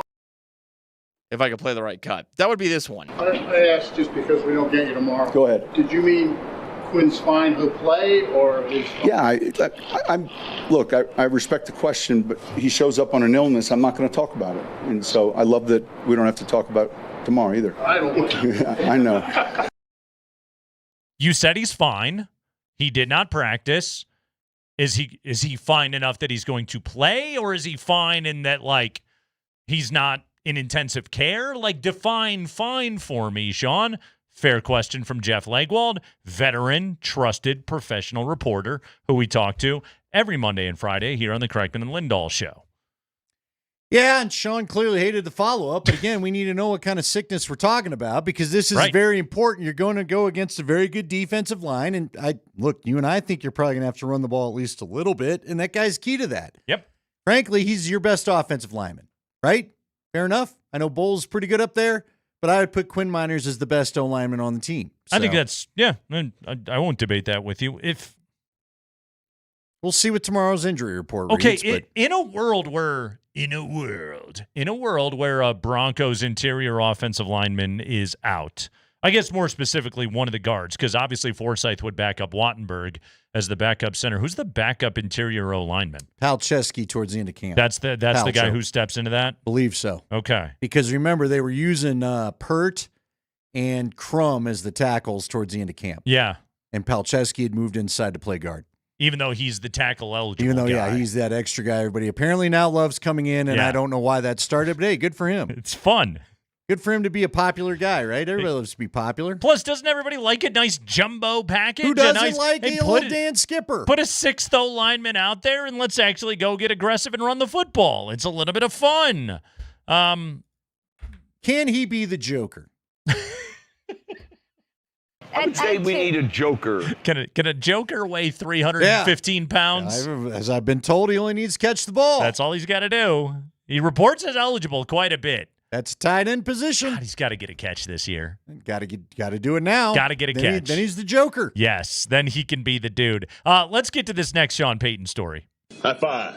Yeah, Sean Payton versus Vic Fangio. That's the OC versus, Sean's the OC, let's be honest, versus DC matchup this Sunday. That's a good one, man. That's a couple of heavyweights going head-to-head. That's a couple of salty coaching vets right there. This is a good one. It really is, and they have quite the history. Jeff Legwold, he's everywhere. He asked Sean Payton this today. You've known Vic a long time. Yeah. You guys trying to fool each other now? Or? No, I think there's great respect. He's from the same neighborhood as where my parents grew up. He went to the same high school as where my father went.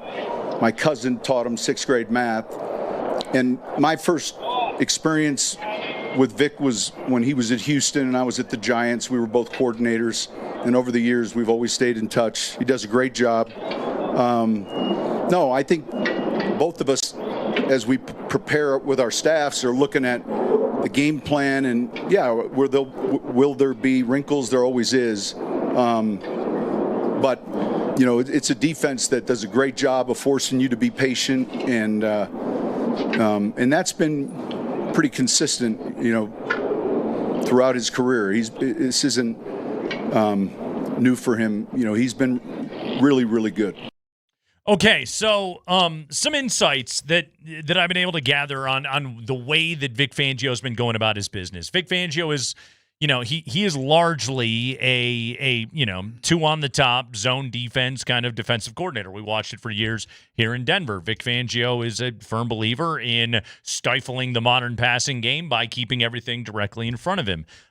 This year, Vic Fangio has actually, Andy, been doing a lot more cover one man than he has been really most of his career. And a lot of it is born out of he's got really, really good cornerbacks.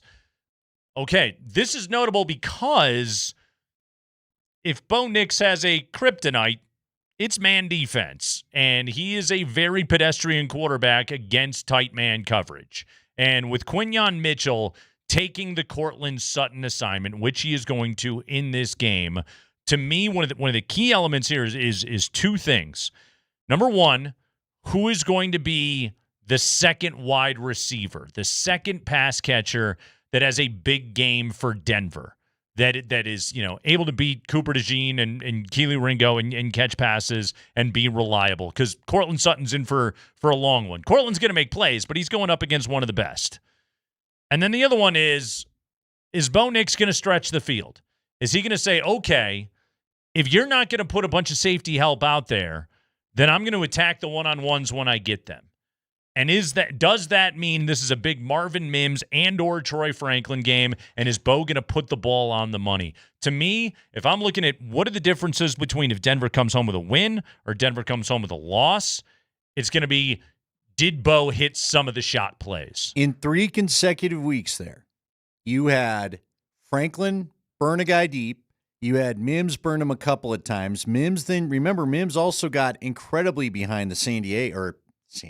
Will never not be San Diego. The Chargers secondary. Yeah. And then last week, now look, I know that Troy Franklin probably still should have caught that ball, but Troy Aikman laid it out pretty eloquently that Bo needs to not run up into the pocket spastically, set his feet, and throw a better ball. Throw could have been better. And if you could hit him in the stride. Now, again, yes, you could also say that Troy Franklin could have made the catch. Bottom line is, those plays have got to hit this week. Those plays have got to hit not only this week, but moving forward if you're going to beat the big boys. Because you saw it. You didn't hit him against the Chargers, who are considered maybe the AFC, one of the AFC best. And how'd that go? You didn't win that game. Yeah. And you could tell me that you could have, but the bottom line is you didn't. And so you got to start hitting these plays, period. You do. But this is also where I do think you can run them out of what they're trying to do. And again, if you hit those, it changes a lot. You force them into, okay, well, he's beating us over the top. Now I got to zone this thing up, and then Bo Nix can cook a little bit more. All right. Does this set up, though, with the man coverage that you're talking about? Assuming he's healthy, and we just had the injury report, Evan Ingram is not on it. Not on it. Okay? Is this the game where Evan Ingram gets to break out and we get to finally see the shiny plans that Sean had for him? Because you're asking who's going to be the second pass catcher. Yeah. In camp, it was Ingram for the most part. Yes. So, perfect time to show us the new Joker. Good chance to be able to pop. And can Marvin Mims stack good games in back-to-back weeks? Amen. Time for Marvin to put them together a couple weeks. Marvin or Troy needs to, at some point, give us about a 2 or 3 good game stretch. If you're ever going to be the true number 2 to Cortland, we need to see it consistently for a bit. And you know what? Make a catch where the throw wasn't perfect. You know what, Troy? I'm not excusing you of your fault of things either. Yes, the throw needs to be better, as Troy Aikman laid out. But the ball got to you. You had your hands on it. You're a pro receiver. They expect you to come down with it. That was actually Helen of Troy's husband, Marvin of Troy. Wow. Go ahead, Spring. Wow. High five. All right, injury report for the Philadelphia Eagles. Backup linebacker Grant Calcaterra. He has an illness. There's an illness going around. He did not practice for the Eagles today. Starting tight end Dallas Goedert popped up on the injury report with a knee injury. He was limited in practice today. But good news for Philly. Linebacker Nakobe Dean, who tore his patellar tendon in January. The Eagles won a Super Bowl without one of their better linebackers. He returned to practice today. He was limited. It is possible he makes his season debut on Sunday against the Broncos. Here's Nakobe Dean today. My practice window open. I feel like I'm able to fully go now. Which mean hard for me. I mean, I control what I control. I'm out there, I'm playing, I'm practicing. That's all I can do, control what I control. Control what you can control. Andy, I think I left Nakobe, by the way, off of the good first name team that the Eagles defense is throwing at you out there. Limited today in practice, but a possibility that he plays. Again, like when I'm looking at this Philadelphia defense, it's Zadarius Smith on the outside. It's Zach Bond, who is just an absolute beast. And it's that secondary. They got really, really good corners out there. Both of these teams just have absolutely excellent defenses. Again, to me, it's going to be whose offense finds consistency in this game is who is going to win it, because I think both of these defenses are outstanding. Well, and as we continue to talk about the defense, you mentioned the injury report earlier in the show. Jalen Carter, Adoree Jackson, and Lane Johnson, all full participants. That means Jalen Carter's likely to go. All the more reason why we were kind of curious about that illness of Quinn Miners. Yeah. Because that could be a head-to-head matchup there. Yeah. Jalen Carter's got a shoulder thing, but apparently word is he's playing through it. And finally, Spring. High five. Chargers host the Commanders. Looks like Jaden Daniels will probably play, albeit with a knee brace on his injured knee. He will be without his best weapon, wide receiver Terry McLaurin, out for the second straight week. Ooh. Chargers are getting a little breaks as far as who's hurt when they play them. Yeah. Usually it's the other way where the Chargers guys are all hurt. Now, they're still pretty beat up themselves, but isn't it funny?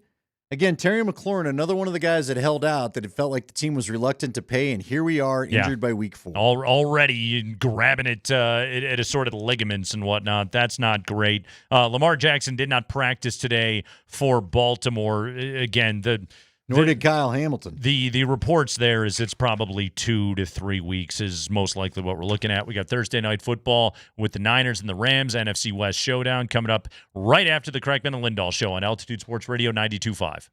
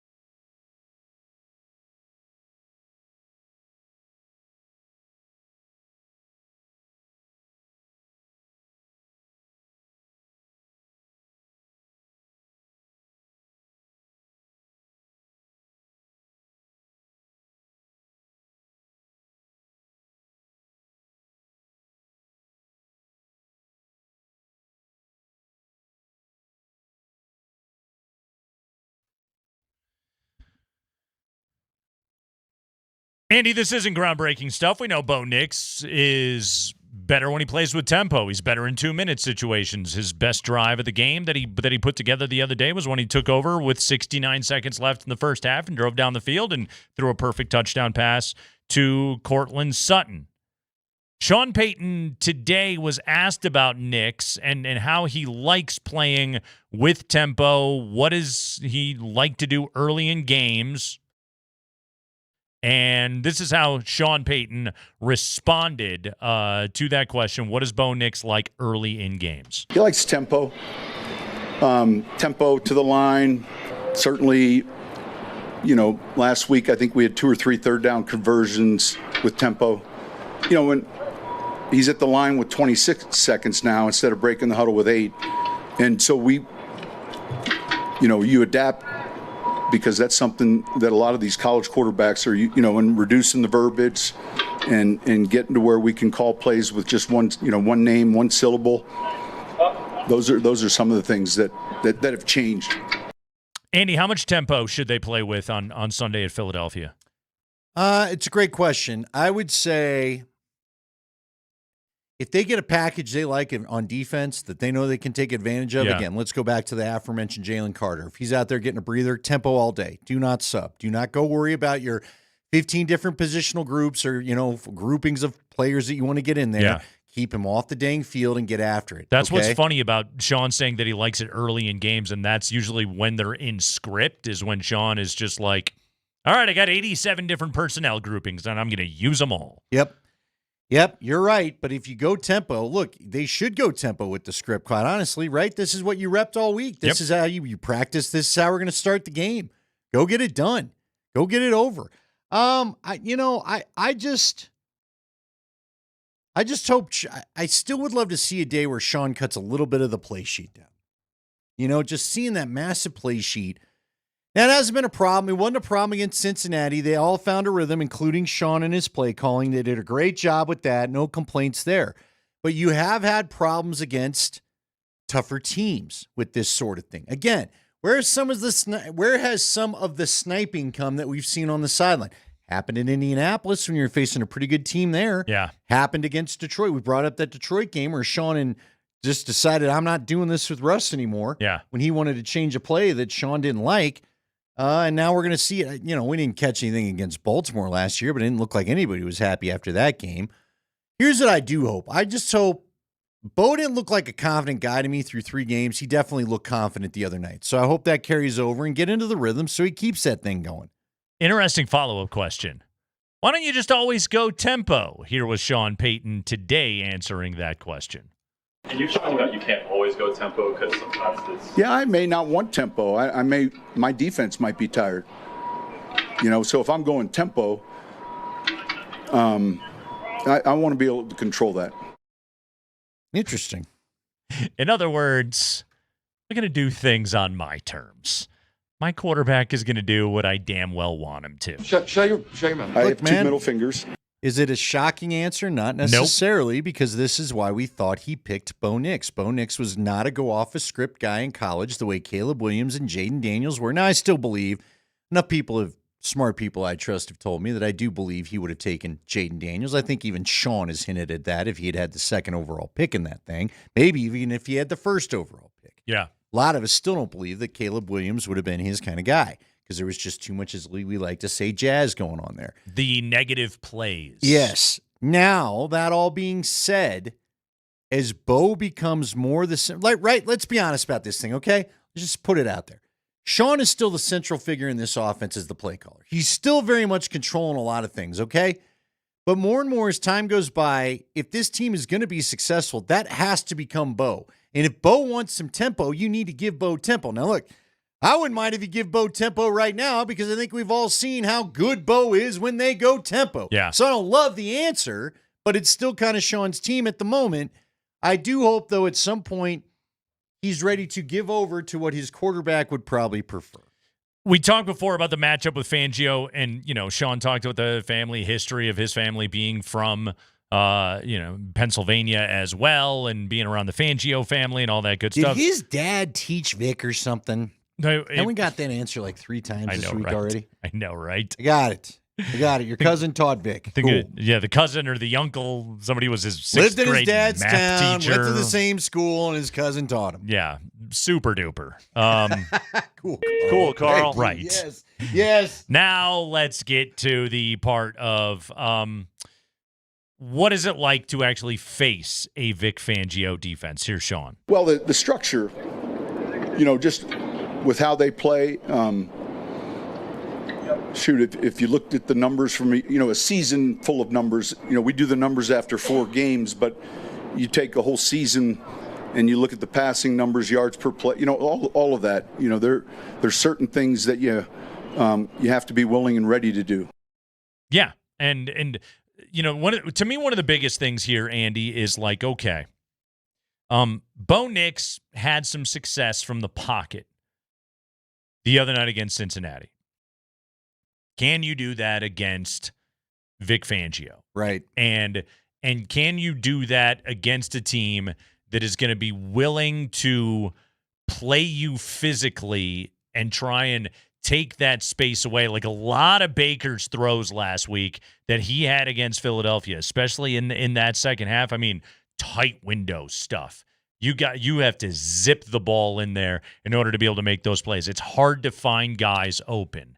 And what I wonder about in this matchup and what I wonder about against those kinds of matchups is Bo going to be willing to stay in the extra beat and find somebody to make the extra read and go? And that, like, Bo is doing a lot. He did a lot of good things last week. He's doing many good things so far this season. But that's what I need to see as the next step. And again, like on the road against a tough, tight coverage kind of opponent where there's not going to be a ton of space out there to get guys open. Sean Payton is not going to be able to scheme up green grass the way that he did against Cincinnati, against Philadelphia, both because of who their coordinator is and because of the talent that they have on that side of the football. Is like, all right, Bo, are you standing in there and with good footwork making good throws? Again, like we saw Baker Mayfield make last week against that team in the second half. Yeah, it's a great question because I was thinking about that. I was thinking to myself, this cannot look like training camp when the Broncos defense just overwhelmed that Broncos offensive line. And Bo had to get out on the run, and we did see some good. I'm not going to say we didn't. There were times where Bo made plays, but he was making plays to guys like Trent Sherfield, who I'm not sure has had a hell of a lot of targets ever since we got out of training camp, quite honestly. I haven't noticed it much. You forgot he was even on the team, I'm sure. And you can't. Again, we don't want to see Bo force it to Cortland because that was something else that got him in trouble. And you talked about the tough matchup Cortland's going to have. So this is going to be a true test for this Broncos team. Now, again, I think they can live up to it. I feel in my loins. You got loins going, do you? At the old nod to Vic Lombardi. I feel in my loins that they can get this win. I don't know why. Part of it is just because Sean always surprises us. Quite honestly, we called it not a signature win an hour ago, and we gave our reasons why. But the Buffalo win surprised us a couple of years ago, okay? Are you getting sad? Go ahead. Let's talk this out. No, what happened? I'm you fine. Gave a sad face. We Let's just go. Yeah, Cubs got a solo home run from Michael Busch earlier in the inning, but they had a runner on third and one out, and Kyle Tucker hit a ground ball to first, and got runner eliminated. Yeah, Hap got thrown out at the plate. That's all. That was a disappointed dad. Yeah. There's Horner. It wasn't Hap. Horner had a sick catch at second base last inning. Anyway, continue. I'm just. By the way, are the Padres under some pressure? Yeah. That's a big payroll. Yeah. Yeah. There's a part of me that can't believe the Padres are the visiting team in this thing. Right. So, but I guess that's what life in the Dodgers division does. It kind of does a little bit. No, that's a real big payroll. That's a good club with a good payroll with a really good bullpen. All right, look, man, as far as Bo goes, yes, this is his toughest test yet. This defense is going to throw a lot of what he didn't like to do in camp at him. So we'll see how he survives. But again, this is where I put a little of this on Sean Payton. Let's call some plays. Let's run the ball. Let's do some things that gets Vic Fangio out of those defenses that Bo doesn't love, period. But it's going to take – somebody texted in earlier. We're going to need some yards after the catch from the receivers. This is a team thing. This is not just Bo. Yeah. This whole team has to be able to perform under this pressure, period. And you know what? We got to start seeing – Evan Ingram has got to show up at some point. If this team's going to be better than a year ago, this offense needs some of the new pieces to show up and perform better than they did. Again, Ingram was Ingram, I guess Dobbins is a new piece that's been performing better than a year ago. We haven't seen too much out of Pat Bryant, but again, he was a later round pick. I don't hang my hat on later round picks until they really get into the season, prove it to you. Yeah. But Evan Ingram is the guy that I really thought was going to bring the new dimension to this offense. So let's just start to see it. They insist he's been in it. They've been happy. He seems to be somewhat happy. Let's just start seeing this thing turn into something. So please. We talked before about the struggle that the Eagles have been having running the football. They have rushed for under 100 yards in each of the last 2 games. Saquon Barkley is averaging just like a smidge over 3 yards per carry so far this season. The run game has not taken off necessarily from that. Jalen Hurts, we know, is good, but Saquon hasn't necessarily gotten going. Okay, let me tell you my concern with Saquon Barkley in this game. It isn't really what he's going to do running the football, although you always got to worry about that for a guy that rushed for over 2,000 yards last year. You guys are going to cover him? Is it going to be a linebacker on the field that is going to cover him catching the ball out of the backfield? I pray it's not Alex Singleton. I'm sorry. Jonathan Taylor, 2 catches for 50 yards and a touchdown against you 3 weeks ago. 2 weeks ago, Omari and Hampton got you for 6 catches for 59 yards out of the backfield. The running back pass catching is killing you, and Jonathan Taylor and Omari and Hampton are both very, very good. Saquon Barkley is pretty much the best in the business, Andy, at catching the ball out of the backfield, and are the Broncos actually going to have an answer for that? Clearly, with the kind of corners that Denver has, it's going to mean a rough day for A.J. Brown and Devontae Smith. We know that part of it. They will play those guys tough. Now, they're going to make plays because they're great players and they're in their own building. They're going to get you occasionally, but generally that matchup has been good for Denver. But how much is Jalen Hurts just going to smoke you, throwing the football to Saquon Barkley, leaking out of the backfield and killing you? That is one of my giant concerns for the Denver defense in this game, because really it's probably their greatest weakness right now. What are the total targets for Evan Ingram, by the way? Did you have that number? Yeah, we went over this yesterday. It's actually 4th on the team. After Sutton, Franklin, and Mims. He's 4th on the team. Interesting text here, because someone says, how can you blame Ingram? Sean's not playing him. Well, clearly Sean is playing him, and yet I feel like I blame both guys at this point. I don't understand, and maybe the coverage, the coverage took Bo elsewhere, and Nick Kosmider told us earlier in the week Troutman caught the passes that he caught because they're more comfortable with him blocking. Today, Sean Payton was asked about, does he scheme up touches for Evan Ingram? No, I think a lot of it is the script, and no, there's times where you definitely look to involve them, but we don't come off a game like last week and then look at who got touches. We're not playing the fantasy game. We're trying to win, and so sometimes I can recall over the years big wins against tough teams, and maybe a player like Graham or Mike Thomas didn't, and it's not intentional. Like, these guys are going to cloud Cortland. They're going to put their best corner on him at times, and so some of that is how that game unfolds. Andy, I think what he's saying there is fair, right? Like, that's absolutely true. But the reason why it's a topic and a point of consideration for us as we talk about where this team is at right now is because we haven't seen him play well in a Bronco uniform. Yeah, we haven't really seen much of anything. And again, it's not just, and this isn't all on Ingram. Yeah. I don't know how hurt the guy really is, but it also is because Sean seemed giddy to get him. And now we're not seeing it doesn't feel like we're seeing a lot of use at him. Clearly he's on the field, but it's not clicking for some reason. Yeah. So what is going on? Right. How is Adam Troutman still getting heavy targets when that's your blocking guy is my question. I also, look, back to your Barkley point. Yeah. Who do you cover him with? Because I'm with you. They need to cover him. But if you go, like, let's say you put Hufanga. Okay, let's say you did. Well, Hufanga wouldn't be bad, but then do you put Jahdae Barron back in the safety role? And Jahdae is not exactly the physical safety that Hufanga has shown. He's a good tackler. He is a good tackler. Very good tackler. You're right about that. But see, the The conundrum that Barkley could put you in is if you do go light to get coverage on him, then the run game could be tougher to deal with. Yep. But I don't want to see Alex Single covering Barkley. Alex Singleton covering Barkley is just that's nightmare Bad fuel matchup. right now. Bad matchup. Yeah, the Sternad and Singleton combination. This is why I wish Dre Greenlaw could have been back right now. And Mike Kliss wrote today, we keep talking about it, Malcolm Roach is eligible to come off the PUP list, I guess. No, it's IR now. Yeah, no, it was IR that he was on. He's practicing this week. One thing that Kliss did point out in the piece is off the Broncos' standard MO coming off of a soft tissue thing is week of practice, play the following week.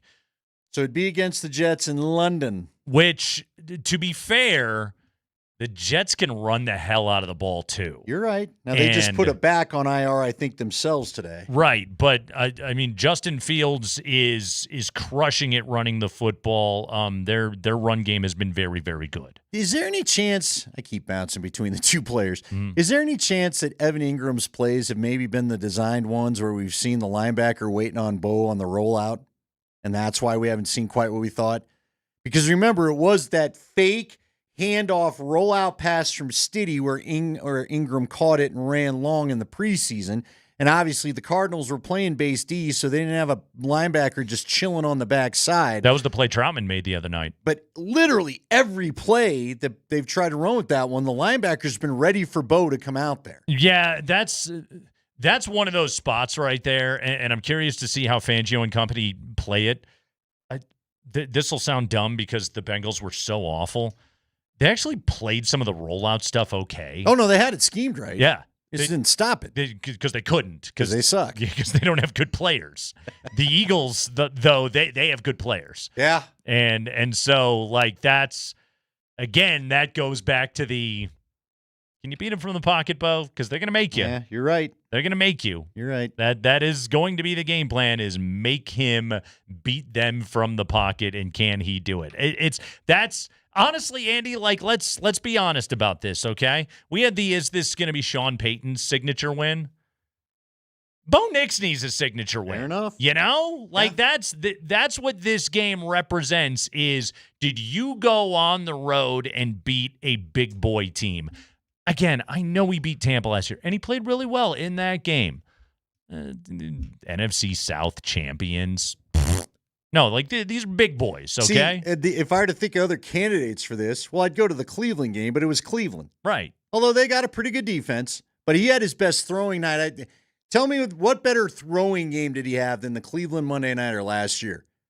He was in his bag last year against Cleveland. Bengals last week it was Pretty career good. high. That was pretty good. And, like that was another one that it was that was great. But it didn't come with the fireworks of what that Monday Night Cleveland one had. Hitting Mims deep and like that was the one where he kind of had a little shootout with Jameis Winston of all people. That was a fun football game. Oh, it was a hell of a football. It was the most fun football game in years. Yeah. If you're a Bronco fan, all timer. That one was a real good time. Oh man, we got Broncos and Eagles fun all over the place. I can't wait for this game. I'm really, really excited to watch this game. Me too, because I think it's a true test. Yeah. I think this is the first landmark of this season to show me it's different. I agree. This is a real big one. We'll take a break. When we come back, we just got to play a piece of audio for you, okay? The outrage that this thing has stirred, you're going to have to explain it to me, Andy. I know what it is, but I need you, hockey guy, to explain the outrage to me. Okay, I'll try. Before we get out of here, that's next.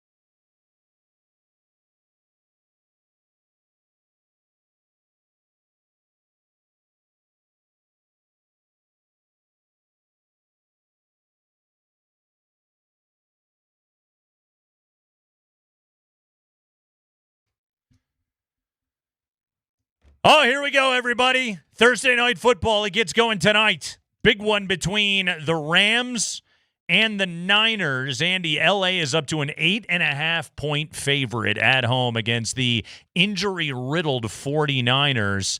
But here's a note for you. Dating back to when Kyle Shanahan and Sean McVay were hired, both were hired in 2017, obviously same coaching tree. 7 of the 17 games have been decided by 3 or fewer points, including the most recent matchup in LA during Week 3 last year, a game that the Rams won outright as 6-point dogs. So it's a divisional game. They tend to play each other tight. Kyle Shanahan doesn't hate having Mac Jones as his quarterback. No, he really doesn't. It's funny. What would happen if he'd just taken him the first time? Right. As so many people thought. Instead of Trey Lance? Instead of Trey Lance. That didn't really work out for you? Really banged up Niners team, but I mean this line went from 3.5 on Sunday to 8.5 by Thursday. I just love the dog in a matchup like that. Tell me again, they're in LA? In LA. Mm-hmm. Dude, these games get weird though. Like there've been a bunch of times where I really thought Sean McVay had the team to just really stick it to his old coworker there, right? And he just doesn't sometimes. But then there's other times where I think Shanahan's going to walk all over him, and Sean, like these two always battle each other tough. It's a divisional game. Yep, I'm with you. I don't love an 8.5-point spread on a Thursday night divisional game, but who knows? I'm not the betting guy to talk to. You are, so we'll see. Rams have not been favored against the Niners, according to PFF, have not been favored against the Niners since Week 8 of 2022, and they're 2-8 against the spread as a favorite in this matchup. So. Again, like I will lean heavily towards the dog on this one. I wouldn't even have to watch the game. I just look at the market conditions on something like that, and you're like, this is one where you just kind of take the points and sit back and have a couple of cold ones. Well, you're gonna be watching baseball anyway, aren't you? Cubs and Padres should be completed by then. Bottom of the 8th right now. Cubs lead 3-0. Who's Pete our Crow, night game? Let's see. Because Detroit beat Cleveland today, right? Yeah. That was the first Yankees, game. Red Sox. Yeah, Yankees, Red Sox is the late one. Why'd I the even have Dodgers to ask? Polished off the Reds last night. I should have known. Yeah, should have exactly. known. It was Yankees, Red Sox. Tied at 1, by the way. Schlittler going tonight. Yeah, good for him. Art Schleister taking them out. So, Andy, I need you to be a representative of Hockey Nation here for me. Okay, I'll do my best. They may not take me as one, but I'll do my best. They're big mad. I don't know if you've heard. They show up kind of ticked off to begin with. Hockey guy tends to be angry. All right. Sometimes you're just on the edge. And yesterday, during Game 2, Cubs-Padres, ESPN announcer, colorman Ben McDonald. Okay, yes. You remember Ben McDonald? Yes, former, I know exactly where you're going. I got it, yes. Ben McDonald, former Orioles pitcher. He's extremely tall. He's got a haircut you could set your watch to. I sent you a picture of him the other day. His head is rectangular. Oh, that's him. Okay. All right, I didn't put 2 and 2 together when I kept seeing this tweet go around. Yes. Because, yes, a lot of hockey guys commented on this. Yes, that's Ben McDonald. Ben McDonald. He's got the old school flat top box working with from a square jaw. Born in Baton Rouge. Went to LSU. Nice enough major league career, and now an Orioles announcer. Yeah. All right. Ben McDonald is getting the national coverage on this series. To be honest with you, Andy, I got a text from a buddy the other night or the other afternoon that was, and I quote, "Who the hell is this hillbilly calling the Cubs game?" That's good context to add before we play this audio. Before we play the audio. That's very good. Okay. So yesterday, they're running a promo for the opening night triple header for the reading game. NHL on ESPN. Hey, there's a sport on our network. You should watch it. Here was how involves the Avs, by the way. It does. Here's how the exchange went between ESPN play-by-play man Kevin Brown, who, by the way, is also the Orioles play-by-play man, and Ben McDonald, who is his regular color analyst. So these guys are buddies. They have chemistry. Here was the NHL live read. Again, Ben McDonald is the former big leaguer, the one with the drastic Southern drawl. And the Blackhawks return to the ice next Tuesday, NHL opening night against the defending champion Florida Panthers at 5 Eastern, 4 Central on ESPN. Triple header that night. Penguins, Rangers, Avalanche, Kings. Ben, I know you got an opinion on this. Panthers three-peat this year. What do you think? If you say so. I mean, good luck to them. Are you asking me if I'm going to be watching? No, you'll be watching, of course, because you work for ESPN. You'll be watching Friday night. There is zero chance I'll be watching. I'm just going to be honest with you. Where will you be? I will be somewhere, but there's zero chance I'll be watching. All right, thanks, Ben. We'll be watching. Thanks for the rating. Yeah, his sideline reporter, the lady you hear, the woman you heard laughing in that cut as well, she went on to say it's October. Fellow color analyst Jessica Mendoza, she's in the booth. I thought she was, my bad, I thought she was on the sideline. But anyway, she was giggling. That was quite the assumption from you. Well, I'm on the sideline. I get an open mic. It's not that big too far a stretch. Hey, to be fair, you don't play to type either. Yeah, that's right. But look, they both said, I'm worried about baseball. Here's what I found annoying about it. Here's where I will justify hockey guys' rage. Oh, all right. Well, so this is the thing. Rage is it's an annoying comment. But look, everyone has their sports. And frankly, you telling me about this guy being from the South makes perfect sense. He's never been around hockey. He's going to be in a duck blind. And it's fine for him not to care. Yeah. It just is a little disappointing that... Look, hockey people have always said ESPN never cared about the product. That's why they went and got Versus. Yeah. And that's why they left. Yeah. And now they're back, and it feels like ESPN still doesn't care about the product. There's a party. Just don't poo-poo our opening day. Okay, that's all. Guys, whatever. But everyone's got Andy, their own thing, and it's not that big a deal. This hick doesn't represent all You're of absolutely ESPN. right. You're right. You're right. But even the play-by-play guy was like, "Can you not? Our bosses are going to write in. Can you not say this right now?" And he was doing the job correctly in that moment. My God, hockey guy, relax. Not everybody likes your sport that much. It's going to be fine. Okay? Not everybody likes baseball either. Exactly. Exactly. So, everybody, take a deep breath. My God, the most sensitive sports fans in the world. Thursday Night Football is next. Good night.